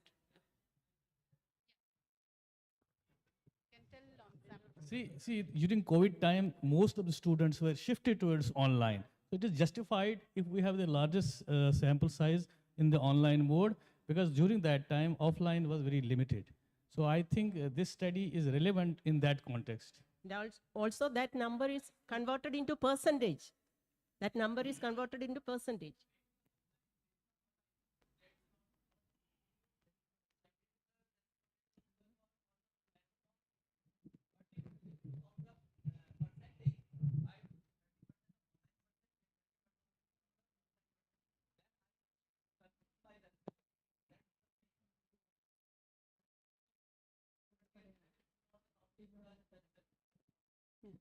Thank you, sir, for your insights. Thank you.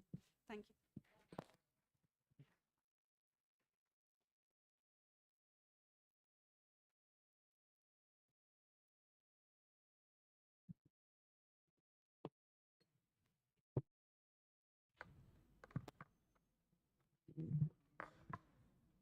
Okay, now let me conclude this session. 5 papers were presented in this session, and each one was a unique topic. These papers, one adoption and perception on AI tools, effectiveness of e-content on achievement in physics, challenges of technology integration by teachers, accessibility of online educational platform for learning disability students, and teacher perception of online and offline FDP. These papers contributed much to our knowledge and future perspectives.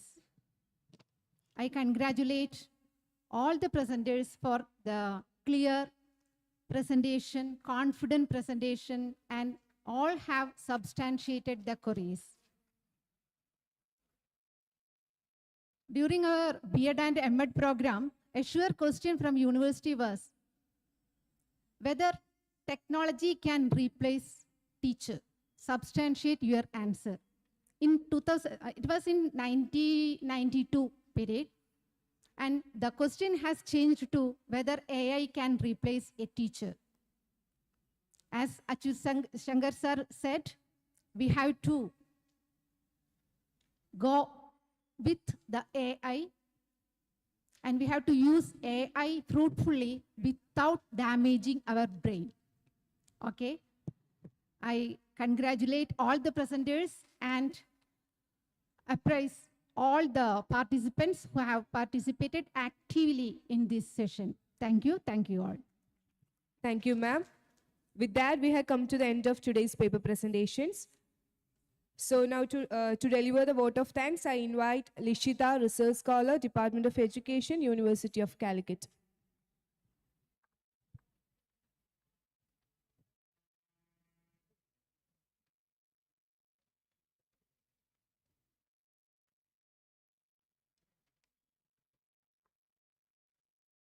Good afternoon to distinguished guests and esteemed scholars. As we draw towards the end of this enlightening conclave within the National Seminar on Perspectives on the Future of Digital Education, Inclusive, Immersive, Equitable, I stand here filled with gratitude for the enriching experiences and valuable insight shared by our esteemed speakers, chairs, and participants. Firstly, heartfelt gratitude to Professor Dr. Mumtaz ma'am and Professor Vijay Kumari ma'am, chairs for the session, for expert guiding and facilitating the discussion, steering us through a profound exploration of various facets of digital education. A special appreciation to the research scholars who present their thought-provoking research paper.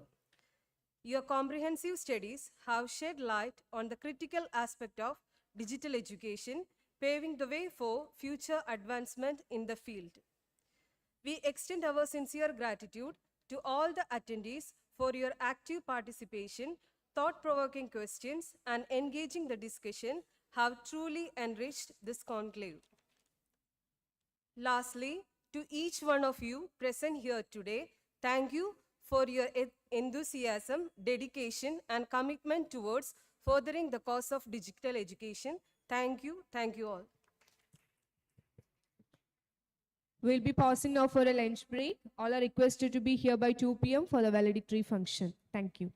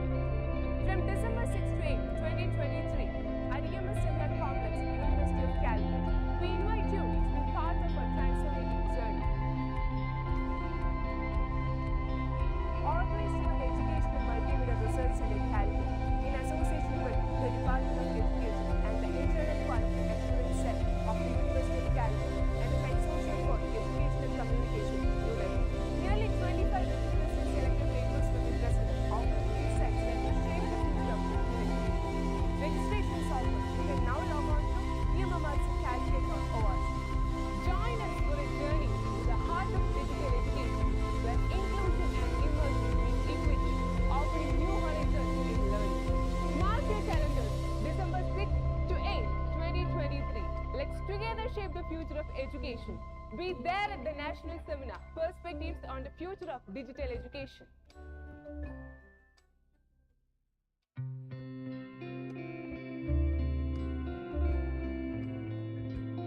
Together, let's create a digital education revolution.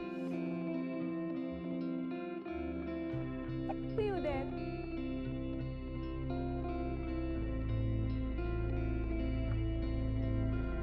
Life is full of possibilities. Technology is one such possibility. With some immense potentialities for education. With these possibilities, the educational universe is expanding.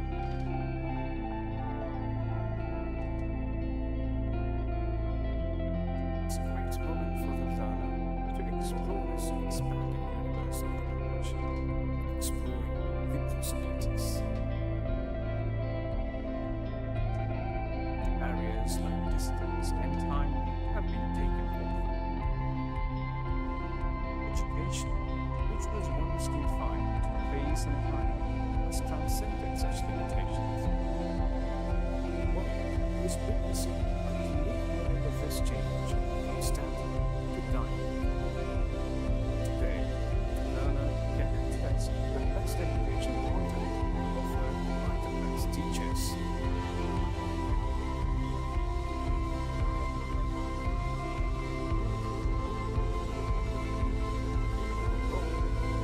Which life has changed and facilitated this possibility.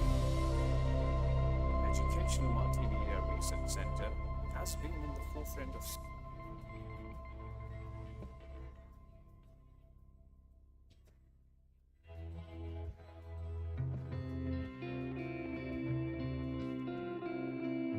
From ancient Bharat to modern India, education has always occupied a place of prominence in Indian culture and tradition. Nalanda, Taxila, and Vikramshila, the world-famous centers for learning, were the epitome of such education and attracted students from the remotest corners of the planet. Ancient India has given the world wisdom, yoga, Ayurveda, and classical art forms. And today, CEC, Consortium for Educational Communication, has stepped forth to build a digital learning environment to emulate the ancient Indian education system, to provide quality-enriched educational resources integrated with human values and culture on digital platforms to the remotest learners. CEC was established in the year 1993 as a pioneer of digital education in the country to address the issues related to higher education. PEC is the national coordinator for SWAYAM MOOCs and 11 SWAYAM Prabha PTA channels to address higher education needs through digital media, to take education to the remotest learner. CEC has its 21 educational multimedia research centers, EMRCs, spread across the length and breadth of the country, with more than 400 trained workforce, state-of-the-art equipment, and infrastructure.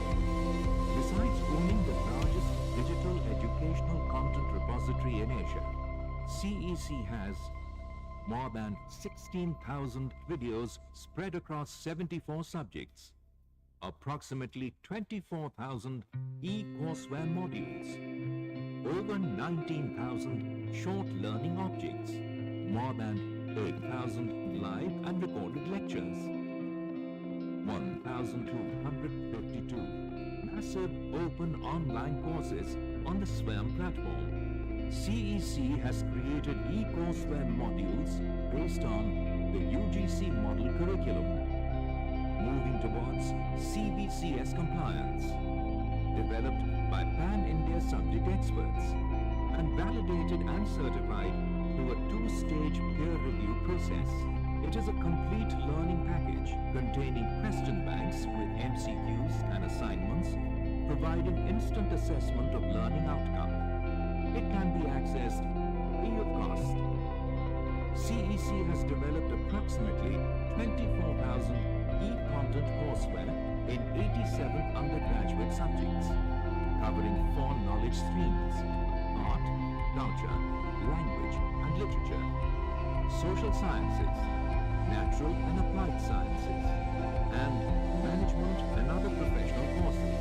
CEC's YouTube channel has reported a footfall of over 5.46 lakh subscribers, with more than 4 crore video views, equivalent to 500 years of watch time, with top 5 viewing countries across the globe being India, Pakistan, USA, Nepal, and UK.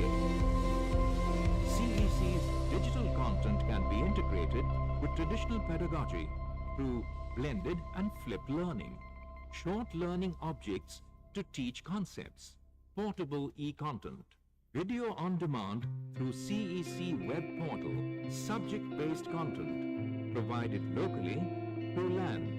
CEC's undergraduate and postgraduate MOOCs are hosted and accredited by various educational institutions pan-India. India has the second largest higher education system in the world. However, our higher education system has its own share of challenges, like low gross enrollment ratio GER of 27.1% in higher education sector, scarcity of faculty, infrastructure and facilities, redundancy in teaching practices, various socio-economic and geographic barriers, high cost of higher education, learning habits and abilities, universities in production mode, lack of opportunities to pursue interests. Here, CEC has the capacity to address these challenges by carrying out online content activities which include designing, development and dissemination of digital educational content, running of e-courses and conducting proctored online examinations through National Testing Agency, NTA. So far, CEC has issued 60,736 post-credit certificates in partnership with SWAYAM and various post-universities for SWAYAM MOOCs examination. Further, CEC has begun developing educational content in 12 regional languages to increase the accessibility and reach of its online learning resources to the rural populace of India. Moreover, to create ICT-based learning environment in the country, CEC's Prakriti Documentary Film Festival has gone international. The festival aims at creating awareness and sensitizing people about issues like environment, development, the human rights, and the Swachh Bharat. This event receives overwhelming entries from participants across the world. CEC organizes its EduTube and EduRight competition annually since 2018 on themes of digital education.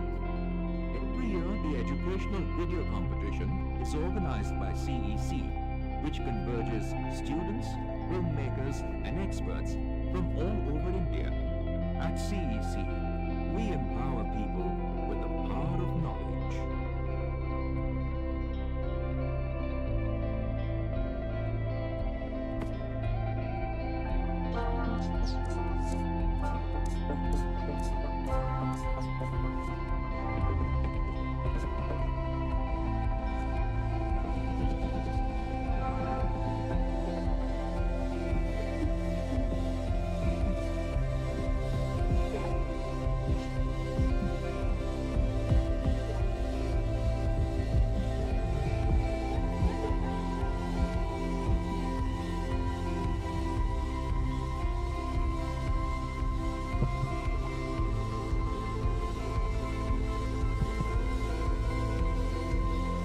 Good afternoon, everyone.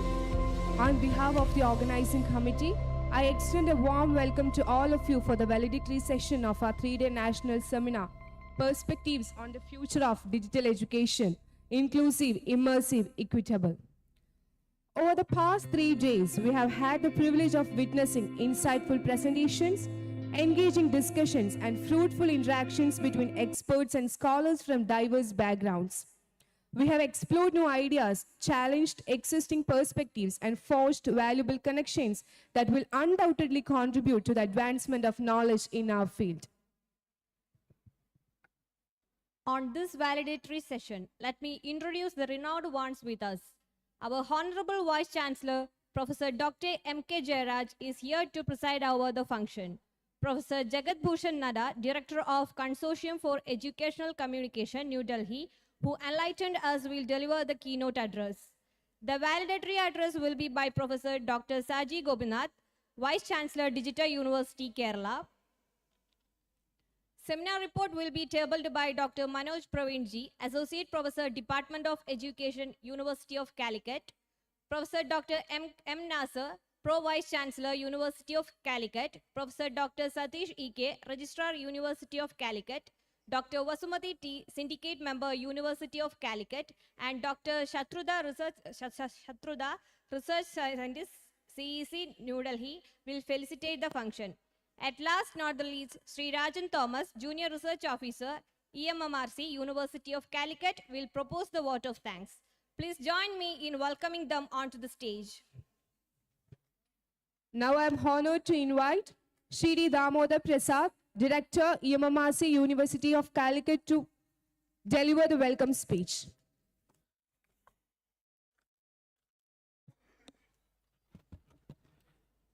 Good afternoon to all.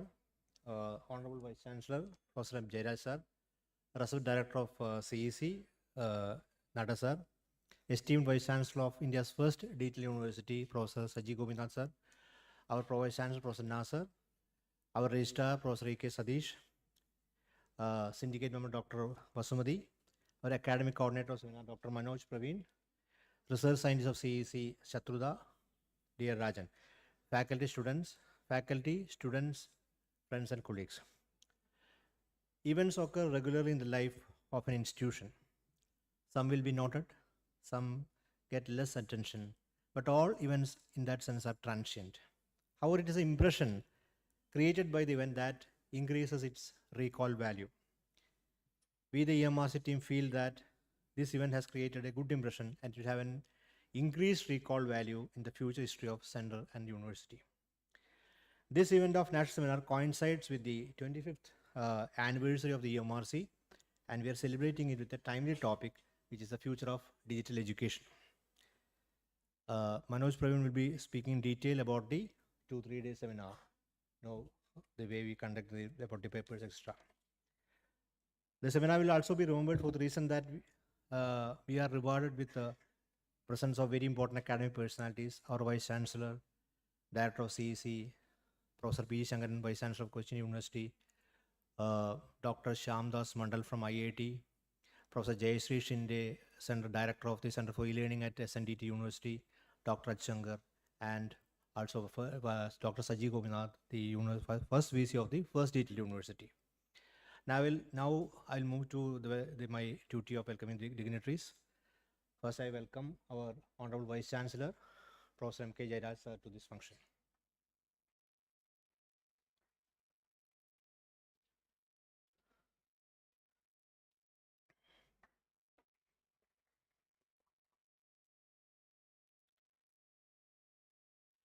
Now I welcome our leader, Dr. Nada sir, to this function. Not just that, our leader. Yeah, that's coming, sir.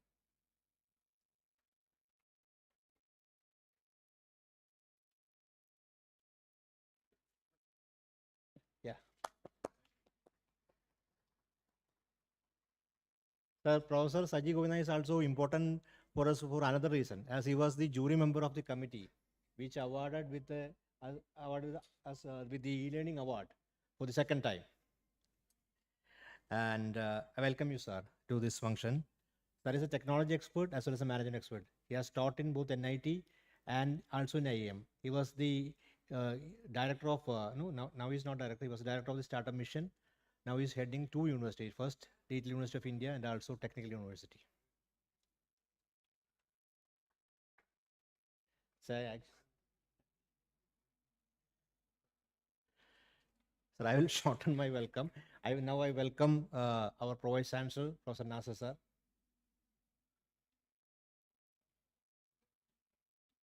Pro Vice Chancellor, please. That was given. Sir has created a certain confusion, no? Yeah, that would be good. Now I welcome Registrar. Registrar can also know think how to whether to present to PVC or not. Registrar, please. I welcome Registrar, please.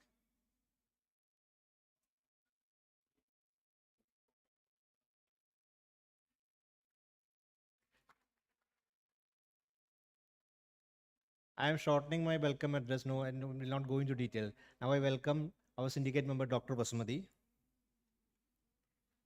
who is also from the education department with whom we are collaborating for this seminar. She was also in the chair last day. Now I will welcome Dr. Shatruda, who is a research scientist at CEC.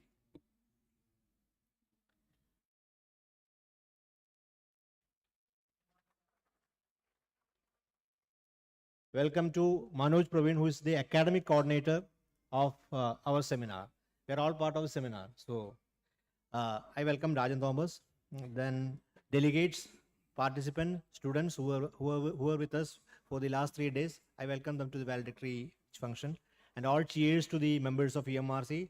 I mean the members who have played their key role as openers, middle wicketers, fieldsmen, wicket keepers, different function in the field.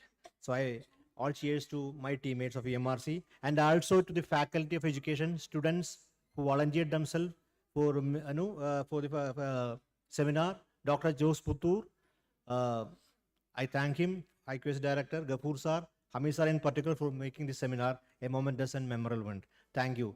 Now I request Vice Chancellor to take over as the president of the seminar.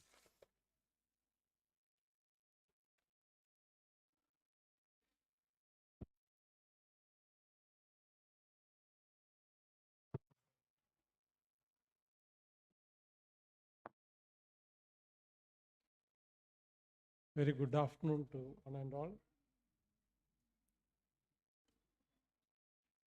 Professor Jagat Bhushan Nadda, Director of Consortium for Educational Communication. Professor Saji Gopinath, Vice Chancellor of Digital University, Kerala.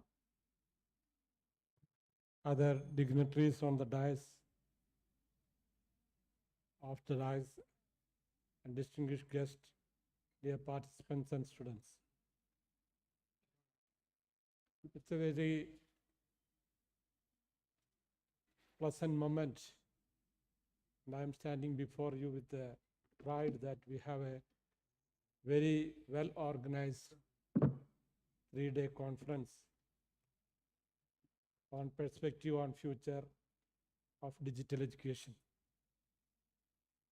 On the outset, I congratulate the organizers, both the CEC, EMRC, and the Department of Education and IQSC for organizing such a wonderful event.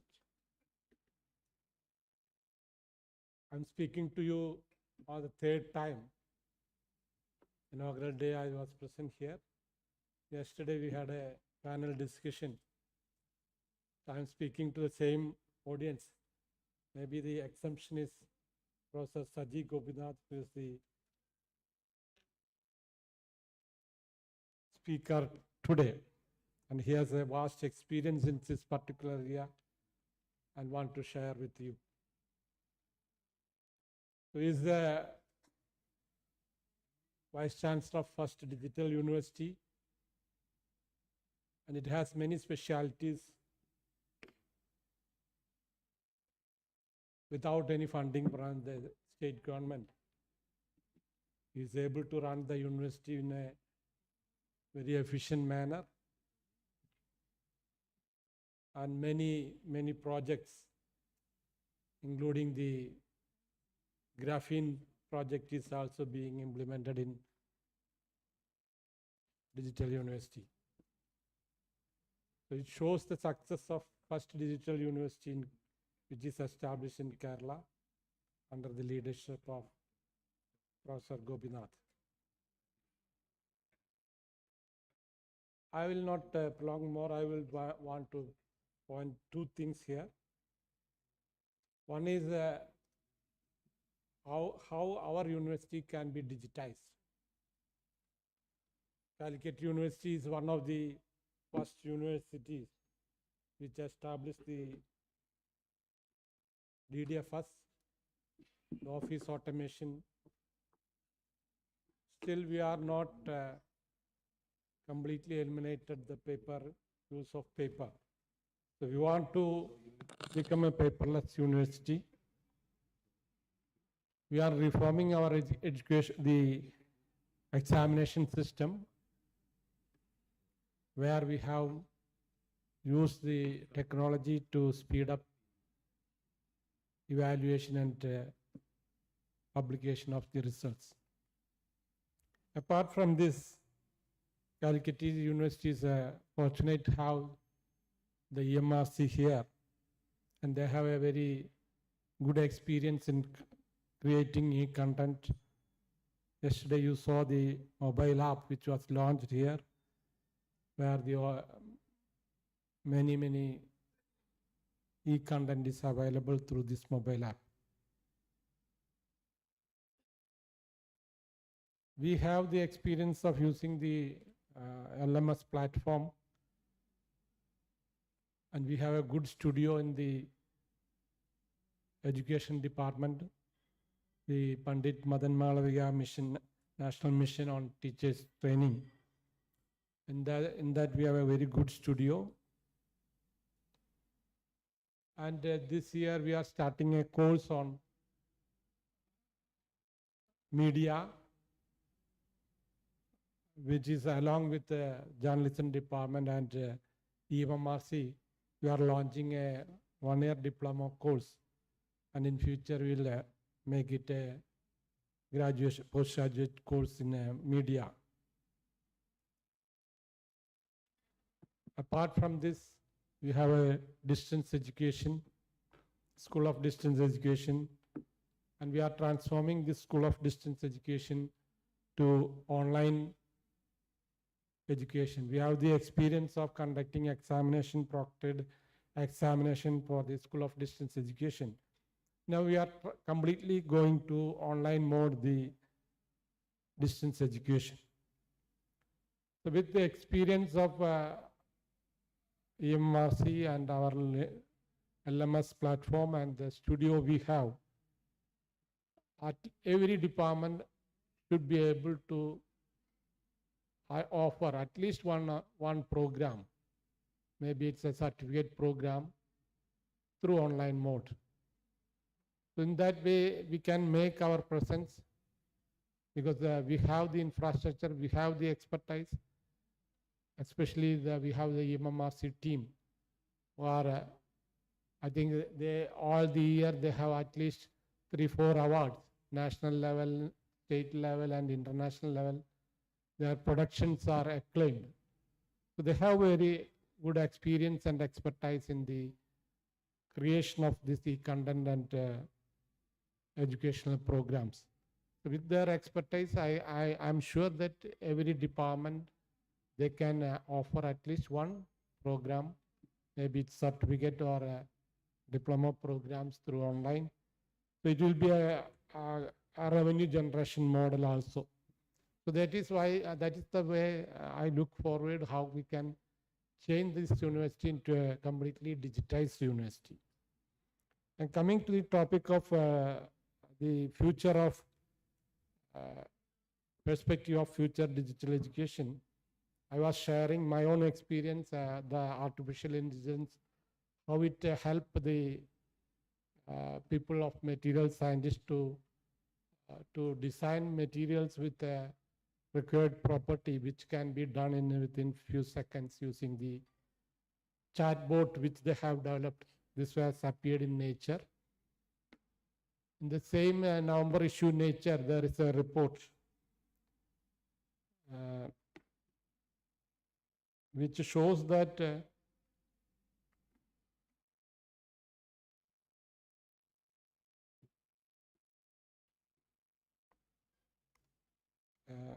unfortunately I can't see. It shows that They have analyzed the data from 1976 to 2020, all the fields in physics, chemistry, and engineering, and even humanities. And what they have found that innovations,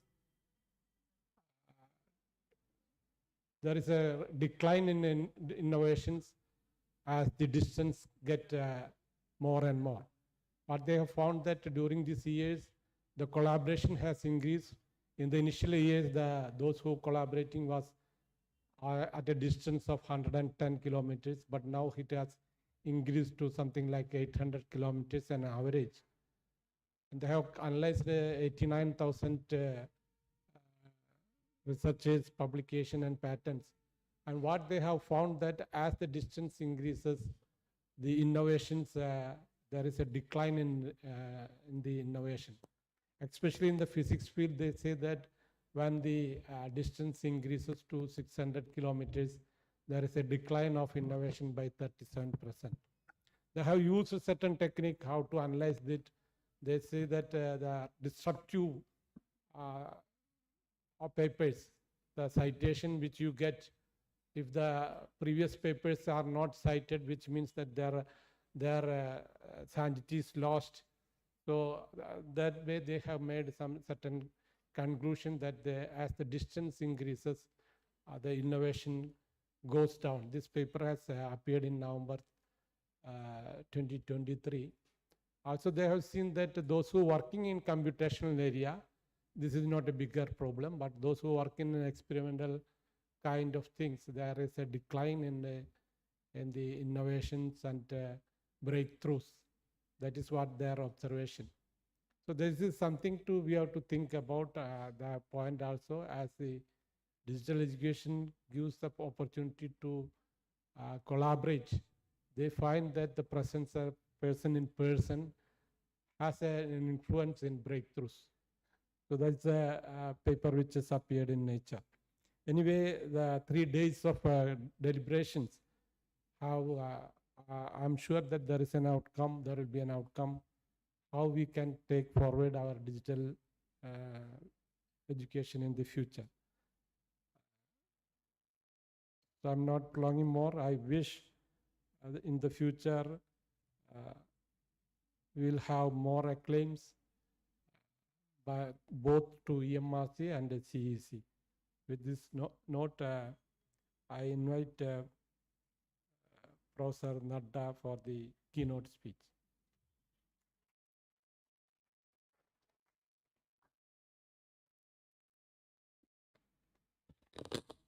Respected Vice Chancellors on the dais and other guests on the dais and friends.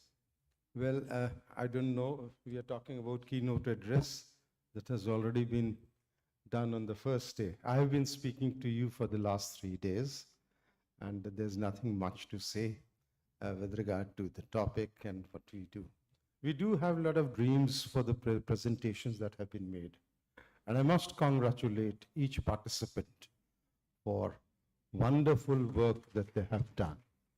You know, we also have dreams to bring these and improve these quality of these, your papers, probably go send it for peer review, and then send it back to you as to what corrections and what additions you could do, and then probably take it ahead for publication and other things.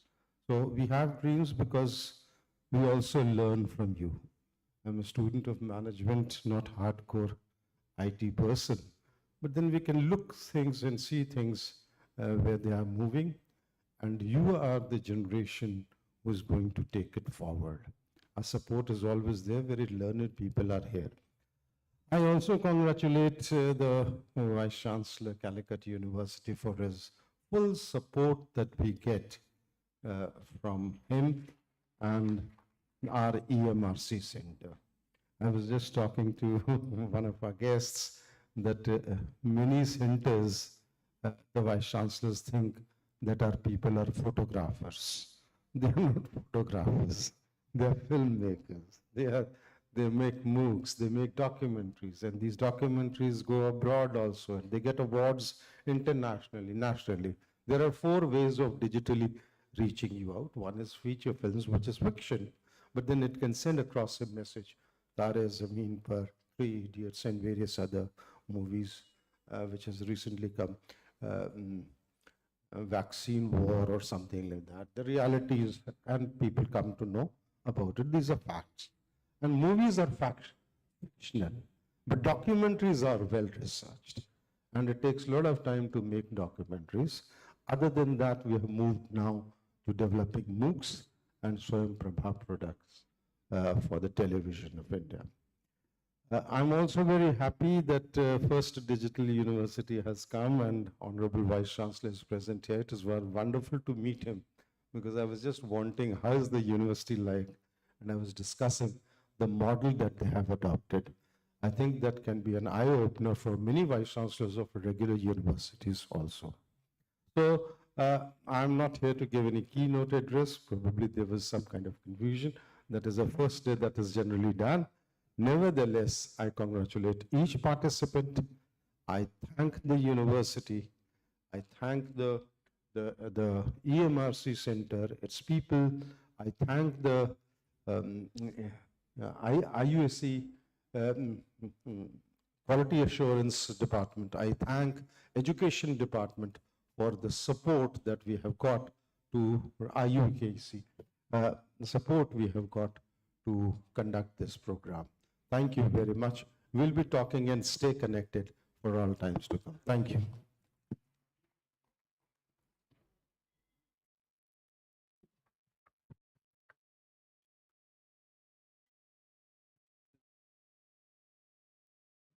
Now, for the valedictory address, I invite Professor Dr. Saji Gopinath, Vice Chancellor, Digital University, Kerala. Good afternoon.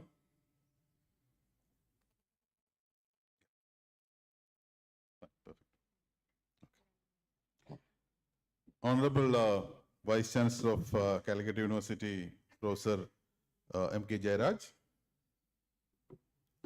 Professor Jagat Bhushan Nadda, Director Consortium of Educational Communication, New Delhi, other dignitaries on the dais, delegates, participants of this very important national conference.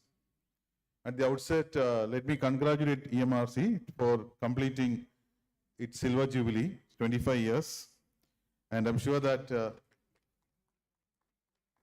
many of the products which the organization has developed, in fact, as Professor Damodar Prasad rightly pointed out, I had opportunity to go through some of them as part of a jury panel, has actually created substantive addition to the educational repositories in the country and have changed the life of a lot of people.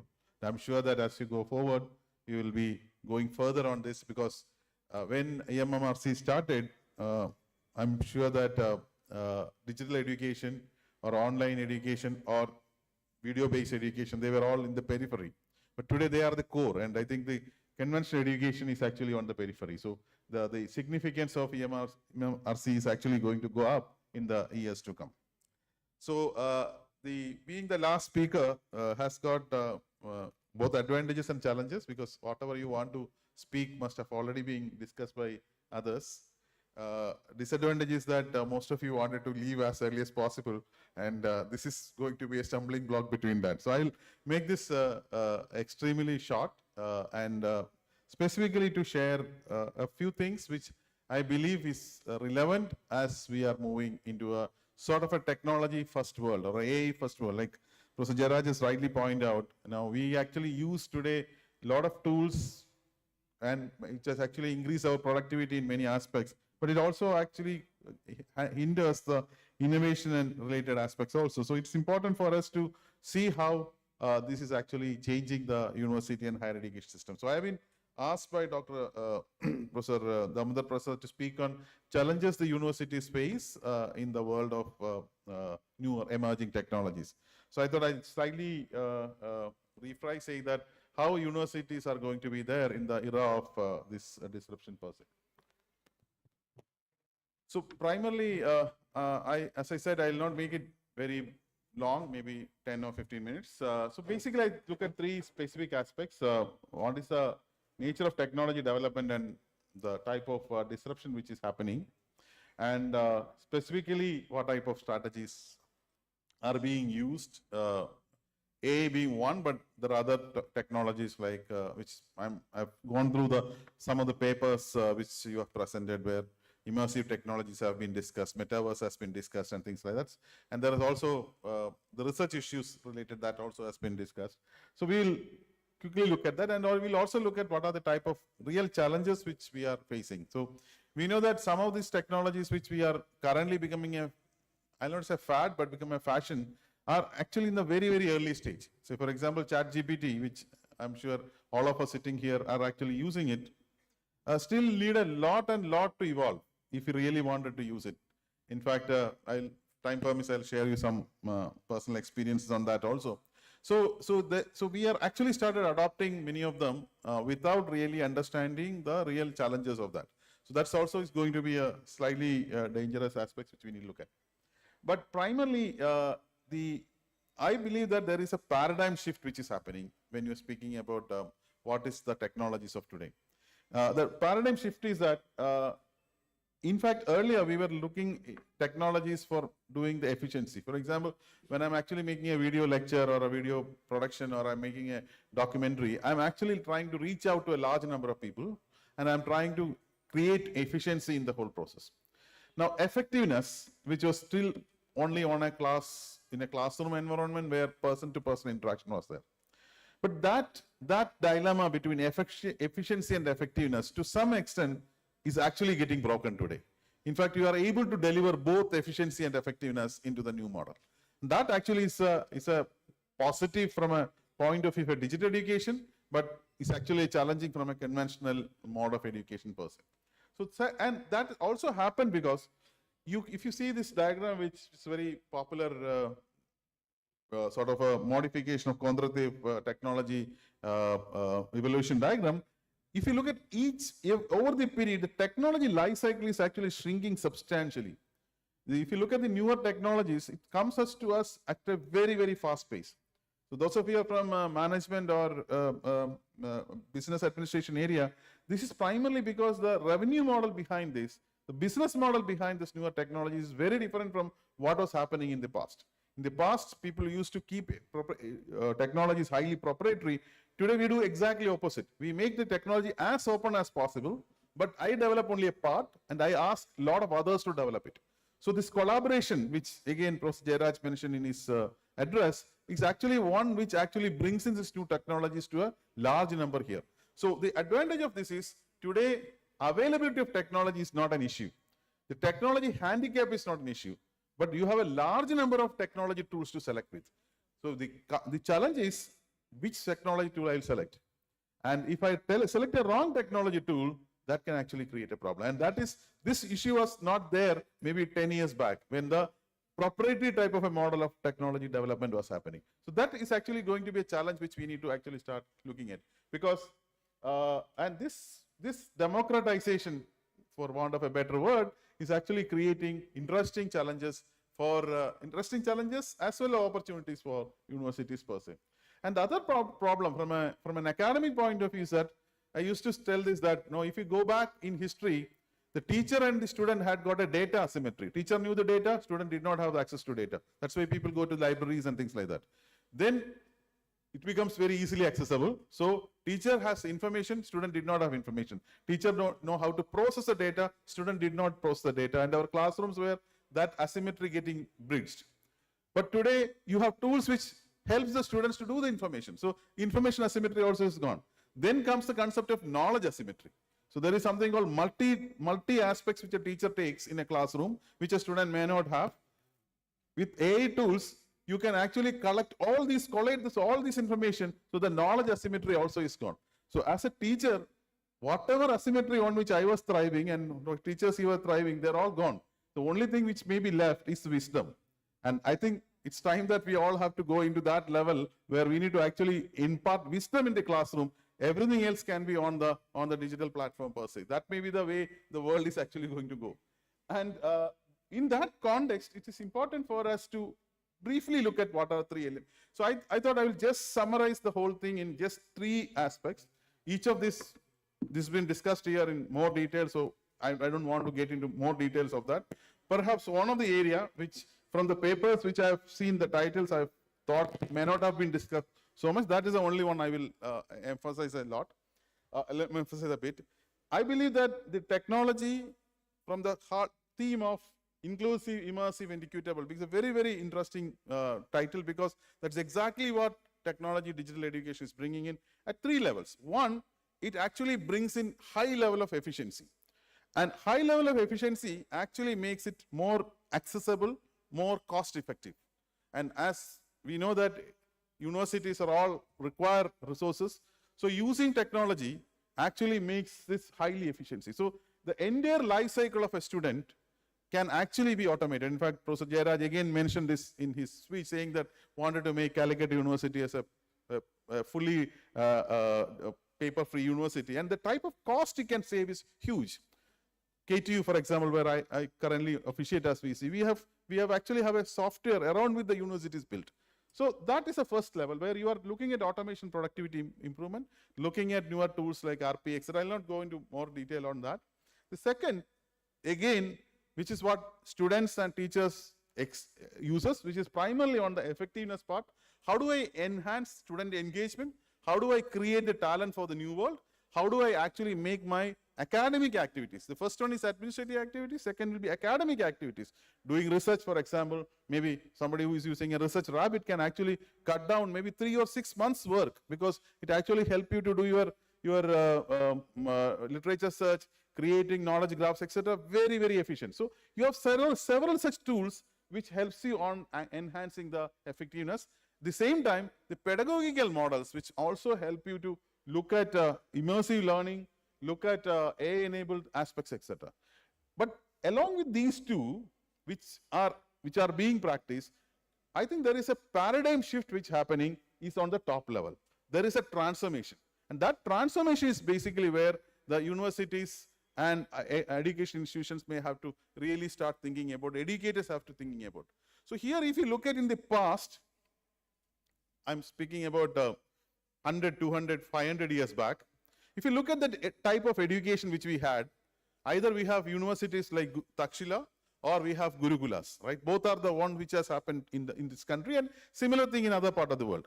But what was important in that point of time is that the teacher knows every learner by the learning path of each learner.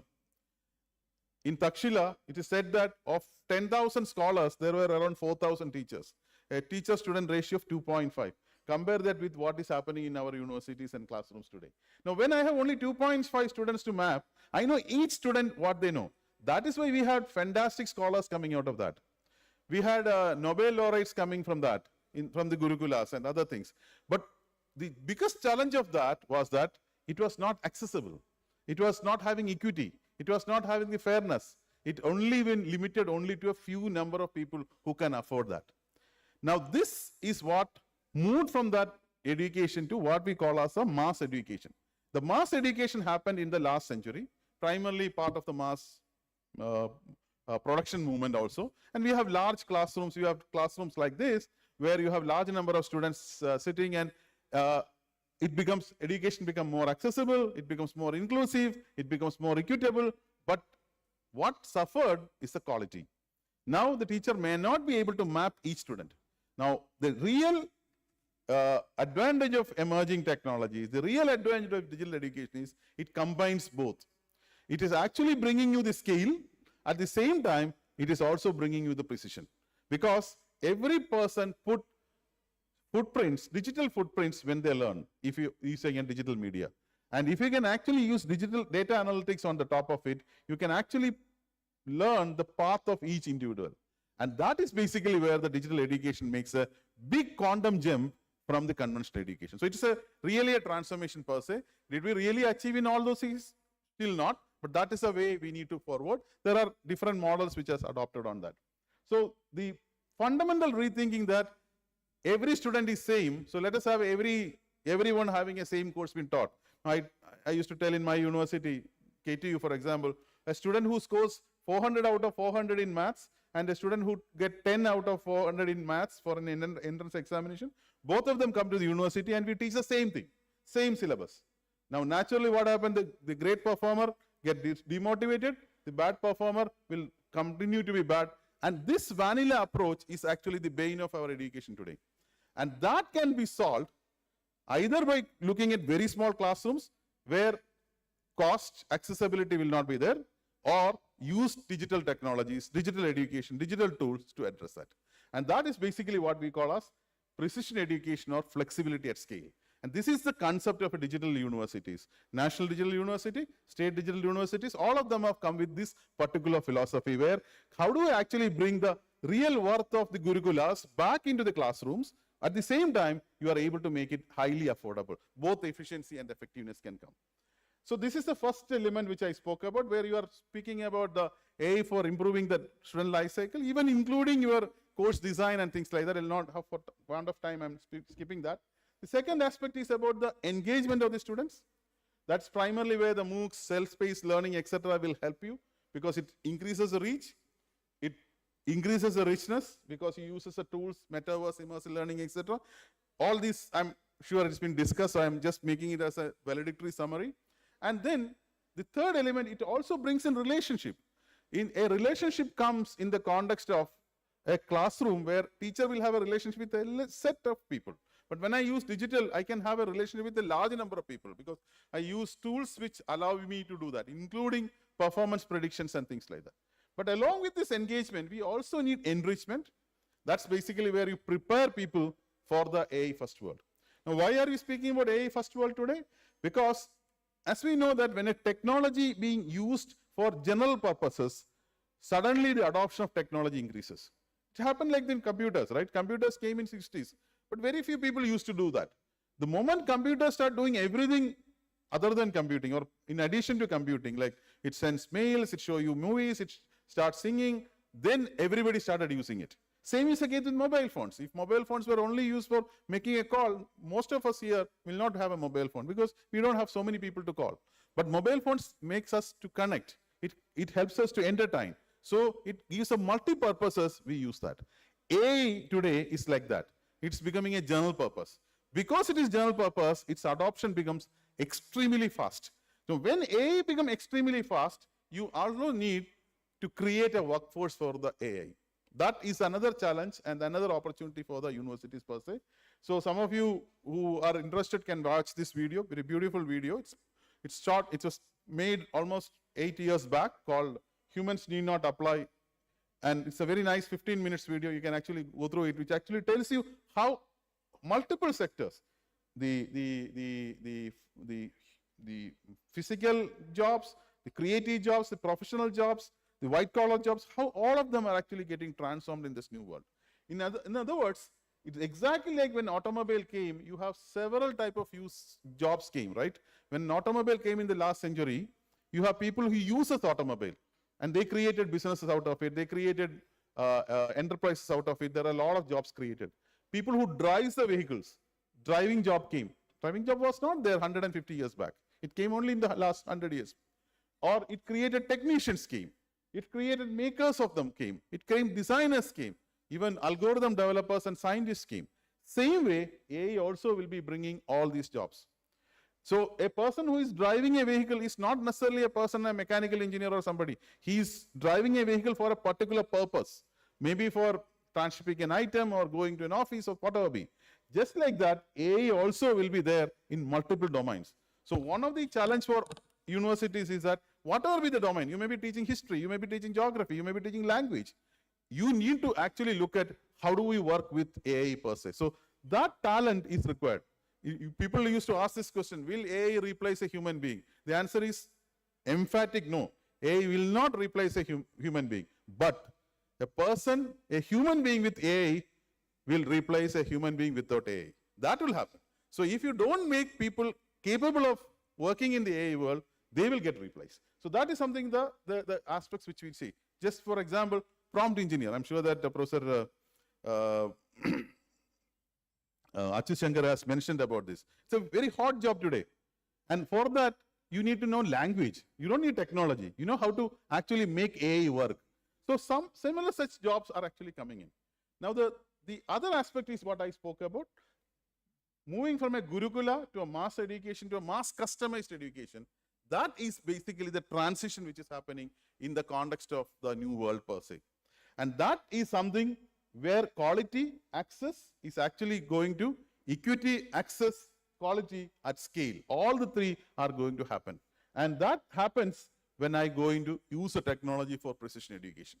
And we need to walk quite a bit on this because, as I said, we still have not looked at it many times. We have still not, we focus many times when we create digital content, we look at more as for the reach and for the richness, but we need to actually start looking at how do I cater my content, individual aspects, how do I take the data from the people and then create a content in a very sort of a model in which you can actually customize it by self. You have an airport in the world where if a person goes and tap his boarding pass, he will see in the screen only what his flight is. The next person next standing there, if he taps, he will see in the same board only his. That to that level technology has evolved. Now think about this, when I study and you study near me, both of us see the same content, right? Even though our learning paths are different. That is basically where the true digital education is going to happen. And that is already happening. And the challenge for all of us here is actually how do we create this content? How do you use the technology for that? How do you use the tools for that so that it becomes very effective? But at the same time, please be aware that just like automobile brought in a lot of pollution, today's AI also brings in a lot of pollution. Huge amount of pollution is happening in multiple levels. Actual pollution, consumption of, many of us use ChatGPT, right? I mean, for every small thing we used to ask. But when you ask a question, you should know that it consumes power, it consumes water, it depletes the world and thing as such. But more than that, it also creates data pollution, it creates destruction, it creates data privacy and ethics. Universities makes a difference from pure online education here. Why? When we formed Digital University, we said we will not be purely digital, but we will also have a physical, because character get built in a physical environment. When people talk to each other, when people work together. And you can challenge these negatives through that. And that's basically what we need to teach people quite a bit. So let me just close by saying that it's important for us to understand that when we use emerging technologies, you have challenges on all these aspects. You have the economics and regulations, you have ethical issues. Economics and means, see, all these are costly things, even though technologies, maybe you may get the technology easily in hand, but when you go for a higher end, you need to actually put effort on that. And also when you are creating some content, where is the copyright happening? That's also an important element as such. Which tool to use, which I already mentioned, and also the regulations. Unfortunately, regulations many times lag technology quite a bit. So that becomes a stumbling block as such. So all these are issues which one have to be aware of, and I'm sure that we have discussed many of these things. We also have the technology issues like algorithmic bias and data pollution. In fact, I was with Professor Jayaraj in another seminar where I gave a talk on use of AI in educational administration. So I asked ChatGPT as a part of that, tell me some examples where good case studies where AI has been applied in Indian context. And it gave me the examples of IIT Jodhpur, Manipal Academy of Higher Education, and things like that, okay? Then I just asked it, can you give me the reference to that? Because I'm basically putting, because many of you use ChatGPT. Then you see what it says? It says all these were cooked up by me. None of them are actually real life stories. Now, this is what happens many times. We think that what the technology gives is gospel truth, which may not be. So I specifically asked this, do you think that the case study you gave me about IIT Jodhpur is fictitious? It says, yes, it is fictitious. So it is actually becoming more like a human being now. Like, it also started lying quite a bit. And also, many times, because this is all in the early stages, right? People will not, we take it as it is. So this is a part of a data pollution.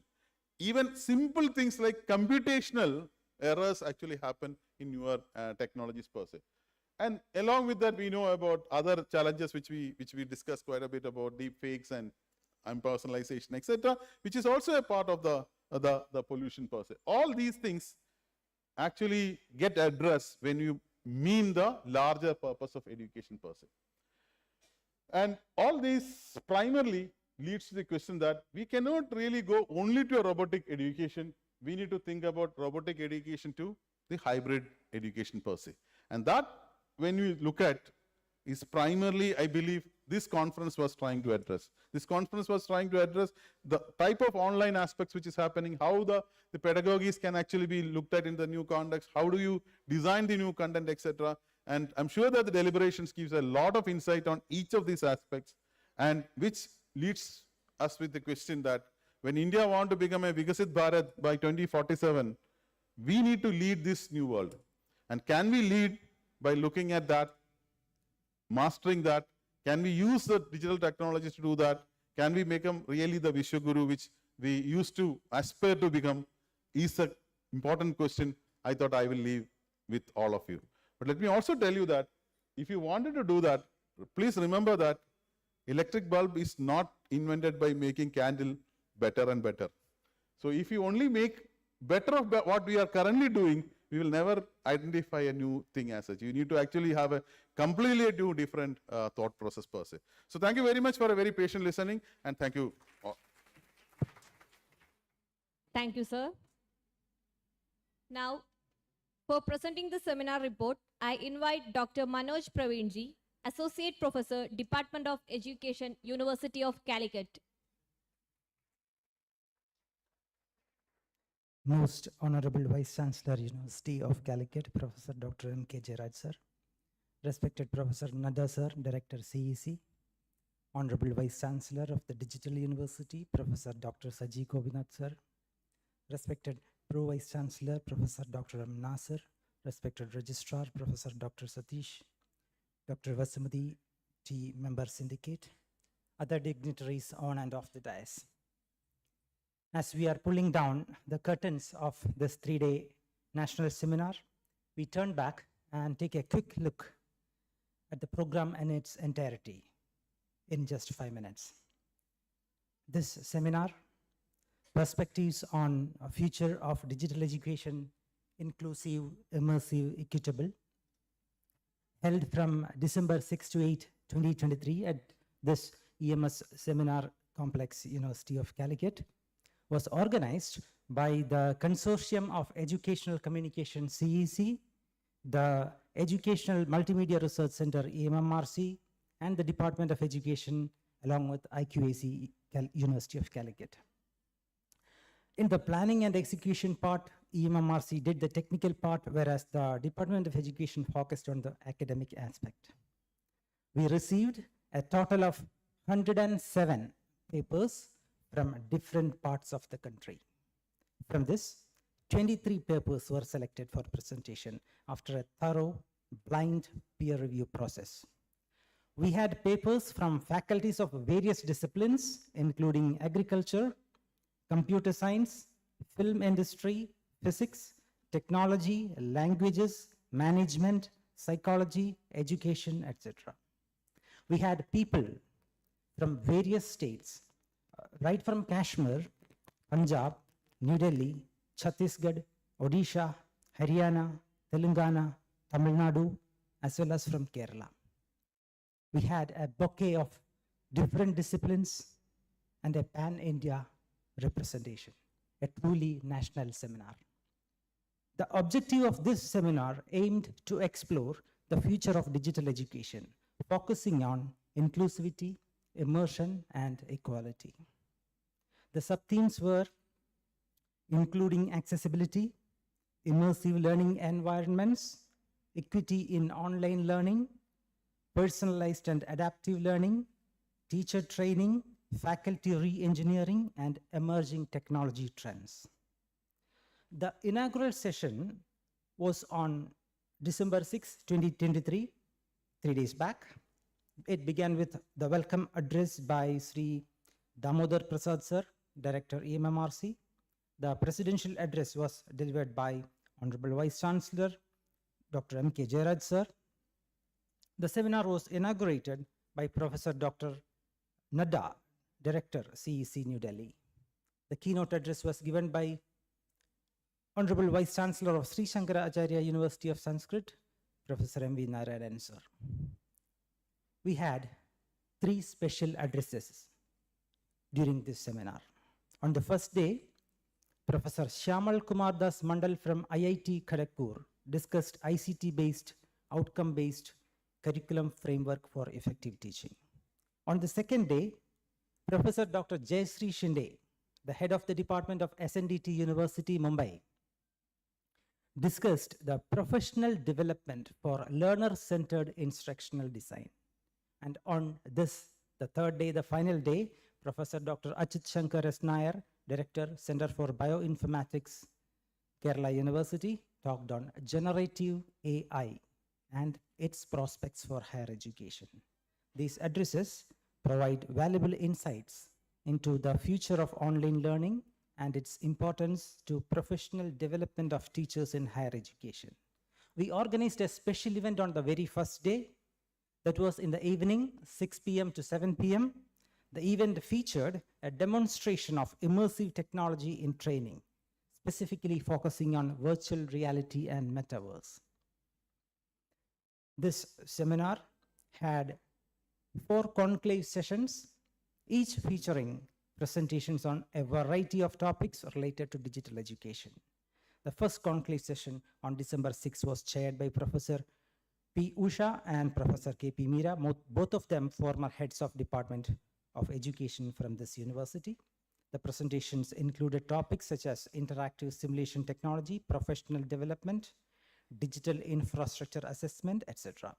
The second conclave was on the same day as a parallel session chaired by Dr. K.S. Sajan from Ottapalam Training College, Dr. Risha from our Department of Education. This session featured presentations on topics such as remote learning centers for tribal students and efficacy of artificial intelligence applications. The third conclave on December 7 was chaired by Professor Dr. Abdul Ghafoor sir, Dr. Vasmati T, both from our Department of Education. This session featured 6 presentations on various topics related to digital education like artificial intelligence in film industry and insights into blended learning research. The fourth conclave today on December 8 was chaired by Professor Dr. Mumtaz N.S. and Professor Dr. Vijay Kumari K. from Farooq Training College. The session featured presentations on e-content with H5P, AI tools integration in classroom, digital tools for students with learning disabilities, teacher perceptions of online faculty development programs, etc. One of the highlights of this seminar was a panel discussion on re-engineering faculties and futuristic education, where the panelists included 2 vice chancellors, Professor M.K. Jairaj sir from our university and Professor P.G. Shankaran sir from PUSAT. And the director of CEC, Professor J.B. Nadda, was among the panelists. This was moderated by Dr. Sajida, HOD Department of English from our university. This session also featured launching of the mobile app of EMMRC for higher education. And here we are in this valedictory session of the 3-day national seminar, which marked the 25th anniversary of EMMRC, graced by all these dignitaries and witnessed by such an august audience. This session began with a warm welcome by Sri Damodar Prasad sir, Director EMMRC. The presidential address was delivered by Honorable Vice Chancellor, Professor M.K. Jairaj sir, where he shared his vision of taking university forward in the digital way. Professor Jagat Bhushan Nadda sir, Director CEC New Delhi, gave the keynote address where he promised to stay connected with this university for the years to come. The valedictory address was delivered by Professor Dr. Saji Gopinath sir, Vice Chancellor, Digital University of Kerala. He discussed efficiency, effectiveness, and transformation aspects of technology in education. And we remember his remark that artificial intelligence will not replace human beings, but a human being with artificial intelligence might replace a human without artificial intelligence. This seminar report is now being presented by Dr. Manoj Praveen, myself from the Department of Education, University of Calicut. This session will include felicitations from respected Professor Dr. M. Nasser, PVC, University of Calicut, respected Professor Dr. Satish K, Registrar, University of Calicut, and Dr. Vasumati T, Syndicate Member, University of Calicut, with Dr. Shatruta, Research Scientist of CEC. This session concludes with a vote of thanks by Mr. Rajan Thomas, Junior Research Officer, EMRC, University of Calicut. Well, that was a quick look on what happened up till now. Thank you. Thank you, sir. Now, as a part of the valedictory address given by Professor Dr. Saji Gopinath, audience have a chance to ask 2 or 3 questions regarding to the talk that he had presented.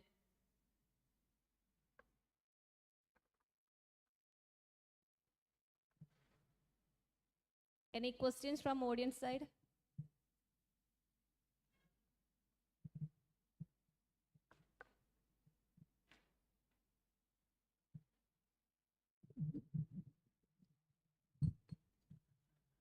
Thank you very much, sir, for this wonderful treat.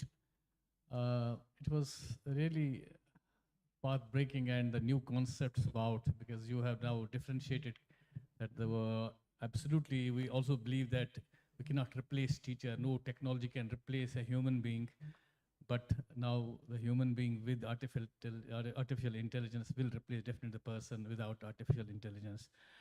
But the challenges which we are heading, because we have to cater to the larger audience, those who do not have the access still to this technology. So do you have any idea for that part of the population where we still lag the technological interventions? Yeah, in fact, I think the advantage of the newer technology is that the technology is actually being developed in a collaborative manner compared to the past. So, for example, most of us uses WhatsApp, right, for example, right? Now, WhatsApp is not developed by a large company. We have big companies, but it's developed by a very small startup, right? Now, many of the things which is changing our life is actually happening by smaller people as such. So, there is a completely different way of world is moving from what we call a centralized world to a decentralized world. And that is actually an advantage, because that type of people are much more socially oriented. Their concern for society is very large, and they actually started disseminating to the societies around. Yes, we still have challenges of infrastructure, access, etc., in different part of the country and different part of the globe. But solutions are also being developed which can actually access that. And many conventional things which was limiting people to access technology is actually going. So, for example, some of you may be knowing Government of India has a project called Anuvadini. And Anuvadini is what they're saying is that a normal person who may not be even literate can actually use his normal mobile and ask a question about his farm, and the solution has to come in his language. That's already being addressed to a large extent. As a country, we made a very different strategy. The state created a lot of digital infrastructure and put those digital infrastructure and asked people to build on the top of it. Nowhere in the world we have such easiness of financial transaction. I don't know how many of you carry money today in your pocket. Most people don't carry because we use a Google Pay or a Paytm or something like that. Maybe we may not knowing that there is a digital infrastructure called UPI in the below on that. So such infrastructure addresses this concern which you said to a large extent, because that is a way. So, for example, in health, you have ABHA which is coming in, you have UPI which is coming in. In education, we have a similar thing which is coming in. So, this infrastructure, on the top of it, people create solutions, will make digital technology highly accessible. One good thing which India has done is, in digitization, we have not looked at Western models. We are creating our own models. And that will, to a large extent, I think, will address our issues as such. Any other questions? Yeah, please.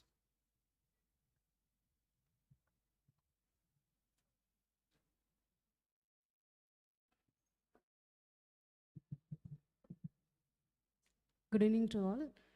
So this question is, as a student point of view, I would like to ask, not from the teacher's point of view.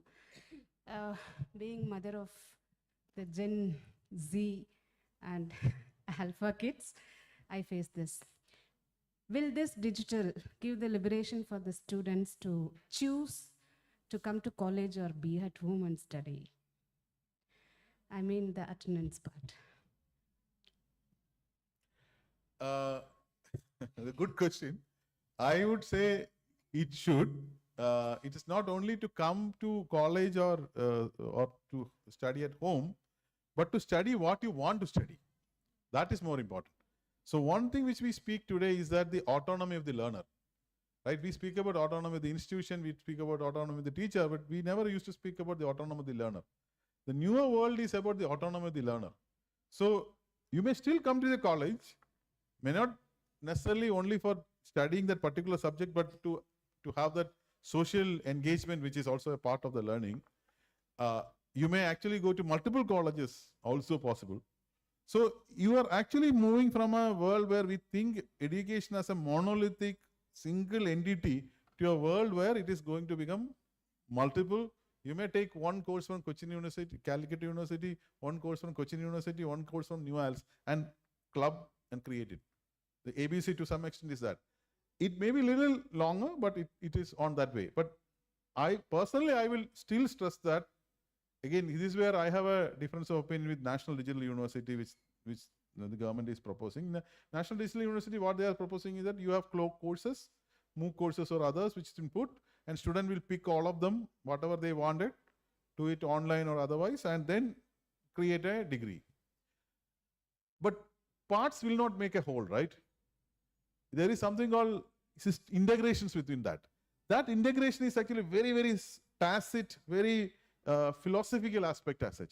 That a college or a university or the brick walls gives you. That is still maybe needed. But you can still have a large number of components from somewhere. You may assemble all of them in an organization. That's basically where in newer model of education, we say there are three things to be there: knowing, doing, and being. Knowing you can do like what you said. Maybe doing also to some extent you can do because remote you do. But for being, you have to be being, right? That's where the human being will exist. And that the colleges and universities may still be required. And it may be in a very different form from what we know. As we say, future is something which we need to predict. We don't know how it is going to be shaping up. Yeah, thank you, sir.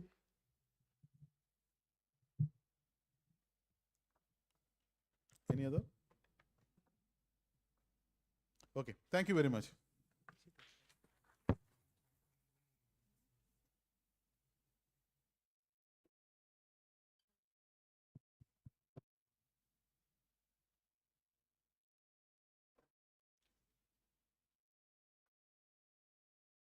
Now, to deliver the felicitation, I invite Professor Dr. Satish E.K., Registrar, University of Calicut. Esteemed President of this function, Professor M.K. Jairaj, Vice Chancellor, University of Calicut, Professor Saji Gopinath, Vice Chancellor, Professor Nanda, and other distinguished personalities on the dais, off the dais, students, researchers, and ladies and gentlemen. At the outset, I congratulate the Department of Education, EMMRC, IQAC of this university for organizing this wonderful national seminar, and also the culmination in such a nice manner. And definitely, I have listened to some of the sessions, perhaps decades back, by Professor Saji himself regarding convergence of technology in those days when CDMA and GSM technologies came together and all this.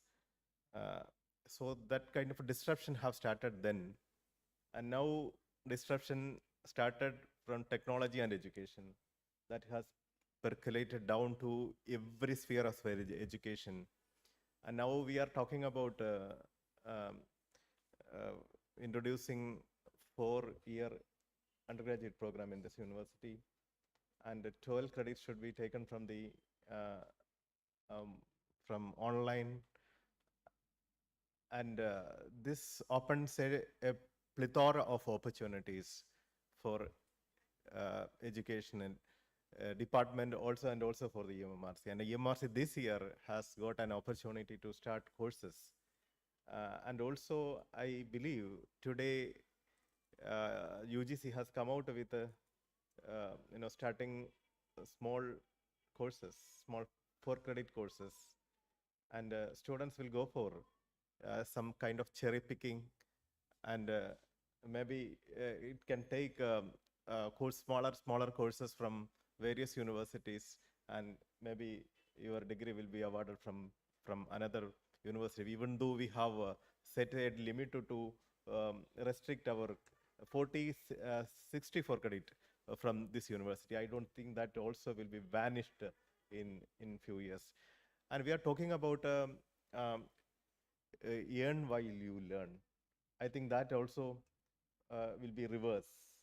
You will have to learn while you start earning.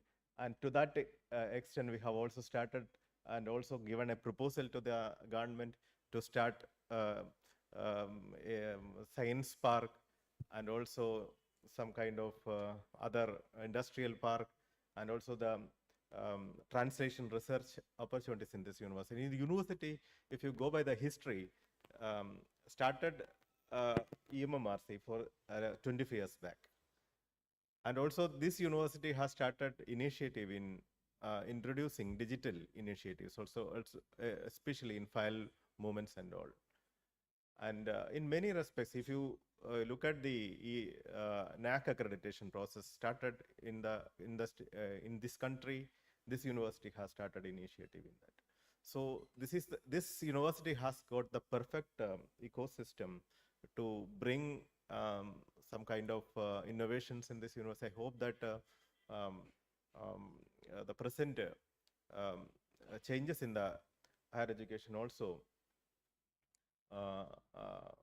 will definitely a move to that direction, because this university has in lead role in converting our educational system to the 4 education compared to other universities in Kerala. Anyway, I once again congratulate in taking lead role in EMMRC and the Department of Higher Education in giving a right kind of direction for the shaping future education and in India perhaps. I sincerely wish all the best. Thank you. Thank you very much. Thank you, sir. Now, I invite Dr. Vasumati T, Syndicate Member, University of Calicut, to deliver the felicitation.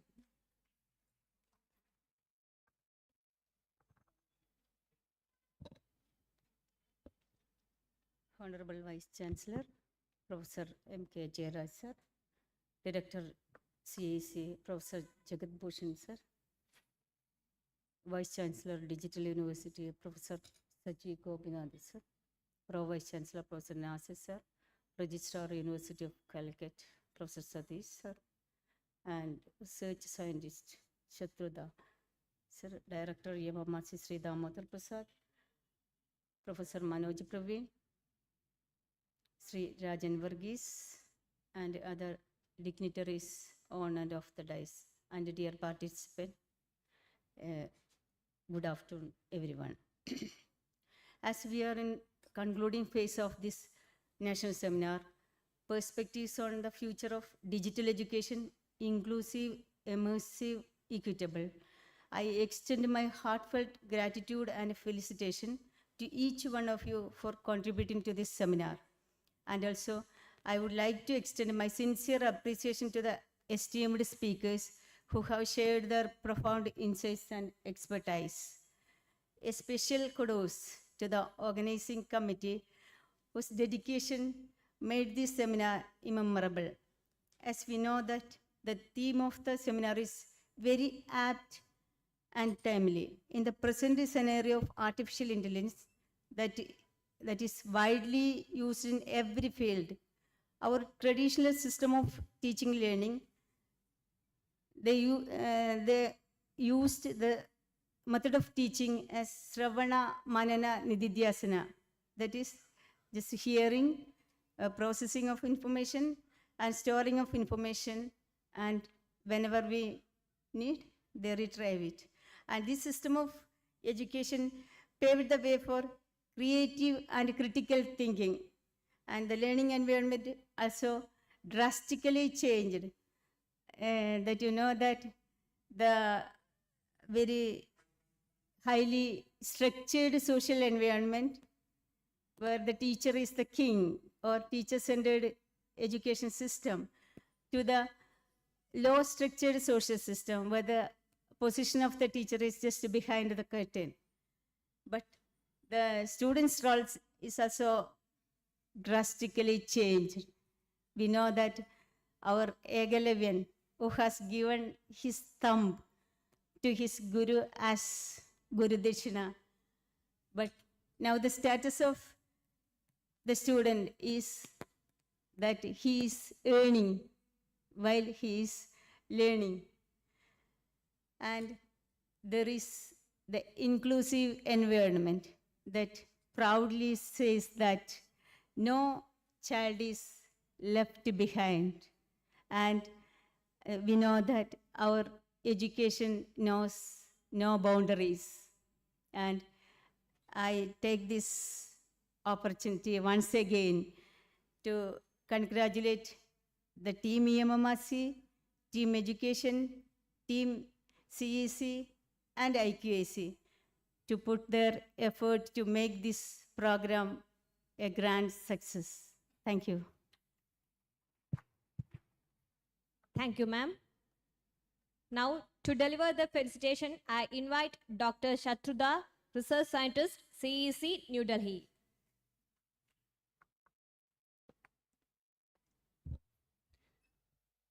Good evening to all of you, Honorable Vice Chancellors, Calicut University, Digital University, Director CEC Professor Nada, Damodar Prasad ji, and other dignitaries on the guests and of the dais and on the dais.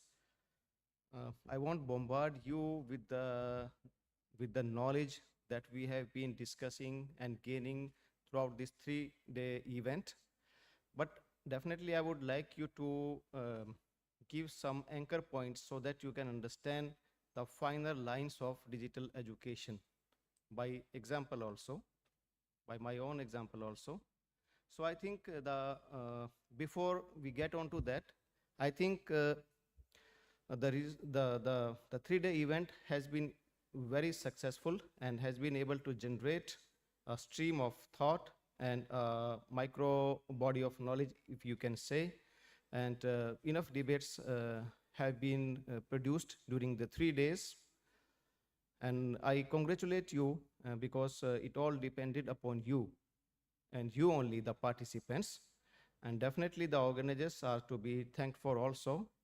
So I think I would like one thing to bring to your notice, that the research, I think the research in the digital education should be more diversified and interdisciplinary or cross-disciplinary. So I think we should be bringing diverse methods of investigations into it, different paradigms into it. Like why don't we bring anthropology in this entire debate and discussion? We can bring sociology, or we can bring psychosociology, we can bring psychology, economics, you name it, and we can connect all the dots definitely. So I think the discipline, if we can say, the discipline of research in digital education should be more diversified. So when you go back, you can consult a wider review of literature so that the discipline becomes more enriched. Another thing I would like to say is the researches should always be theorized. Without theory, they are just surveys. They don't have any academic value, much value. So I think you should try to theorize all these research so that you can gain more academic value out of those research. Now coming back to another thing, the digital education, the institutions that offer digital education.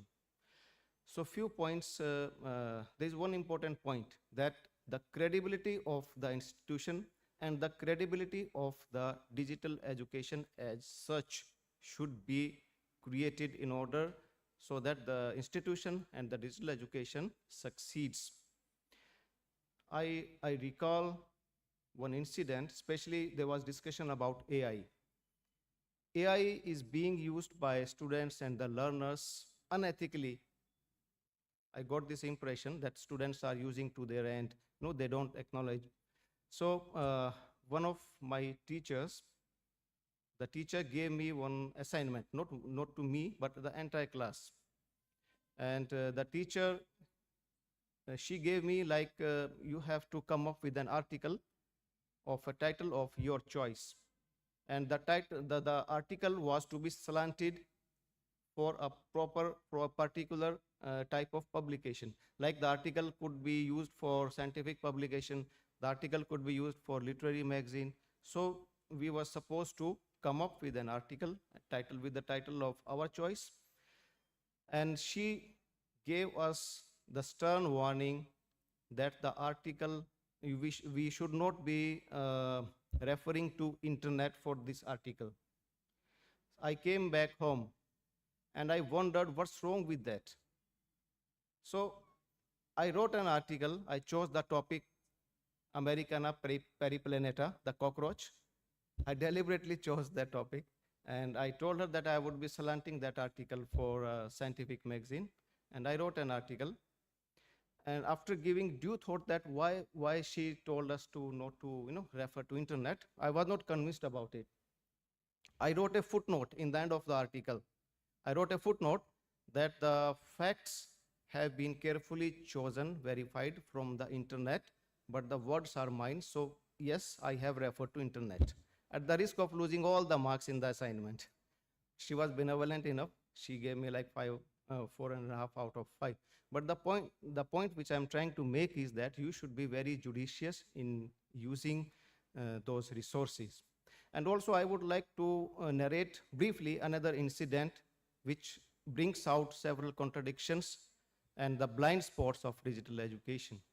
I was supposed to appear for the post of teaching post and in a university. The interview panel was sitting there, all senior and experienced people. And I brought about a discussion about a book by Russian author, Lev Manovich. He has worked quite profusely in the field of digital education or new media theory. So the interviewer panel, they asked me whether I have read that book. I told them, yes, I have read that book.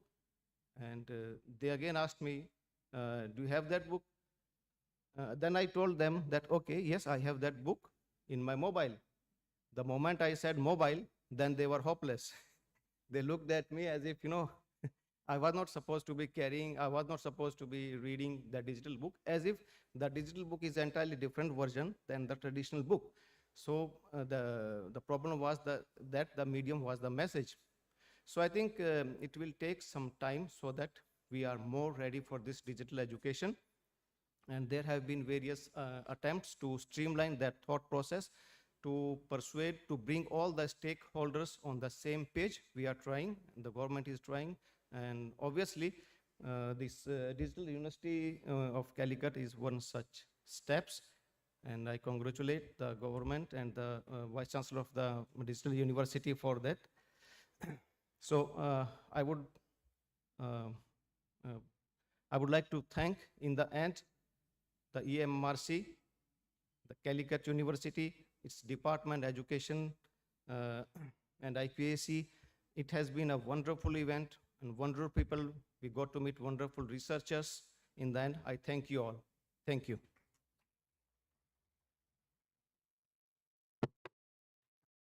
Thank you, sir. With great pleasure, I would now like to invite Shri D. Damodar Prasad, Director, EMMRC, University of Calicut, to officially release the EMMRC 2024 tabletop calendar that consists of various images that are part of EMMRC documentary. It is officially released by handing over it to Professor Dr. M.K. Jairaj, Honorable Vice Chancellor, University of Calicut, and to Professor Jagadbhushan Nadda, Director, Consortium for Educational Communication, New Delhi.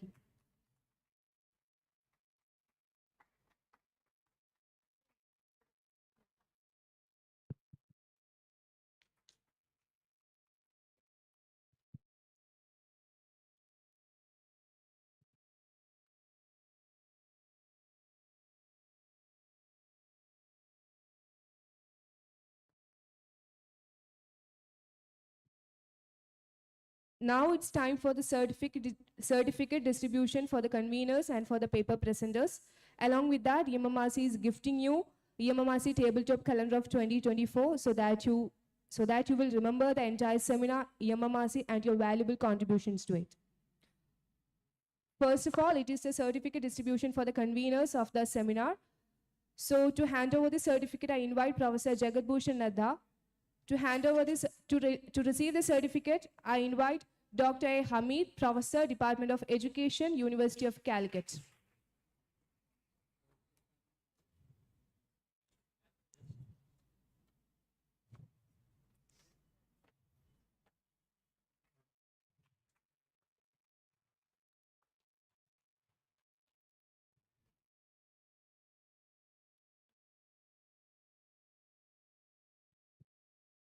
Now I invite Dr. Manoj Praveenji, Associate Professor, Department of Education, University of Calicut, to receive the certificate.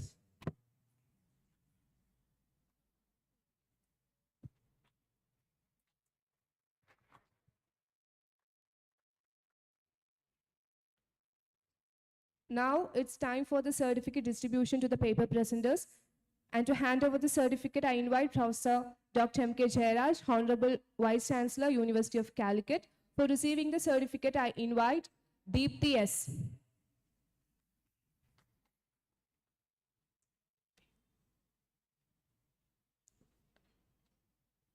Dheeraj Kumar.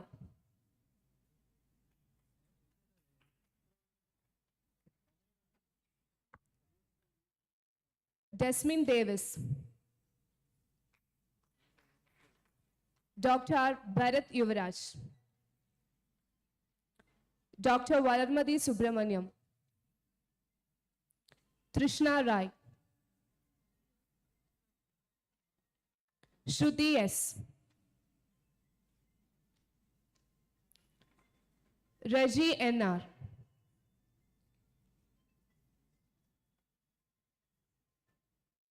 Prashant P. Naziha Nazir. Mansoor Ahmad Dhar.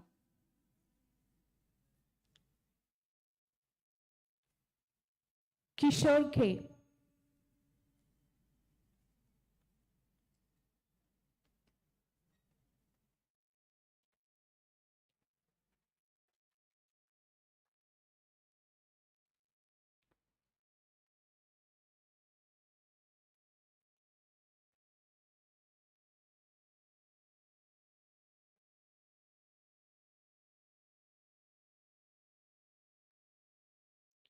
Geetu TG.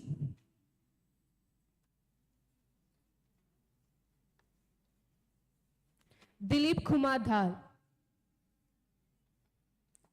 Dr. Arunima Anil.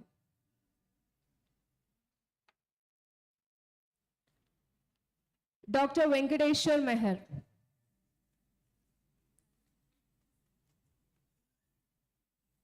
Preeta George.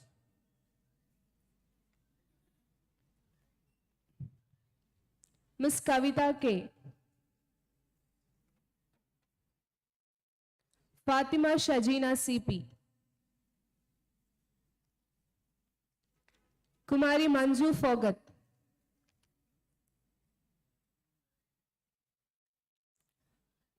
Dr. Mrudula K.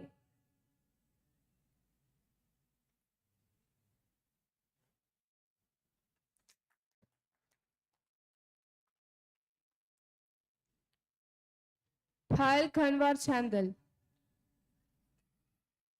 Sriram Vishnu.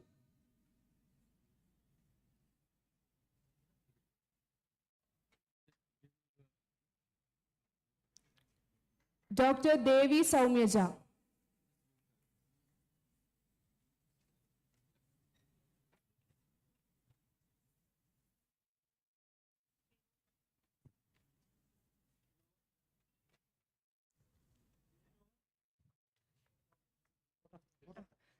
Congratulations to all the paper presenters. So now to deliver the vote of thanks, I invite Sri Rajan Thomas, Junior Research Officer, EMMRC, University of Calicut.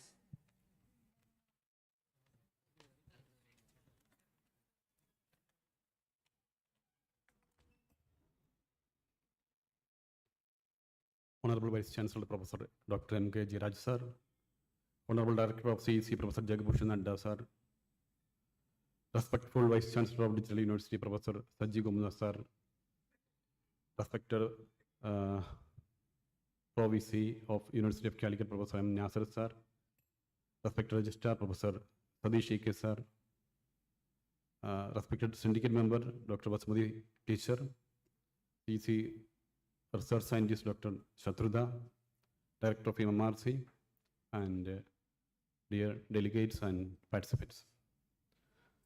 I will not take much more time, so we are already late, so I am directly entering the duties descent on me. First of all, I wish to say thanks to our, on behalf of MMRC and Calicut, to our Honorable Vice Chancellor Professor M.K. Jairaj sir for celebrating the position of chair on this event. Professor Dr. M.K. Jairaj sir is as you all know, a visionary scientist, and we are all very proud of him as the VC of our university and patron of our center, MMRC. He was with us and he delivered many provoking ideas and knowledgeable words through these last 3 days on this seminar hall. He's a well-wisher of the center MMRC, and he's always guiding us properly. I'm very sincerely expressing my sincere thanks for his kind guidance, advice, and your kind presence here, sir. As next, I wish to extend my thanks to Professor Jagabhushan Nadda sir, the Honorable Director of CEC. He was also with us for the last 3 days. Everybody knows that he's a very busy person with a hectic schedule of duties, even though he spent the 3 days with us here. This shows his kind approach to our lovable or affectionate approach to the center MMRC. Sir, we know it is your decision and interest you decided to grant this function to the center MMRC, and we hope that we fulfilled your imagination about the seminar. Sir, I express my sincere thanks to you also for your kind presence here for the last 3 years and for your kind words. Thank you, sir. Thank you very much. Next, I wish to express our sincere thanks to the Honorable Vice Chancellor of Digital University, Professor Sajji Gomuna, sir. As everybody knows, he is a very knowledgeable person, and we are very lucky to have him with us on this stage here today. We heard very thought-provoking concepts from his side. He talked about the paradigm shift, the positives and negatives of the digital education scenario, the efficiency and effectiveness of the digital technology in education, and all. Sir, your participation gives a special color or an attraction to this occasion, and very sincerely I am expressing my sincere thanks to you. Thank you, sir. Thank you very much. Professor M. Nasser sir, the Honorable Vice Chancellor, Honorable Provis was also with us. No, he's not on the stage.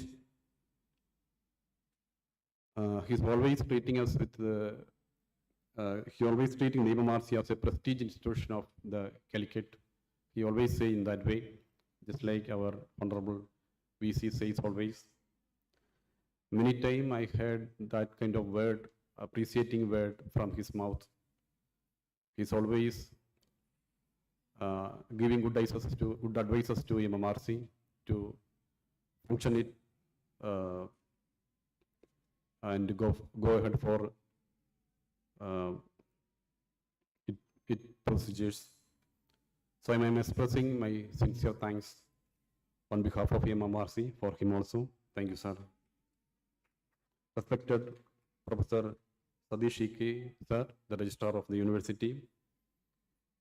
He's also having a very long relation with MMRC from the beginning of the center itself.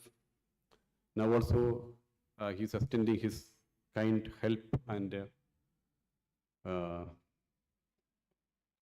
kind help for MMRC with the good advices and proper management. He's having a good relation with all of us. I am expressing our sincere thanks on behalf of MMRC to celebrating his position on this stage. Thank you, sir. Thank you very much. Next, the syndicate member, Honorable Syndicate Member, Dr. Vasumati teacher. Actually, teacher is not an alien person or alien personality to MMRC. He's a member of, I think so. He's a member. He's like a member of MMRC or like a friend or a family member of MMRC. She's always showing very interest to know about MMRC and its activities. She's always promoting us with her good words. She's very active in this university and very cooperative to MMRC Center. And for her also, for her kind presence and words, I am expressing our sincere thanks to her. Thank you, teacher. Then Dr. Shatrudha, the research officer of CEC. He is also a part of this event. He is also with us for the last 3 days. He also cooperated with us to design the seminar from the basic steps itself. On behalf of MMRC and the university, I am expressing my sincere thanks to him also. Then I have to say about 2 persons. That's Dr. Manoj Praveen sir and Dr. Hamesh sir, the academic coordinators of this seminar. They are from the education department. I would say, sir, without you both, this seminar would not have been such a successful event. Thank you. I don't want to say more about this. Thank you, sir. Thank you, Hamid sir. Thank you, Manoj sir, for your kind efforts with us. Then then Damodar Prasad sir, the director of MRC. Actually, I don't want to say a special thanks to him because he is the leader. Even though as part of this officiality of the function, I say thanks to him also. I have to say thanks to the education department and all the faculties, teachers, students who cooperated with us. They are also the part of this seminar. Then Dr. Jose Puttur sir, the IQC members who cooperated with us on this seminar. Thank you for you all. Then I should not forget the PRO of university for their kind work to disseminate the news to various newspapers and media. Then the staff of Radio CU. Then the staff who controlled the electricity in this seminar hall, the sound, and the team who provided delicious food for us on these days, and the drivers who controlled the transportation for us. Thank you all. On this occasion of the 21st anniversary celebration of these days. I have to give thanks to the founder director of EMRC, Dr. Amjad Ahmad sir, then the director, Professor M. V. Narayan sir, for their vision and insight and their contribution to the center. Thanks for them. Then I remember our departed soul, Sri Sheji,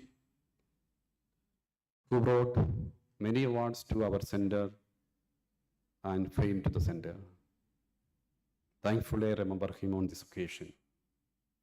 Then I have to say thanks to all you participants, all you paper presenters, those who came here from far distances, just like Kashmir, Orissa, Delhi, Tamil Nadu.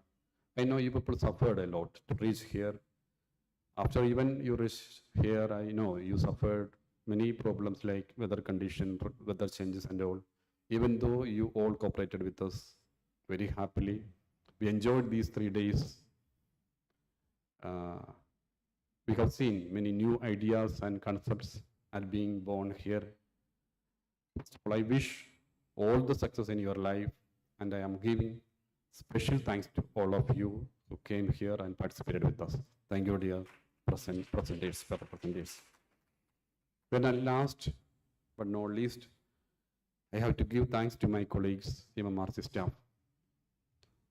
I know I am not a person to give thanks to you all because I am one among you, but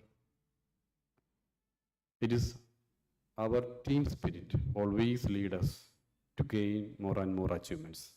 I'm sure definitely in future, definitely we will have this team spirit and our center will go more and more heights, definitely. And as I am expressing, as part of this officiality, I am expressing our sincere thanks to all of my colleagues. Thank you, dear friends. Once again, I thank you, all of you. We were here for the last 3 days. We enjoyed these days. What I say, just keep this touch and bond forever. Be a part of MMRC. Definitely we will contact you later for such kind of events. Have nice days in future. Thank you all. Thank you very much.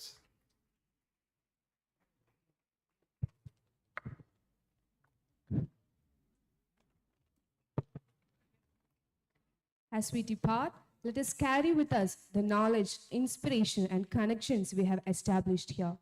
Let us use these valuable resources to make a positive impact in our respective fields. Remember, the learning doesn't end here. Keep exploring, keep innovating, and keep pushing the boundaries of knowledge. Once again, thank you for being part of this extraordinary experience.